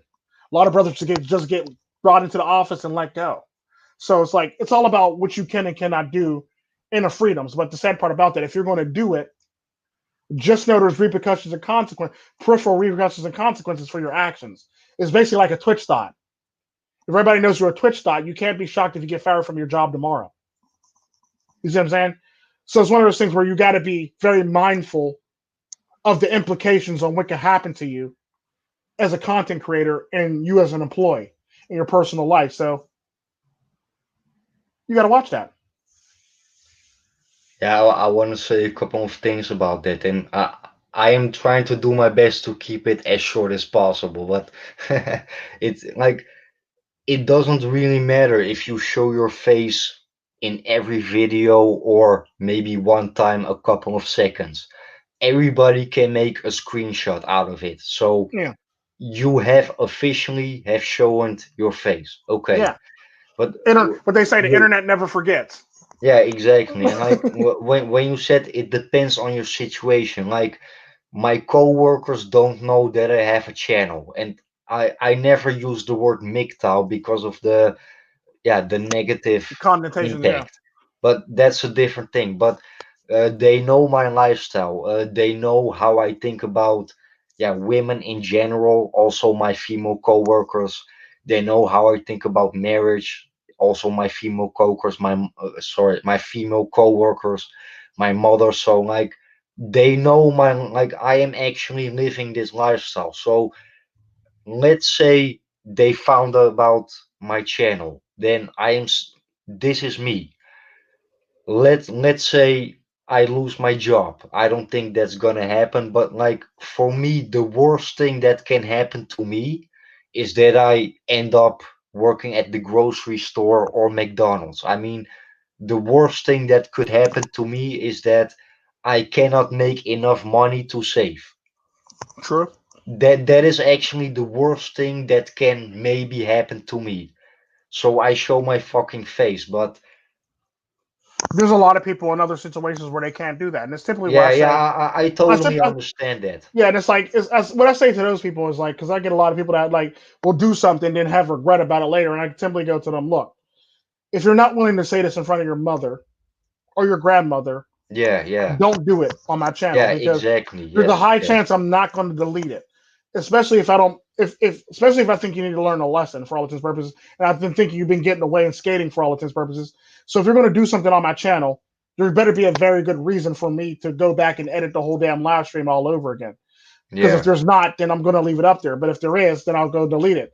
And it's simply how it works. So like I get a lot of people on my channel that go, well, Tico, can you take out this because I can't believe I just said that. Well, I can. You just said it, and it's on there. Well, can you take it out because I don't want people knowing that I think this way. yeah, Now in this video, now after all this time, in this video, you don't want everybody believing you think this way. After you made like 99 videos before this thinking this way, on my live stream, and all of a sudden you don't want people to think you think this way. And it's one of those things that kind of agitate me. It's like, okay, yeah, we'll think about it. But if like a good example, like I had a person on my live stream the one time where I literally had to edit out the fact that he actually showed his face. So I literally had to edit out the fact that he showed his face in real time. Okay. Um, so like it got to the point because like the how it works is when it comes to StreamYards, there's a there's anywhere between about like 10-second to about like 30-second delay between what's going on YouTube and what's going on StreamYards. So Okay. that delay right there alone is able to like I'm able to mitigate that with the delay. And the sad part about that is if I'm in the if I'm in this the YouTube thing within seconds of that happening, if I can edit that out, by the time it actually goes to YouTube, that face is gone. So it's one of those things where I've actually done that on the fly for various people in the manosphere when they actually turned on the camera and showed their face. And I've gotten better at like having a better trigger finger where I'll click on somebody and knock them out of the stream, hit remove. So it's one of those things where it's like a blip basically. So it's one of those things where it's like if I think it was long enough for somebody to identify the person, I'll basically have YouTube. I'll have like the YouTube Creator Studio open just so I can edit it out for all intents and purposes. So I'm always looking for that, and there's always that security system in there that will literally like block somebody out altogether, which is an extra layer. Yeah, true. And like I would never bash other guys for not showing their face because like in the beginning I was like I am not gonna show my face until I maybe get to 100 subs. But yeah, never say never. At some certain moment I had 100 subs and then I showed my face. But Mm-hmm. like I know how you look and you know how I look. So Mm-hmm. yeah, maybe then there is yeah a little bit more trust, you Yeah, know. yeah, because I've actually showed my face for the last what 2 years. Well, I'll say the last 1.5 years of my English speaking English speaking manosphere life, and it wasn't until like recently where I stopped showing my face, and it wasn't because like it was like for there was like two reasons why I stopped showing my face. One was because I was starting to run out of time, and I ran out of time, and I basically couldn't really make the videos that I want to make. On top of that, what's up 20 piece? And what happened with that is typically what happened is like because I beginning when I first started this channel, it was meant to be raw, real, and uncut. So what was happening was because my life was starting to get hectic and chaotic. One, I didn't have the time to actually sit down and make these videos, and two, when I actually sat down and made the videos, you would literally see me editing something out of the video. Like you'll see me reaching to the left or reaching to the right of the video, basically to hand back a baby. So basically, what happened was I actually had to hold a baby during the video. Then I had to edit that baby out of the video.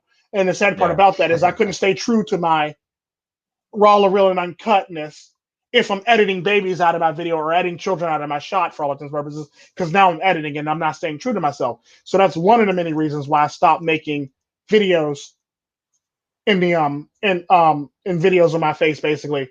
Then I started making videos with just my voice, and I would do video games, or I would do like an older video with me and it basically saying something else totally different. And it was like a really really good editing job because it was like almost like a scary movie where like the specter basically walks up on you slowly, then it runs up on you fast type thing, then it slows back down again. So typically I made my videos like that on purpose, so like it looks kind of funny and it looks kind of cool and it's kind of sort of catchy. So I started doing that, but then like later on it's like I started getting more time, but like even still like I couldn't go back to the raw run and uncut thing for that reason. So that was one of the that was one of that was one of the part one to why I stopped making videos like that. The second reason why I stopped making videos like that is because apparently I was starting to get a bunch of unsettling text messages from people who watch my videos.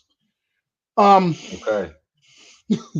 it wasn't bad. It wasn't bad, but it was like one of those things where it's like, okay, yeah, not anymore. Basically, what happened, I talked about this multiple times in my live streams, is I basically had like a couple people that were fans of me, and they were women.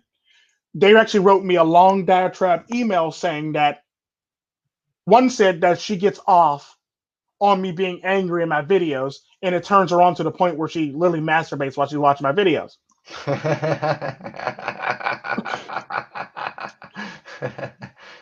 Bit disturbing, but cool. One said that she literally has screenshots of my face in a shrine in one of her rooms. Bit scary, bit sadistic. I'll run with it. However, the thing that was the most, none of that stuff really bothered me. The chick with the shrine to me didn't bother me. The chick that said she masturbated didn't bother me. The one chick that did bother me was a college student. I shit you not, it was a college student. Now she's underage, and this is what bothered me about this. And this was what the part that bothered me. She literally told me, I shit you not, that she always watches my videos, and she literally takes and she takes off her pants, she pulls her pants down, she puts both of her legs up on a table, and she literally plays with her pussy while she's watching my videos. Now you would think, oh, she's a girl, she's a woman, like that should be cool. She's an underage girl. She was like, at the time when she sent me that message, she was about 17. No, little girl, no.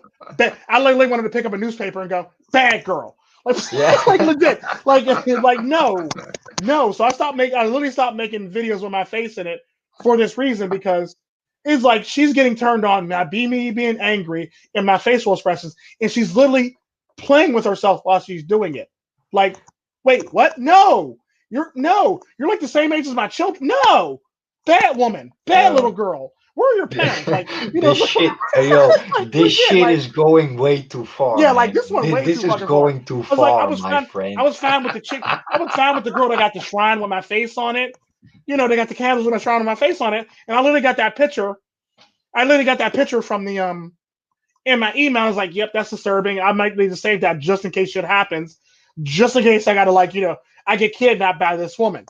And then the other one was like the woman just saying like she literally masturbates to me. That was perfectly normal. Then this 17-year-old girl literally said she puts both her legs, she pulls down her pants, puts both her legs up on her computer desk, and she arches her back.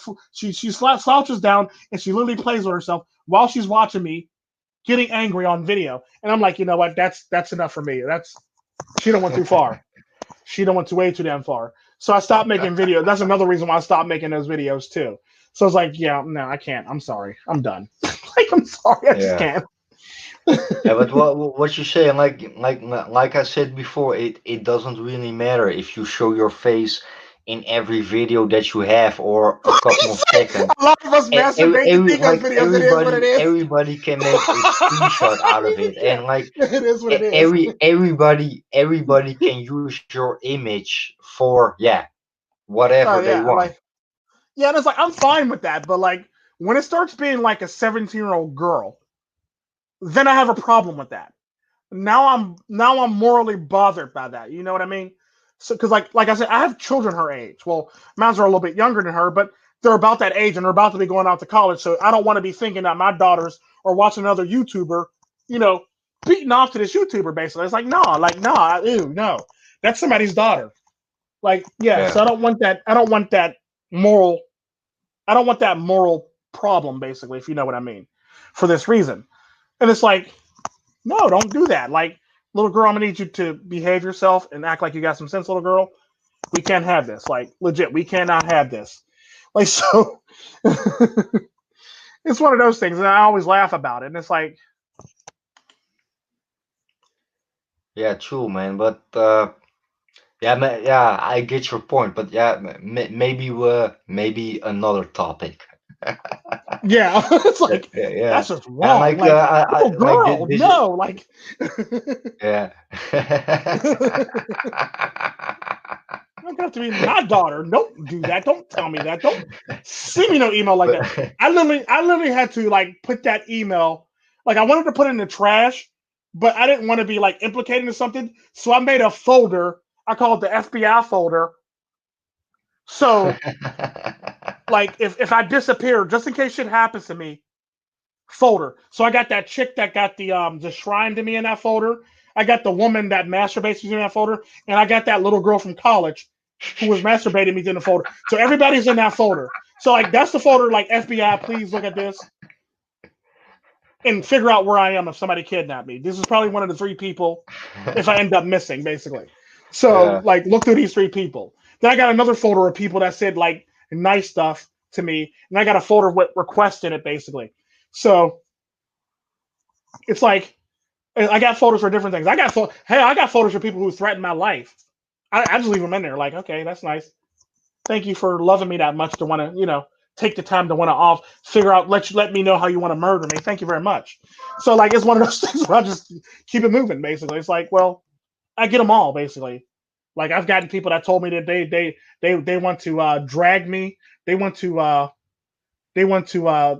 tie me up like an old slave and drag my body from miles down the road until my body, till all the skin and all the tissue rips off of me and my body parts go flying all over the road. Like, cool. I'm glad you got a great imagination. Like, so it's like I've gotten all types of people in my emails, and it's like the funniest thing in the world. And I always look at it and go, obviously, I'm touching the right buttons. If this people feel this strongly about me, I'm touching the right buttons, basically. Yeah, and yeah, without hate, there will never be love, you know. So True, very true. And the sad part about that, some of those people who hate me the most or sub to me and watch my channel religiously. Like, think about that. Like, people who hate you the most, that wish you death upon you, that want to drag your body from miles down the road until like it, till all the skin and tissue comes off and all your body parts go flying all over the place. Literally watch my videos religiously. Like that, like blows my mind. Like you hate me that much, but you still want to watch my videos. Like why? yeah, Or my favorite is the white supremacist guy that says, I hate niggers, but nigger, you're okay with me, and I'm subbing to you. Like, yeah, wait, true. And what? Wait, like I wait, said, what? like I said, I also have, as far as I know, one white supremacist on my channel, and like, do you know what it is, Tico? Like your subscribers, they know you, but you don't know them. Like your Yeah, subscribers, who are those people? yeah. Like I don't know who they are from a can of paint. Hell, I don't know if you're a little girl. I don't know if you're that one girl who I blocked, who sent me that message, who I blocked. Because that's the only person I have blocked on YouTube right now is that girl. I could probably unblock her because she should be about 18 right about now, but or she might be like 18, 19 right about now. But I typically just leave her blocked because that's a chapter in my life where it's like, yeah, no, I don't ever want to have to go through that again. Like, it's one thing if it's a grown ass woman, I'm fine with that. But if for it to be a teenage girl, no, I got a problem with that. Like, I have a serious problem with that. Like, I just can't Yeah, because I have teenage daughters. So I automatically start thinking that little girl could be my little girl, and my little girls are about to go to college very soon here. Like, what? It's one of those things yeah. like, what? Like, that's going to be my daughters. What? No, like, I don't want no girl doing that to me, nor do I want my daughters doing that to another grown ass man. Like, no. Like, yeah, so it's like one of those things where it's like I literally blocked her, and that's the only channel that I have blocked on my whole entire It's the only channel I have blocked on my whole entire YouTube.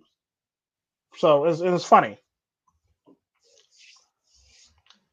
Yeah, true. And like you also gotta realize, like, as a content creator, it doesn't really matter what type of content you produce. Like, there are people that are subscribed to your channel that really admiring you, that really look up to you. But yeah, There like are I said, people. who There are are people that those hate your people? guts. There are people that hate your guts. There are people Also that'll come that, and yeah, comment. There are people that'll come and comment every single. They'll literally look at your name, search for the video that you uploaded, just so they can say hateful things under your thing. And the sad part about that is making content isn't for everybody. You're not always going to get like the blessings and the good graces and all the pleases and all the graciousness of all the people. You're going to get some angry people. You're going to get some mean people. And if it's not for you and you can't handle the negative with the good, making content will never be for you for all intents and purposes. It sucks to say it, but it is what it is. Like it's really not for you if you can't handle all this stuff for all intents and purposes. Like you got to be able to take the good with the bad. You got to be able to take the negative comment. You got to be able to take. Matter of fact, there was a content creator. I'm not going to say his name, because I think he wanted me to keep it quiet. I think he might have told other people, and I'm gonna keep it quiet just for his own personal thing. There was a content creator that literally stopped making content because there was a gay guy that was hitting on him something fierce. So he completely stopped making content after that incident. Like he just closed down his channel, restarted his channel all over again, and never made content again. All because he Okay. was getting hit on by a gay guy. He's like literally being pursued by a gay guy in his comment section, like very hard. Like this gay guy was like very aggressive. Like, you know, Yeah. Yeah, that's fucked up, man. yeah. So like Yeah. he stopped making content altogether.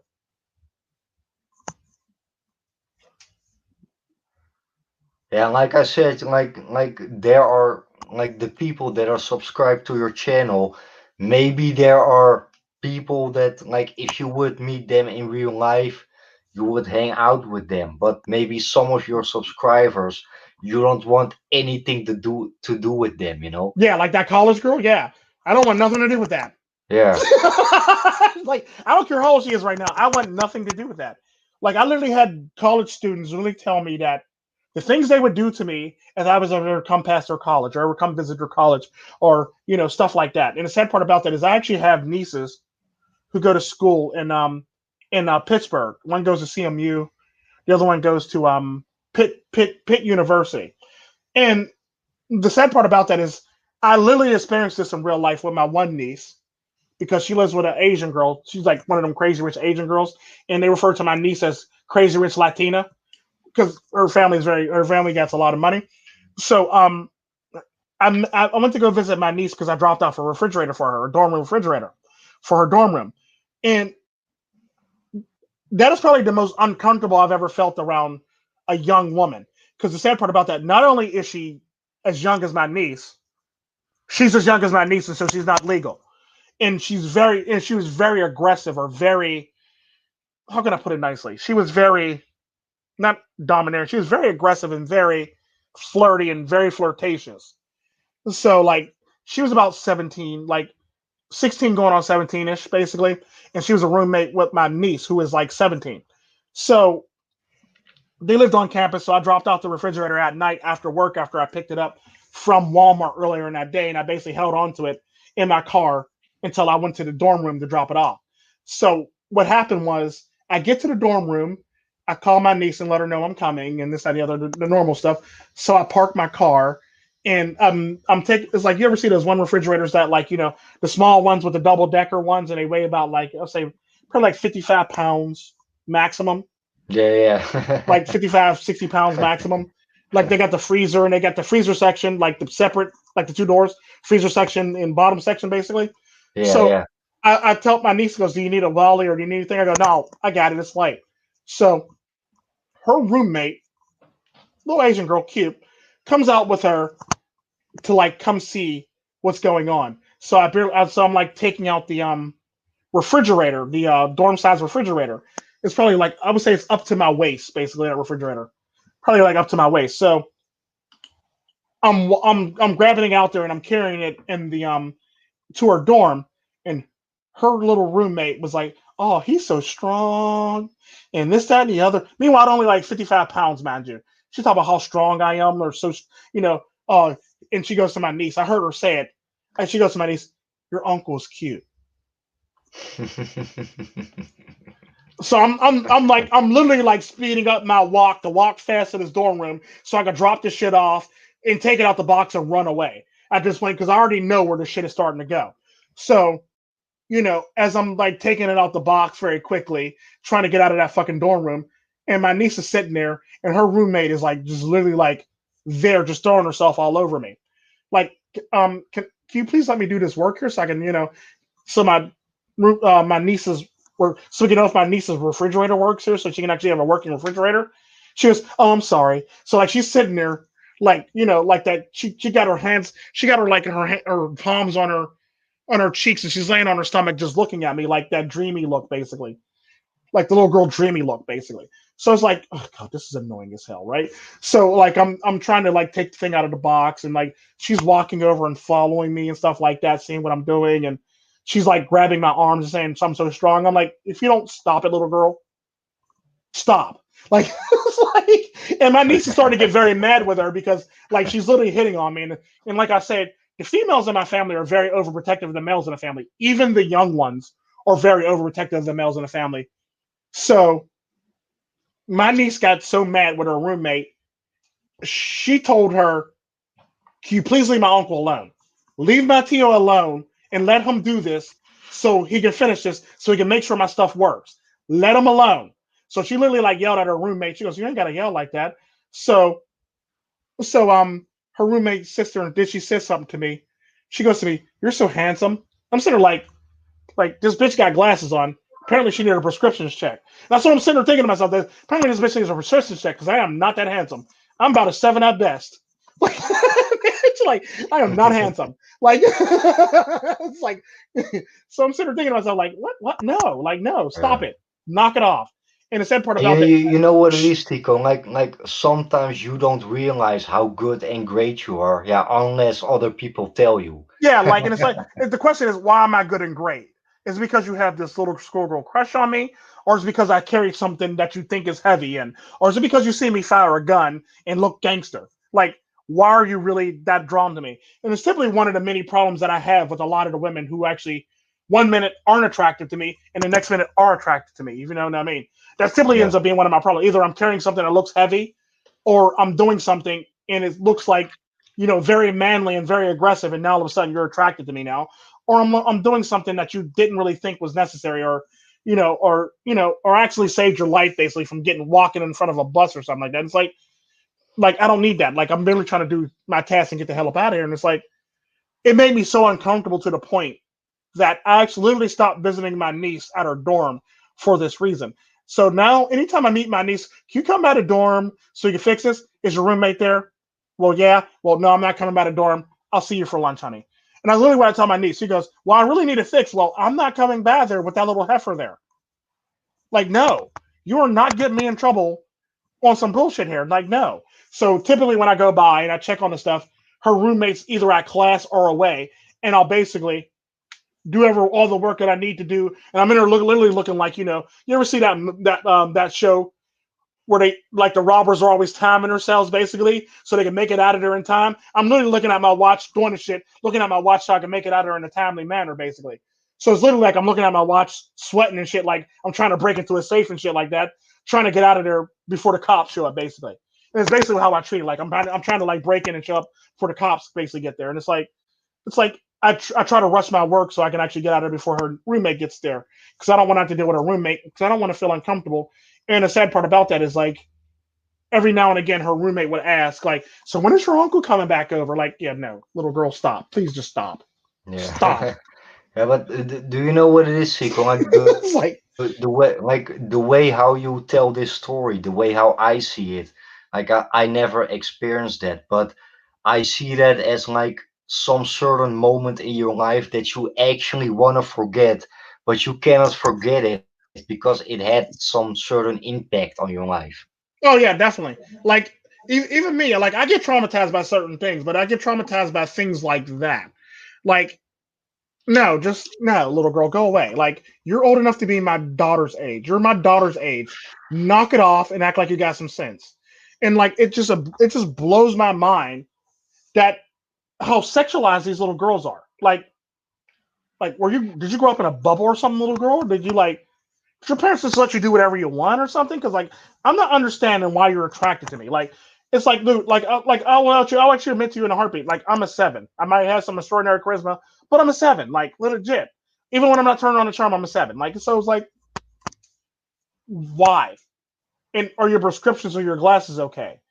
So it's and that's simply how I feel about it. It's like I don't want to be put in a situation where I have to defend myself in any way, shape, or form.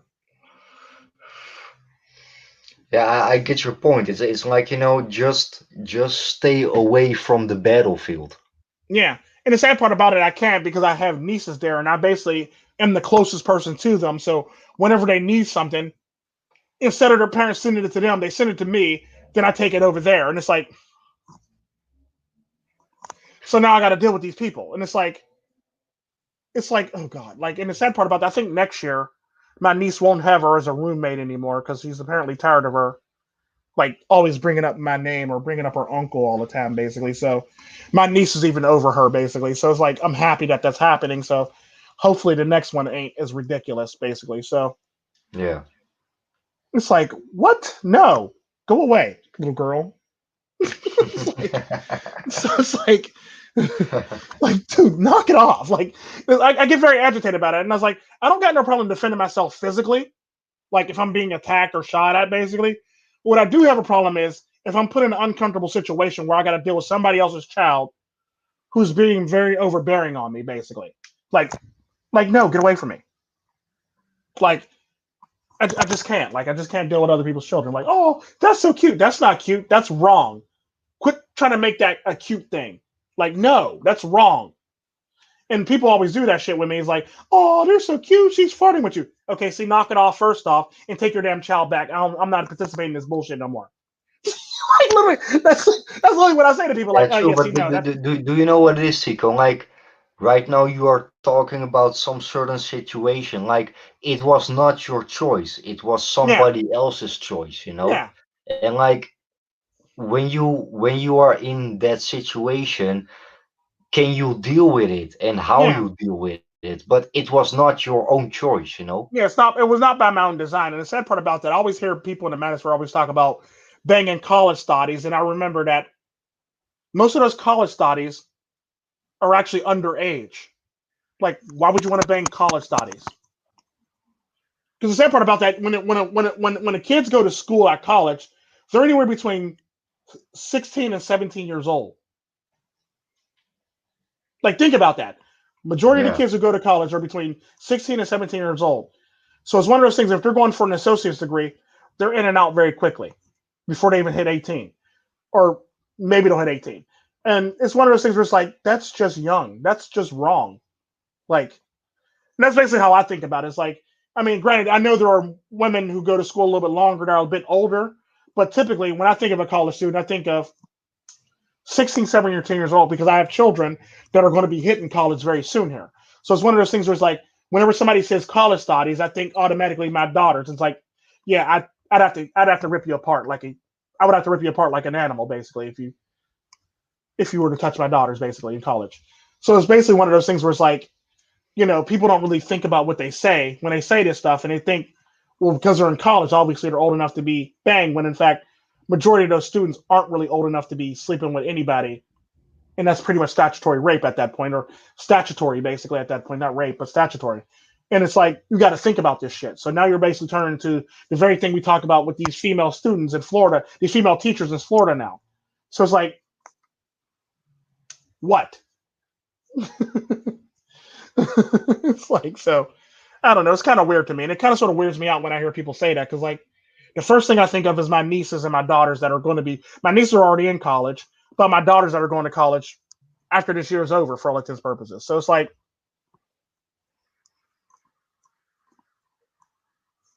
it yeah, just the sounds way wrong how in my you, head. It's yeah, weird. yeah, I get your point, but the way how you are saying this, yeah, I am glad that I do not have daughters, man.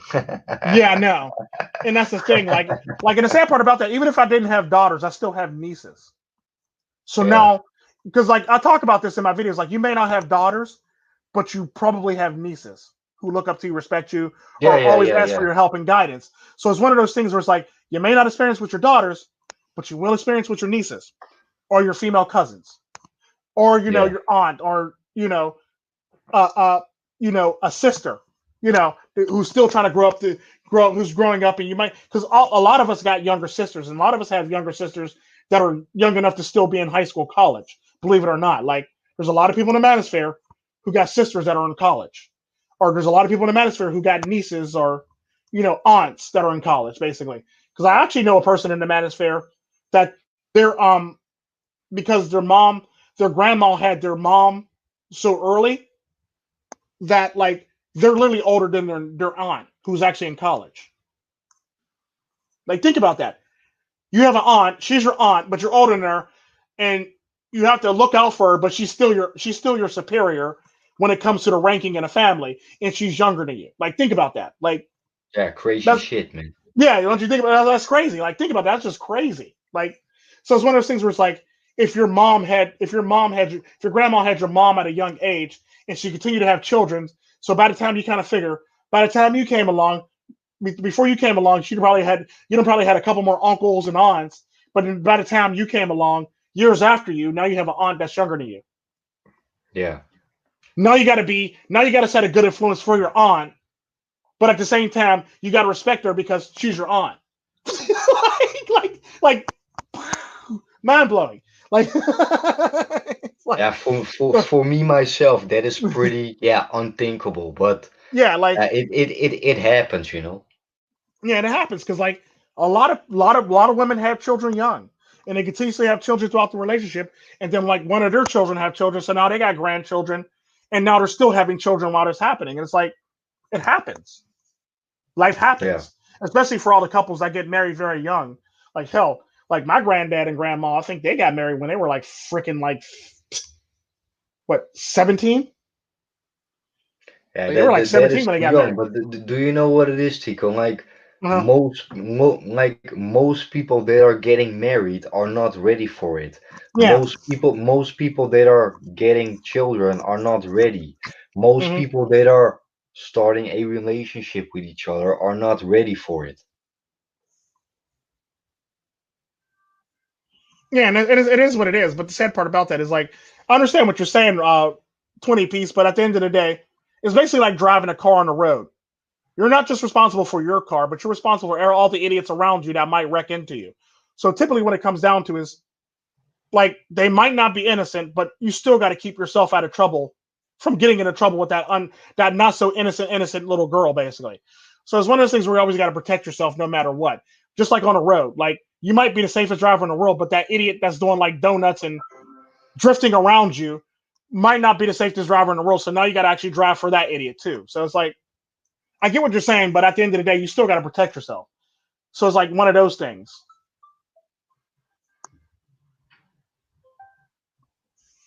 Yeah. So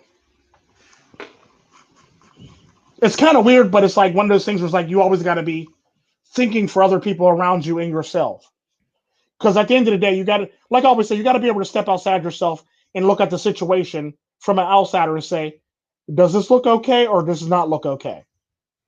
That's basically what I always say about that. Like, you got to be able to step outside yourself and look at yourself from a 360 view and look at it from a spectator's point of view. If the situation Yeah, doesn't too, look man. safe or Like and savory, like you know what it is, Tico? Like you can make a choice to make a certain decision, and when you look at other people, like if you are one of them, then you were thinking like I would make that decision, but maybe that person is not uh at yeah, how should I say that in English? Maybe that person is not capable of making that same decision as you. And you cannot look down on people because they don't have the same possibilities as you. true. And the sad part about that, like, also to elaborate on what you said, basically, when it comes to decision makings, you may not have the tools or be capable of making that same decision as that person too, or they may not have the same capabilities to make the decision that you thought you would have made, or Yeah, the situation might have called for that decision to be made versus the decision that you wanted them to make. So it all depends on the person and the situation and what they have going on for them to make the decisions that they make. Don't get me wrong, people are going to make poor decisions, but not all the decisions that you're going to make is always going to fit that person's situation because different people, different things. Like, good example is, let's just say that little girl. Let's just say if Win was there, she might not have the same interactions as Win. She might be more hostile towards Win. Therefore, my situation, my decision making may not be the same as Win's decision making for that reason. She might look at Win a different way than she looks at me. For all intents and yeah, purposes, it's typically how that works. So it's one of those things where like you got to play it by ear and do it properly so you can understand how to actually play that. Because like I said, because you also got like you may not think you're doing anything wrong because everybody thinks they're not doing anything wrong and everybody always thinks they're doing good. But at the same time, while you're thinking you're not doing nothing good, you got to be able to second guess yourself and step outside yourself and think of it like, okay, how does this look to other people? You see what I'm saying? Yeah, true, but like according to other people, you are never doing it right. Yeah, but the sad part about that is if you can mitigate the how it looks to the point where like you don't got to worry about like legal problems or a backlash or a negative outcome, good, you made the right decision.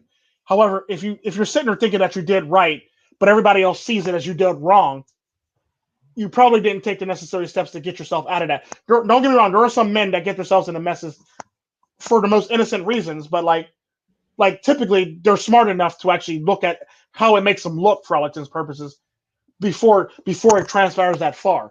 Like a good example of that, I remember when I think 20 Piece did something in somebody's stream about he did something, but then he thought about it. Then he said something. It kind of agitated him, but he thought about how it actually make him look to other people. I can't remember what the exact topic was because I came in the middle of it, but I know he was talking about it, and he thought about how it made him look to the people around him.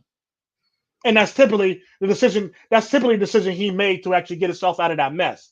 So it's one of those things where it's like, even if he'd have made the decision, it's like, okay, if I make the decision, question is how it looks to all the other people around me. If it looks negative to all the people around me, then I probably want to play this a different way. If it looks positive to other people around me, then I might want to play it this way. It's simply how it works. So it's one of those things where it's like, there's a lot of people that can't do that. And they think that, oh, because I'm doing this, everything's right, or it's going to be all right. When in fact, there's always going to be that person whose perception is off and they're going to paint it in a negative light. So you basically want to be able to cover your bases when it comes to that for that reason, so people can't say negatively that you 100% did this wrong based on their perception. Is what I'm trying to say. Yeah, good points, man. And like, do you know what is, Chico? Like, it doesn't really matter what kind of person you are, or what kind of race, or religion, or nationality, or skin color, or whatever, because, like, at the end of the day, we all got our own way of thinking. I mean, like, it doesn't really matter if you want to be an individual or not. At the end of the day, you are an individual, Mm-hmm. you know? And, like, we like I always talk about, like the matrix within the matrix, a video game within a video game, a simulation within a simulation. Like, if you are really red pilled, you gotta realize everything that you see around you is fake. The only thing that is real is you. Yeah. The only thing you got to worry about in this real that you got to keep safe is you. Everything else, sometimes, most times, don't matter unless somebody's fallen to their death, and you might want to reach out your hand to help them, depending on the person. Like sometimes, even if the person deserves it, every now and again there might be that moral compass in your mind that goes, okay, this is a bit extreme. This person doesn't deserve this type of death, and typically you'll reach out your hand to help that person.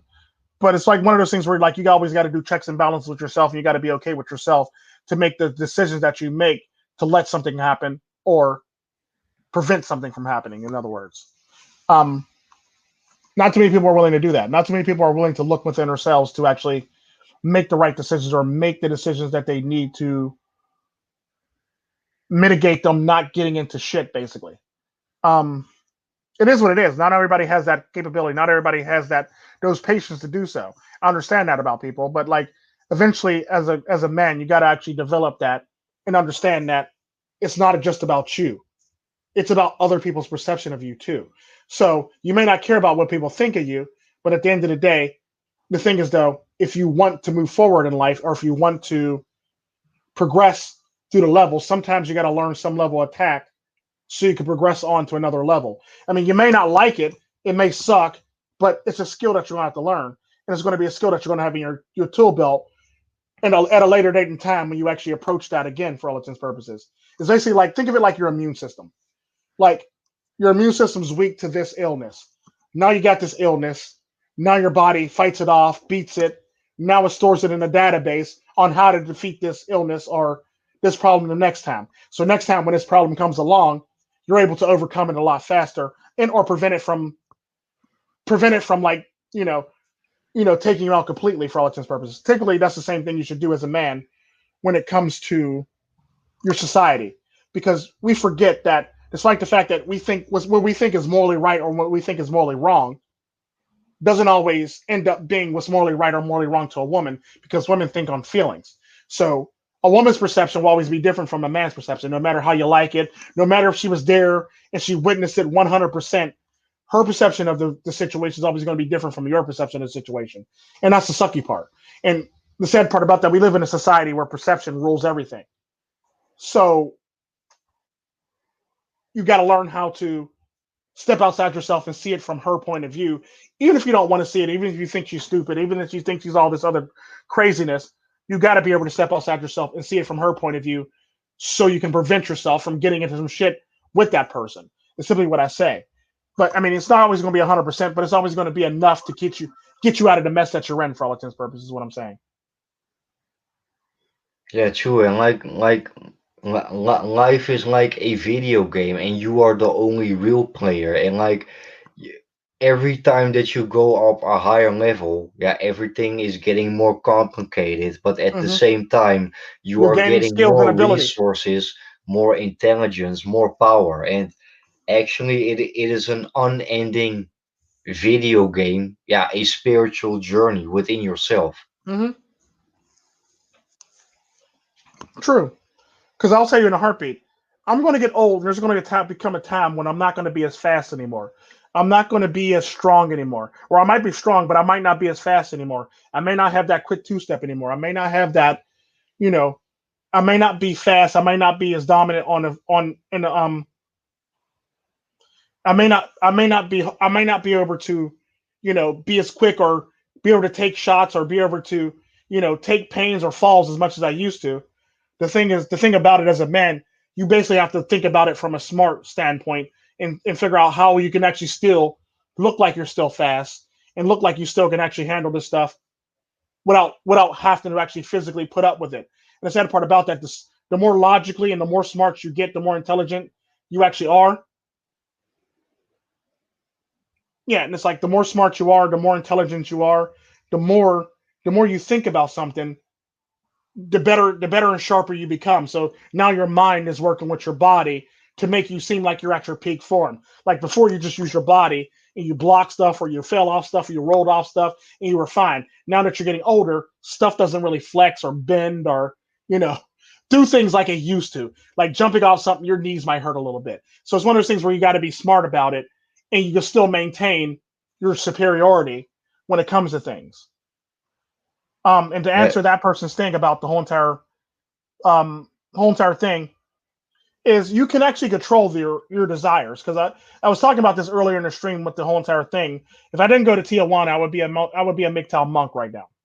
And what I mean by that is like I was able to actually forego sex, no matter what was going on, based on my standards and based on my needs at that point in time in my life. So it don't matter how drunk I get. I'm not one of them guys. I'm not one of them people that blame it on alcohol. I know what I'm doing and I know what I'm capable of, and I know when to cut myself off. So therefore, I'm not finna go home with somebody that's ugly, basically. Because I typically know my surroundings and I always keep track of my surroundings, and I keep track of my drinks just so nobody won't roofie my black ass. But it's typically what it is. It's like it's not it's not hard to actually control things. It's basically nothing more than an impulse. So basically, what it comes down to is your impulse to want to do something. It's basically like a child. If you tell them not to touch something, because you told them not to touch something, they're going to get up and touch it. You see what I'm saying? So basically, as a man, everything is an impulse to you. Like a good example of that is a good example to explain that away is you go out all the time. Uh, you see women with fat asses. Do you always smack the women with fat asses because they got fat asses and they look sweet? Do you always do that? No, because society will thump you very hardly. You see what I'm saying? So you have enough discipline not to do it. It's just the fact that you can't always let your desires actually overtake you. Because I could literally go outside and literally start smacking women in the asses left and right, and I'm probably going to get in trouble for that shit. The sad part about that is you don't even have to be older to do it. You can basically all you really have to do is have enough discipline to do it. Like a good example, I know kids who are 17 who take martial arts who have a shit ton of discipline who won't go out and get into stupid shit. because they have a shit ton of discipline and they can control they have enough discipline to actually control what they got going on. So what it comes down to is structure. Do you have enough structure to mitigate to actually impose your discipline on somebody else for all intents and purposes? So yeah, to a certain extent, there are a lot of men who lack impulse control and they fall for this stuff. There's a lot of men who are younger who can actually do it. So it's one of those things where it's like, what are you willing to do and what are you willing to not do? Because it'd be no different than like, stealing from the store. Just because you see something you like, you can't afford it. Do you just pick it up and put it in your pocket anyway? No. So if you have the impulse control to control that, then why don't you have the impulse control to control yourself from overindulging? You see what I'm saying? So it's one of Yeah. those things. So like a good example, me and Garuda was talking about drinking earlier today in a stream. The sad part about that, it's not about what you're drinking. It's about, are you able to control what you're drinking and not overindulge in what you're drinking? Like, I'll tell you in a heartbeat, I drink probably I'll probably drink like 5 drinks a week altogether. 5 drinks in a week. And typically I only do it on one day where I'll have people over and I'll be drinking. But typically I have this rule of thumb with, if I'm out at dinner and I'm going to drink, my children cannot sit at the same table as me. They have to sit at their own table. So I'm very respectful to my children. So typically I won't drink in front of my children or I won't drink in front of my nieces or nephews because I have enough respect for my nieces and nephews just in case shit happens and all the adults are too drunk that one of them won't end up in a situation where it could have been prevented had we had not been drunk. You see what I'm saying? So Yeah, typically, yeah, show, yeah, giving a good example to them, you know? yeah. So I set a good example for my nephews and nieces for that reason. So if everybody else is drinking, I'm not drinking. It's basically like the designated driver.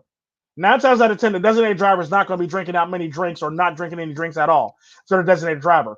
So you got to have somebody with good discipline or impulse control. Because the sad part about that, all designated drivers aren't old. I've met some designated drivers that are like 21, 22, 17, 18, and they don't get into trouble. So it's one of those things where it's like, there's always somebody your age that actually has enough discipline not to overindulge in the stuff that you're doing. And there's always that person that's not willing to, you know, fuck up their lives based on, driving home drunk for all intents and purposes or driving home high. So it all comes down to discipline and, how much it's going to cost you too. Because typically a lot of people go, well, if I drive drunk, I could lose my license and I drive for a living. Now there goes my way of life. And there's some people that would go, well, I have a special needs child, or I don't have one, but like I know a woman. Matter of fact, I dealt with a woman who didn't like. I dealt with a woman that didn't fully think this through. She got pulled over in a DUI check. She got pulled over in a DUI, and she had a special van for children that need wheelchairs, basically, and her child with special needs. So this woman literally drove drunk. Not only she drove drunk, she hit a police cruiser and drove through the police station wall. No. I shit you not. I shit you not. Literally took out a police cruiser and a police station wall, and damn near killed some police sitting at their desk. Okay, cool. So she's sitting here, and now all of a sudden, out of nowhere, that she's getting blood work done for illegal alcohol. Now she's starting to regret her choices. This is typically what happens to women. They don't regret their choices until after the fact. They don't really fully weigh stuff or think about stuff until after the damage is done. So basically, what she had going on was she had divorced her husband, got full custody of her child. Her child is a special needs child. So now she got to take her children back and forth to court to their appointments. And now she's facing losing her license if she was driving drunk and possibly going to jail for, government property damage and taking out a police cruiser and injuring a police officer. So it's like one of those things where it's like she didn't fully think this through up until now. She got to do this legal alcohol, and now she's starting to cry, and now the weight in the world. You can see the weight of the world on her chest and in her eyes. She literally started bawling. Oh, I can't believe I did this. I'm so sorry. Can we not do this? I got a child that I need to. And she's literally crying and bawling her eyes out to this. And it's like, I don't feel bad for her because I'm a party merely collecting the blood. I'm a party not attached to the police officers in the police department who's collecting his blood for legal purposes. So my job is to collect his blood, put it in a natural, put it in an envelope that it needs to be in, seal it up, make sure it's written down properly, and write on the proper chain of custody, basically, on the thing. That's all my job is. I don't care about this woman. I don't care what she got going on. That's my job. Now the police officer goes, I shit you not. The one male police officer was simping for this woman. Oh, maybe it won't be that bad, and this, that, and the other, and this, that, and the other. The female police officer, on the other hand, was savage as fuck. Well, maybe you should have thought about that before you got in the car and had a couple drinks. I shit you not. She literally destroyed the. But come on, be this. Because the sad part about it, what people fail to realize about women in this society is women as judges are harder on women in a society when they have to face a woman. Women are harder on women than men are on women because women will actually give a woman a slap on her wrist, whereas another woman judge would actually literally damn near try to throw the book at a woman and decapitate a woman. And this is typically one of those things that people always overlook when it comes to judges and women for all intents and purposes. Just because they have group think, that don't mean they won't take a bitch out. You see what I'm saying? So it's one of those things that Yeah. we forget about. Like this woman was literally like OP savage. Like I don't know if this woman like stole her man, like kissed her boyfriend, ran over her cat, kicked her dog, hit her police cruiser. I don't know what this woman did to this woman for this woman to be the savage with this woman. But I understood where she was coming from, and it was like I'm glad that she actually said something, except for her simping as her partner, basically. So it's one of those things where it's like she literally told her, "Well, you should have thought about that before you got in the car and went out and drank." Like, woman was destroyed. Like this woman literally collapsed to the floor and just like damn near passed out and had like hyperventilated and everything. And it's like, I'm gonna lose my son and I got custody. Like it's like, okay, lady, you should have thought about this before you got in the car. Yeah, true, but like what you know what it is, Tico? Like when people are doing things, like always think about the consequences. Like if you are like you can do something because you want it, but What is the outcome and is what it is the also fallout and a the good consequences to it? idea Yeah. to do it? Is it a good idea? Is it proper? Do you think you can probably do this without, some casualties or, quite possibly implement yourself as a criminal, basically? Like, you got to think of all this stuff. And the sad part about that is a lot of women, majority of women, don't really think about this stuff until it's too late. A lot of men think about this stuff before it happens. But then we also got a lot of men who are entitled, who grew up spoiled, who got everything they wanted and got their way.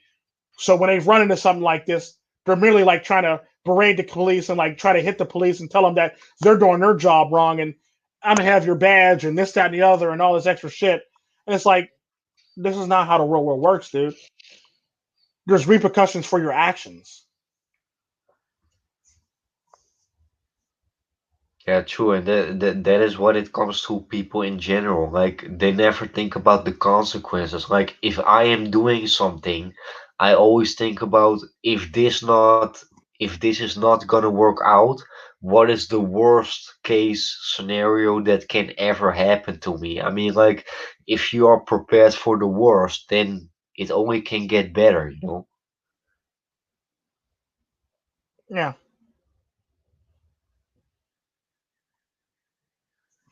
Um. Yeah, and that's like really much all you really have to worry for. Like, what is the repercussions and consequences? What are they? What are we the fallout to with your decision you make? And the sad part about that is it is what it is. Like you have to actually be able to make these proper decisions. It's like you may not want to, but you may have to protect yourself from stupidity. Is what it really is. And the sad part about that, it may not be your to your liking. It may not be what you want, but it is what you need at that point in time in your life to make it so that you're not getting yourself into trouble. You're not getting implicated in some type of ridiculous crime or some type of anything that can affect you negatively. So it's one of those things where like you literally have to continuously spot check this shit so you won't get yourself into a mess. And that's all I ever ask for men when it comes to men. Like you got to be able to better yourself. It's like you may not care, but there's somebody around you who probably don't care just as much as you and probably wants to take you down. So now you have to think for that person that wants you dead or gone or out of the way for all intents and purposes. And this is typically where a lot of men forget about this stuff. That just because you're MGTOW, just because you're red pill, that don't mean that that person don't want your demise brought upon you for all intents and purposes. And we forget about this and we get kind of cocky and we forget that there's other people that want our downfalls. There's other people that want to laugh at our downfalls and want to see us down and want to kick us while we're down. And you got to remember that shit when you go into everything that you do, especially when you're red Yeah, pill true. And raging. like what I said, for me, MGTOW is a choice and not an escape. Yeah, it's a choice. It's a choice. And the sad part about that, it could be a temporary choice for you. It could be a permanent choice for you. The choice is yours. Now, I may not be MGTOW, but I come from the Spanish Manosphere, and us red pills and MGTOWs are very, very close together. We have a tight knit group of people for all intents and purposes, and we're always there for each other. We're always there to lean on each other and do everything. What's up, MGTOW from Indonesia? We always do stuff for each other. We always got each other's back no matter what's going on because it's that community unity for all intents and purposes. So it's one of those things that you have to worry about and have to wonder about and have to keep in mind when you do things. It's like, how is this making me look? Okay, I may not care how this is making me look. Okay, we'll just say fine. You don't care how it makes you look because you're a badass. Question is now, how is it making other men in the manosphere around you look?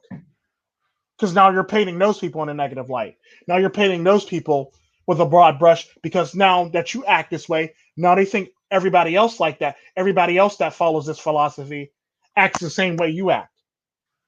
This is how we Yeah, get this broad brush generalization on, well, he's like that, so obviously they're all like this.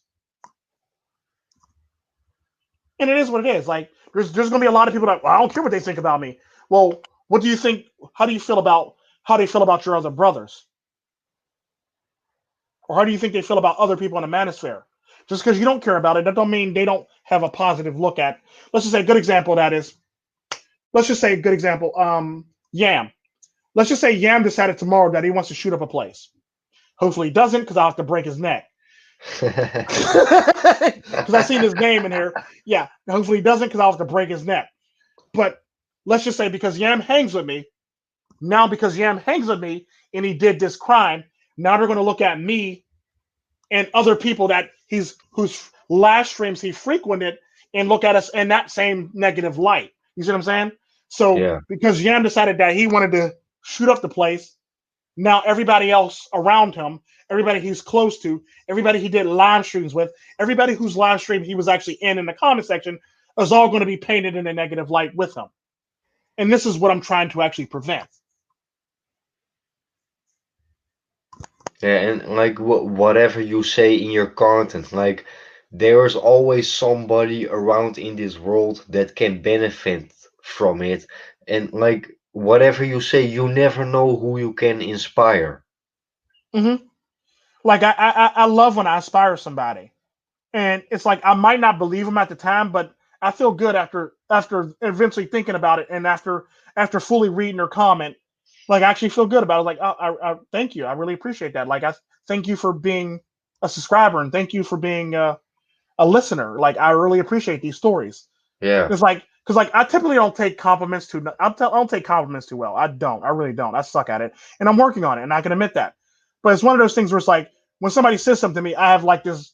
First, when I read it, I have this doubt. Like if you say something positive to me, I have this doubt in my mind. Like, what do you want? What do you really want? You want something, obviously, and that's simply how I approach a lot of my stuff. Then when I actually start reading it and start understanding where you're coming from, then it's like, okay, maybe he doesn't want anything. Maybe he's very sincere about this, and maybe I should like return the response like thank you very much or something like that.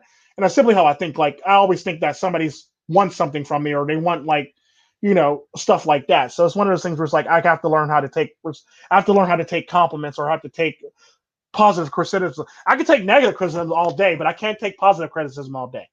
So it's one of those things where it's like, okay, I got to work on that. And I will admit I got to work on it. Like I said earlier in the stream, I have a problem with being emotionally unavailable in every single aspect of my relationships. Like I'm always emotionally unavailable. And it's one of those things where it's like, I got to work on as a human being and I can admit that.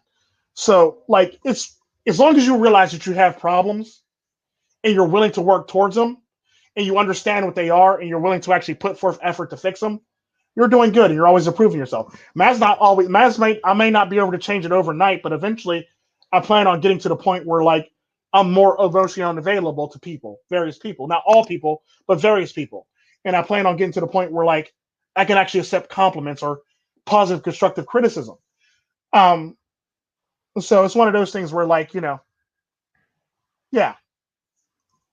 Yeah, but you said something about positive criticism, like positive criticism that doesn't motivate you to become a better version of yourself.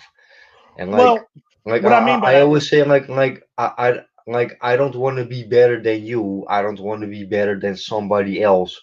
No, I want to be better than that person that I was yesterday. yesterday. Yep.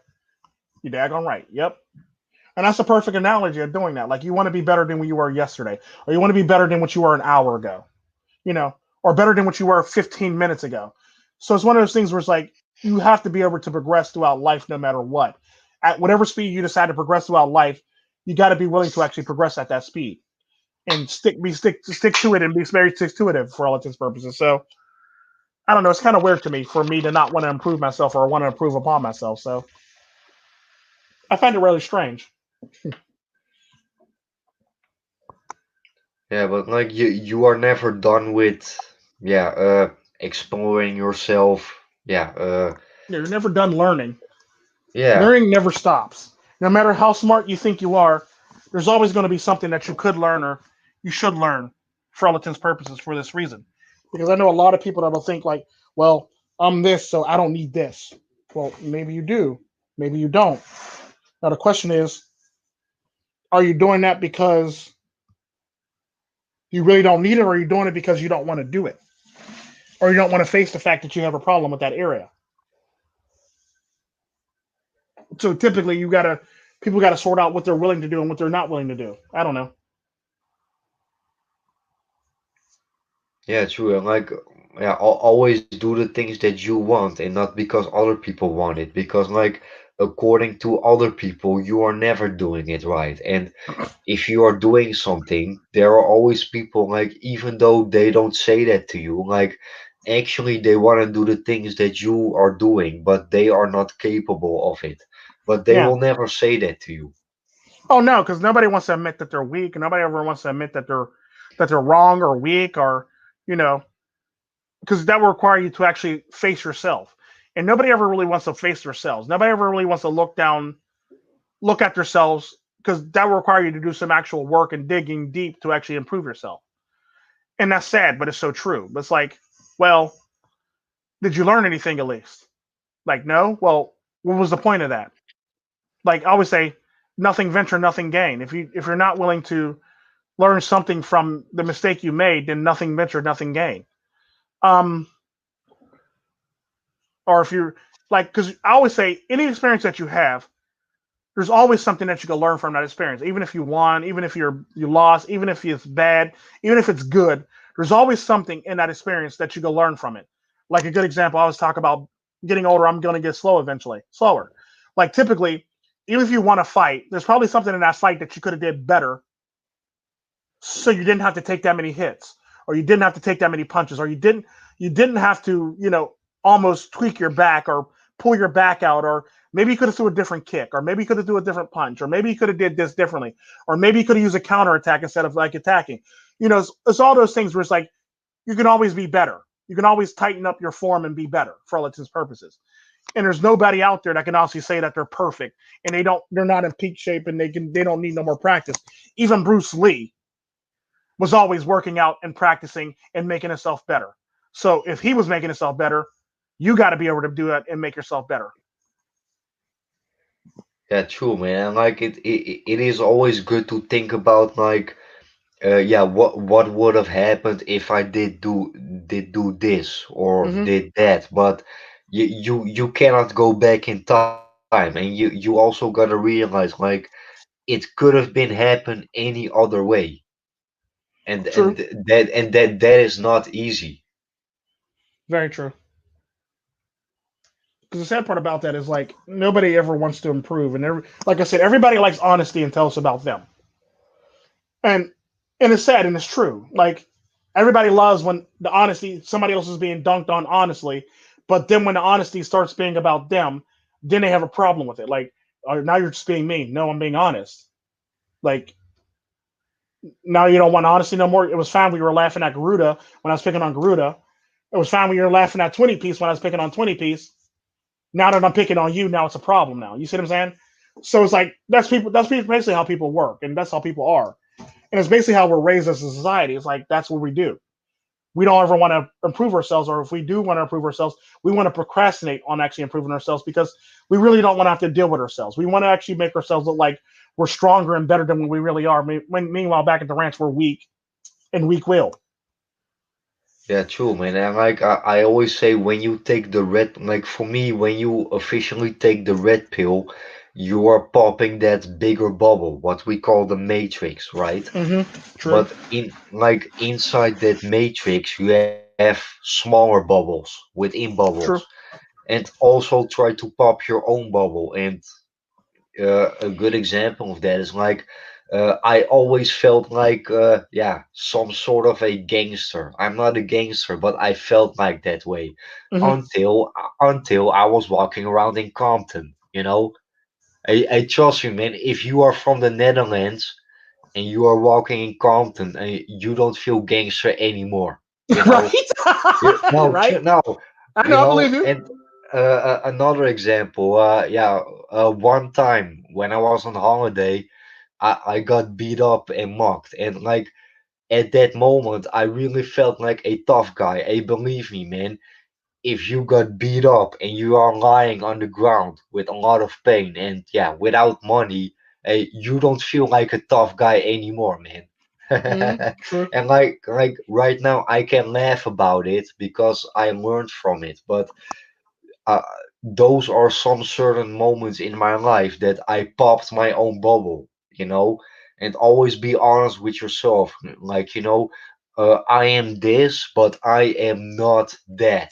And if you think that you are that at some certain moment in your life, you are falling down, man. So pop True. your own bubble. Definitely. You always got to pop your bubble. Hell, I do spot checks on myself all the time. Like even in my live streams, I think I'm going.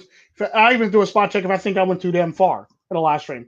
And sometimes I'll do a spot check if I think I'm being mean or if I think I'm doing something that was unnecessary. I'll do a spot check on myself. I always do spot checks on myself. Hell, I do spot checks on myself in real time. Like even in Yeah, live streams, I'll do a spot check on myself. So it's like because if you don't do a spot check on yourself, you'll literally let yourself go unchecked.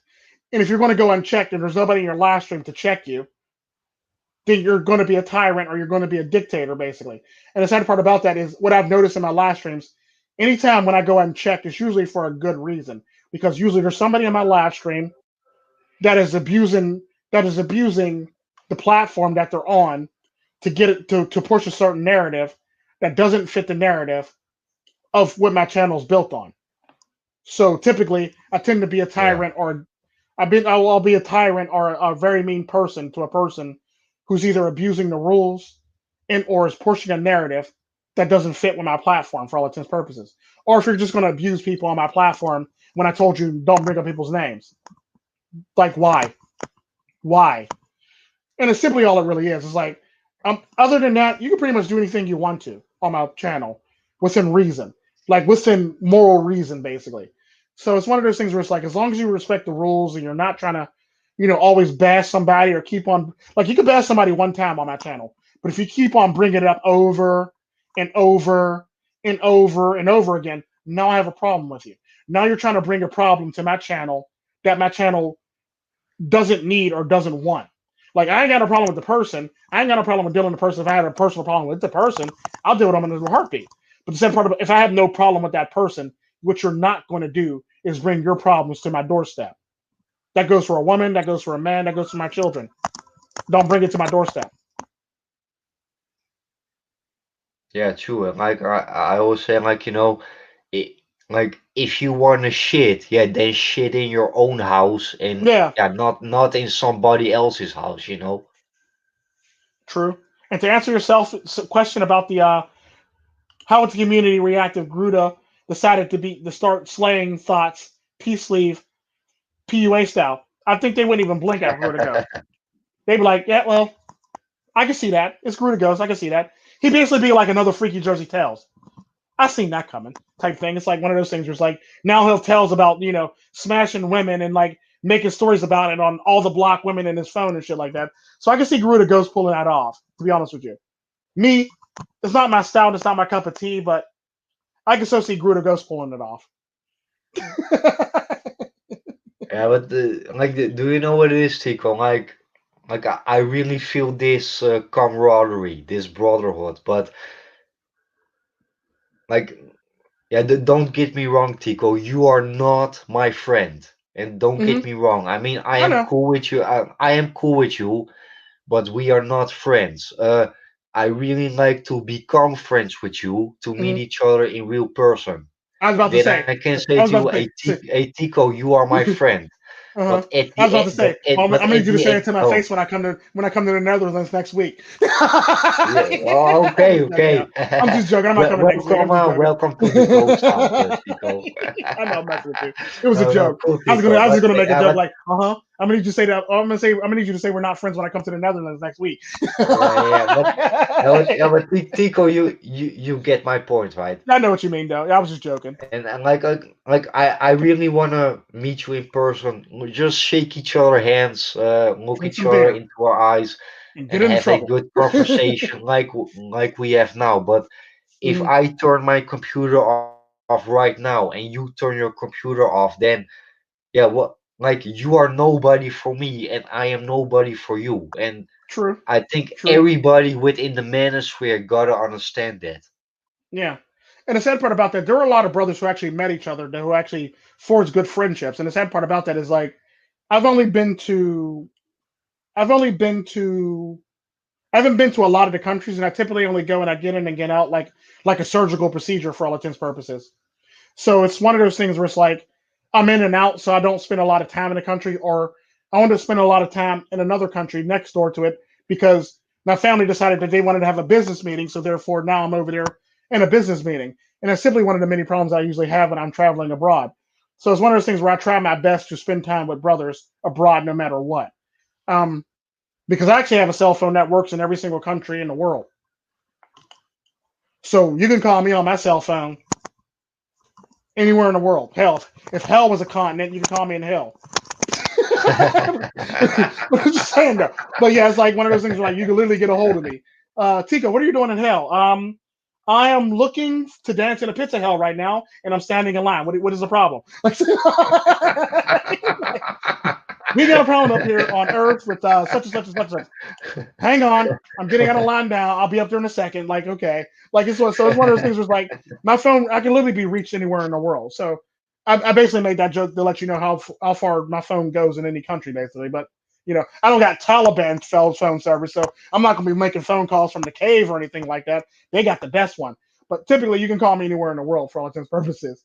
Um, but Yeah, it is what it is. Like, so I'm one of the people. My number works anywhere, and I can actually make phone calls to anybody in the world. So like, yeah, if I ever say something in a video and you happen to catch a glimpse of it and happen to be in your neck of the woods, feel free. Hell, I even got my Discord works in another country. I'll even see your Discord message saying, "Guess who's in your part of town?" Yeah, and I'll basically let you know. So it's like, it's like yeah, it's totally up to you. Like, and it's like I'm the coolest person in the world. I'm not the most evilest person in the world, and I'm not going to say I'm a godly person, but I'm typically an even kill person. So I'm not as dangerous as everybody. Well, I am as dangerous as everybody makes me to be, but I'm only as dangerous as you're willing to push me for all intents and purposes. So it's one of those things. I'm a very even kill person, and I'm all about having fun and chilling and living life. yeah. But hey, Tico, I can talk with you for hours and hours, but for me it's almost 5 o'clock in the morning now. But yeah, one little small any traveling plans, Tico? Yeah, besides that COVID-19 bullshit. Well, I pretty much have free reign to travel anywhere because I've been traveling a lot, but I do plan on like going to Europe very soon here. So I do plan on actually being in the Netherlands in the next 5 6 months. So yeah, I plan on going to Montana because somebody wants to go to Montana to go for a camping experience. So I simply got to take my family to go camping in Montana. So after I'm done with that, I plan on going to the Netherlands within the next, what, 5 6 months. To be honest with you, I don't know when exactly, but I plan on going because I just plan on going to experience the life there in the Netherlands and stuff like that. So you'll be the first person to know before everybody else. If that is true, a cool Tico. But yeah, but are you really sure? Can you leave your own country from the United States Oh because of yeah, I that can. Yeah, I COVID-19 can. bullshit? I have free reign to leave country because like I leave the country quite often. I either go to Canada, I'll go to Mexico, I'll go to Costa Rica, I've been to Colombia, I've been to Jamaica. I pretty much left the country multiple times. Hell, I've been in Albania what like 3 times already during COVID. So it's one of those things where it's like I can do it. The question is, do I have the time or something like that, or do I really need to be there? But I do plan on going to the Netherlands because I actually got to meet up with a friend who I've been talking to online, and I got to meet up with a person that I met via working as a temp, basically. So Yeah, because actually my plan is like, yeah, my plan is to go to Philadelphia next year around June, July. And nice. like even though it's about 8 or 9 months, I already checked out about yeah how much money it's gonna cost me to go there. I already checked about a couple of hotels, but actually the only thing that is stopping me is that COVID-19 19, bullshit. yeah. So Well, yeah, because the sad part about that, a lot of people aren't allowed to travel. And the sad part about that, because my family has a family business, it affords me the right to travel even during the COVID 19. So that's one thing that I can say about having a family yeah, business is like it affords me the right to travel even during a lockdown because I can always have an excuse to be in a country for any reason, for any way, shape, or form. So that's the thing that I love about having a family business. I can be like, well, I got a business meeting in the Netherlands. So if you want me to, so if I would like my business to flourish and you would not like me unhappy, I would suggest you let me go. Typically, that's what I'll do. I'll pretty much use the family business in a heartbeat to go travel somewhere. Care. It's like yeah.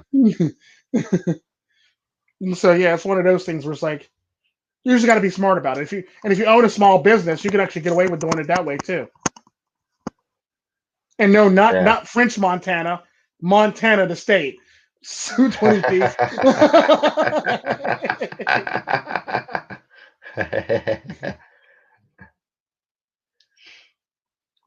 Mm-mm-mm. Hey, but Tico, it's for me. It's now 5 o'clock in the morning. I'm starting to get tired. You wanna say something before we go? Um, be good to yourselves, improve upon yourselves, and make yourself the better version of yourselves. Treat yourselves like milk do not bespoil yourselves. And always keep an open mind and be willing to listen to opposing arguments, even if you hate their guts or don't like them, because it always keeps your mind flexible, so you can always argue with them in a debate if you need to, or take on some new information that you might not have had before, just in case they might say one thing smart. That's about it. Yeah, nice words, man. Yeah, sorry, nice words, man. This was yeah, Ghost and Sadist, Chapter 5. Yeah, Definitely. Ghost Sadism. Double G and double T. Uh, GT supremacy. Hail to the chief. Hail to the chief and salute the general. It's MGTOW worldwide, forever red until dead. Yo, True Tico, story. thank you a lot. Always For a me, pleasure. this was the longest live stream that I did until so far. Really? 5 hours. Wow, God damn, really? bro. Yeah, shit, man. Wow. But always feel free to download this stream, repost it, whatever you want, man. Okay, cool. Oh well, I'll probably put it on the Black Pill Sadist channel. Yeah, cool, man. Hey Tico, I'm gonna take a shower and then I'm gonna go. Sorry, fuck. It's fine. I'm gonna take a shower and then I'm gonna go to sleep. So we're gonna talk to each other again, bro. Anytime, anytime. Doors always open for you. Definitely. Yeah, thanks, man. It's always a Hey pleasure. Tico, have a good day. Good luck with everything, and Good I am morning and good ghosting night to out you. now, guys. Peace. Peace.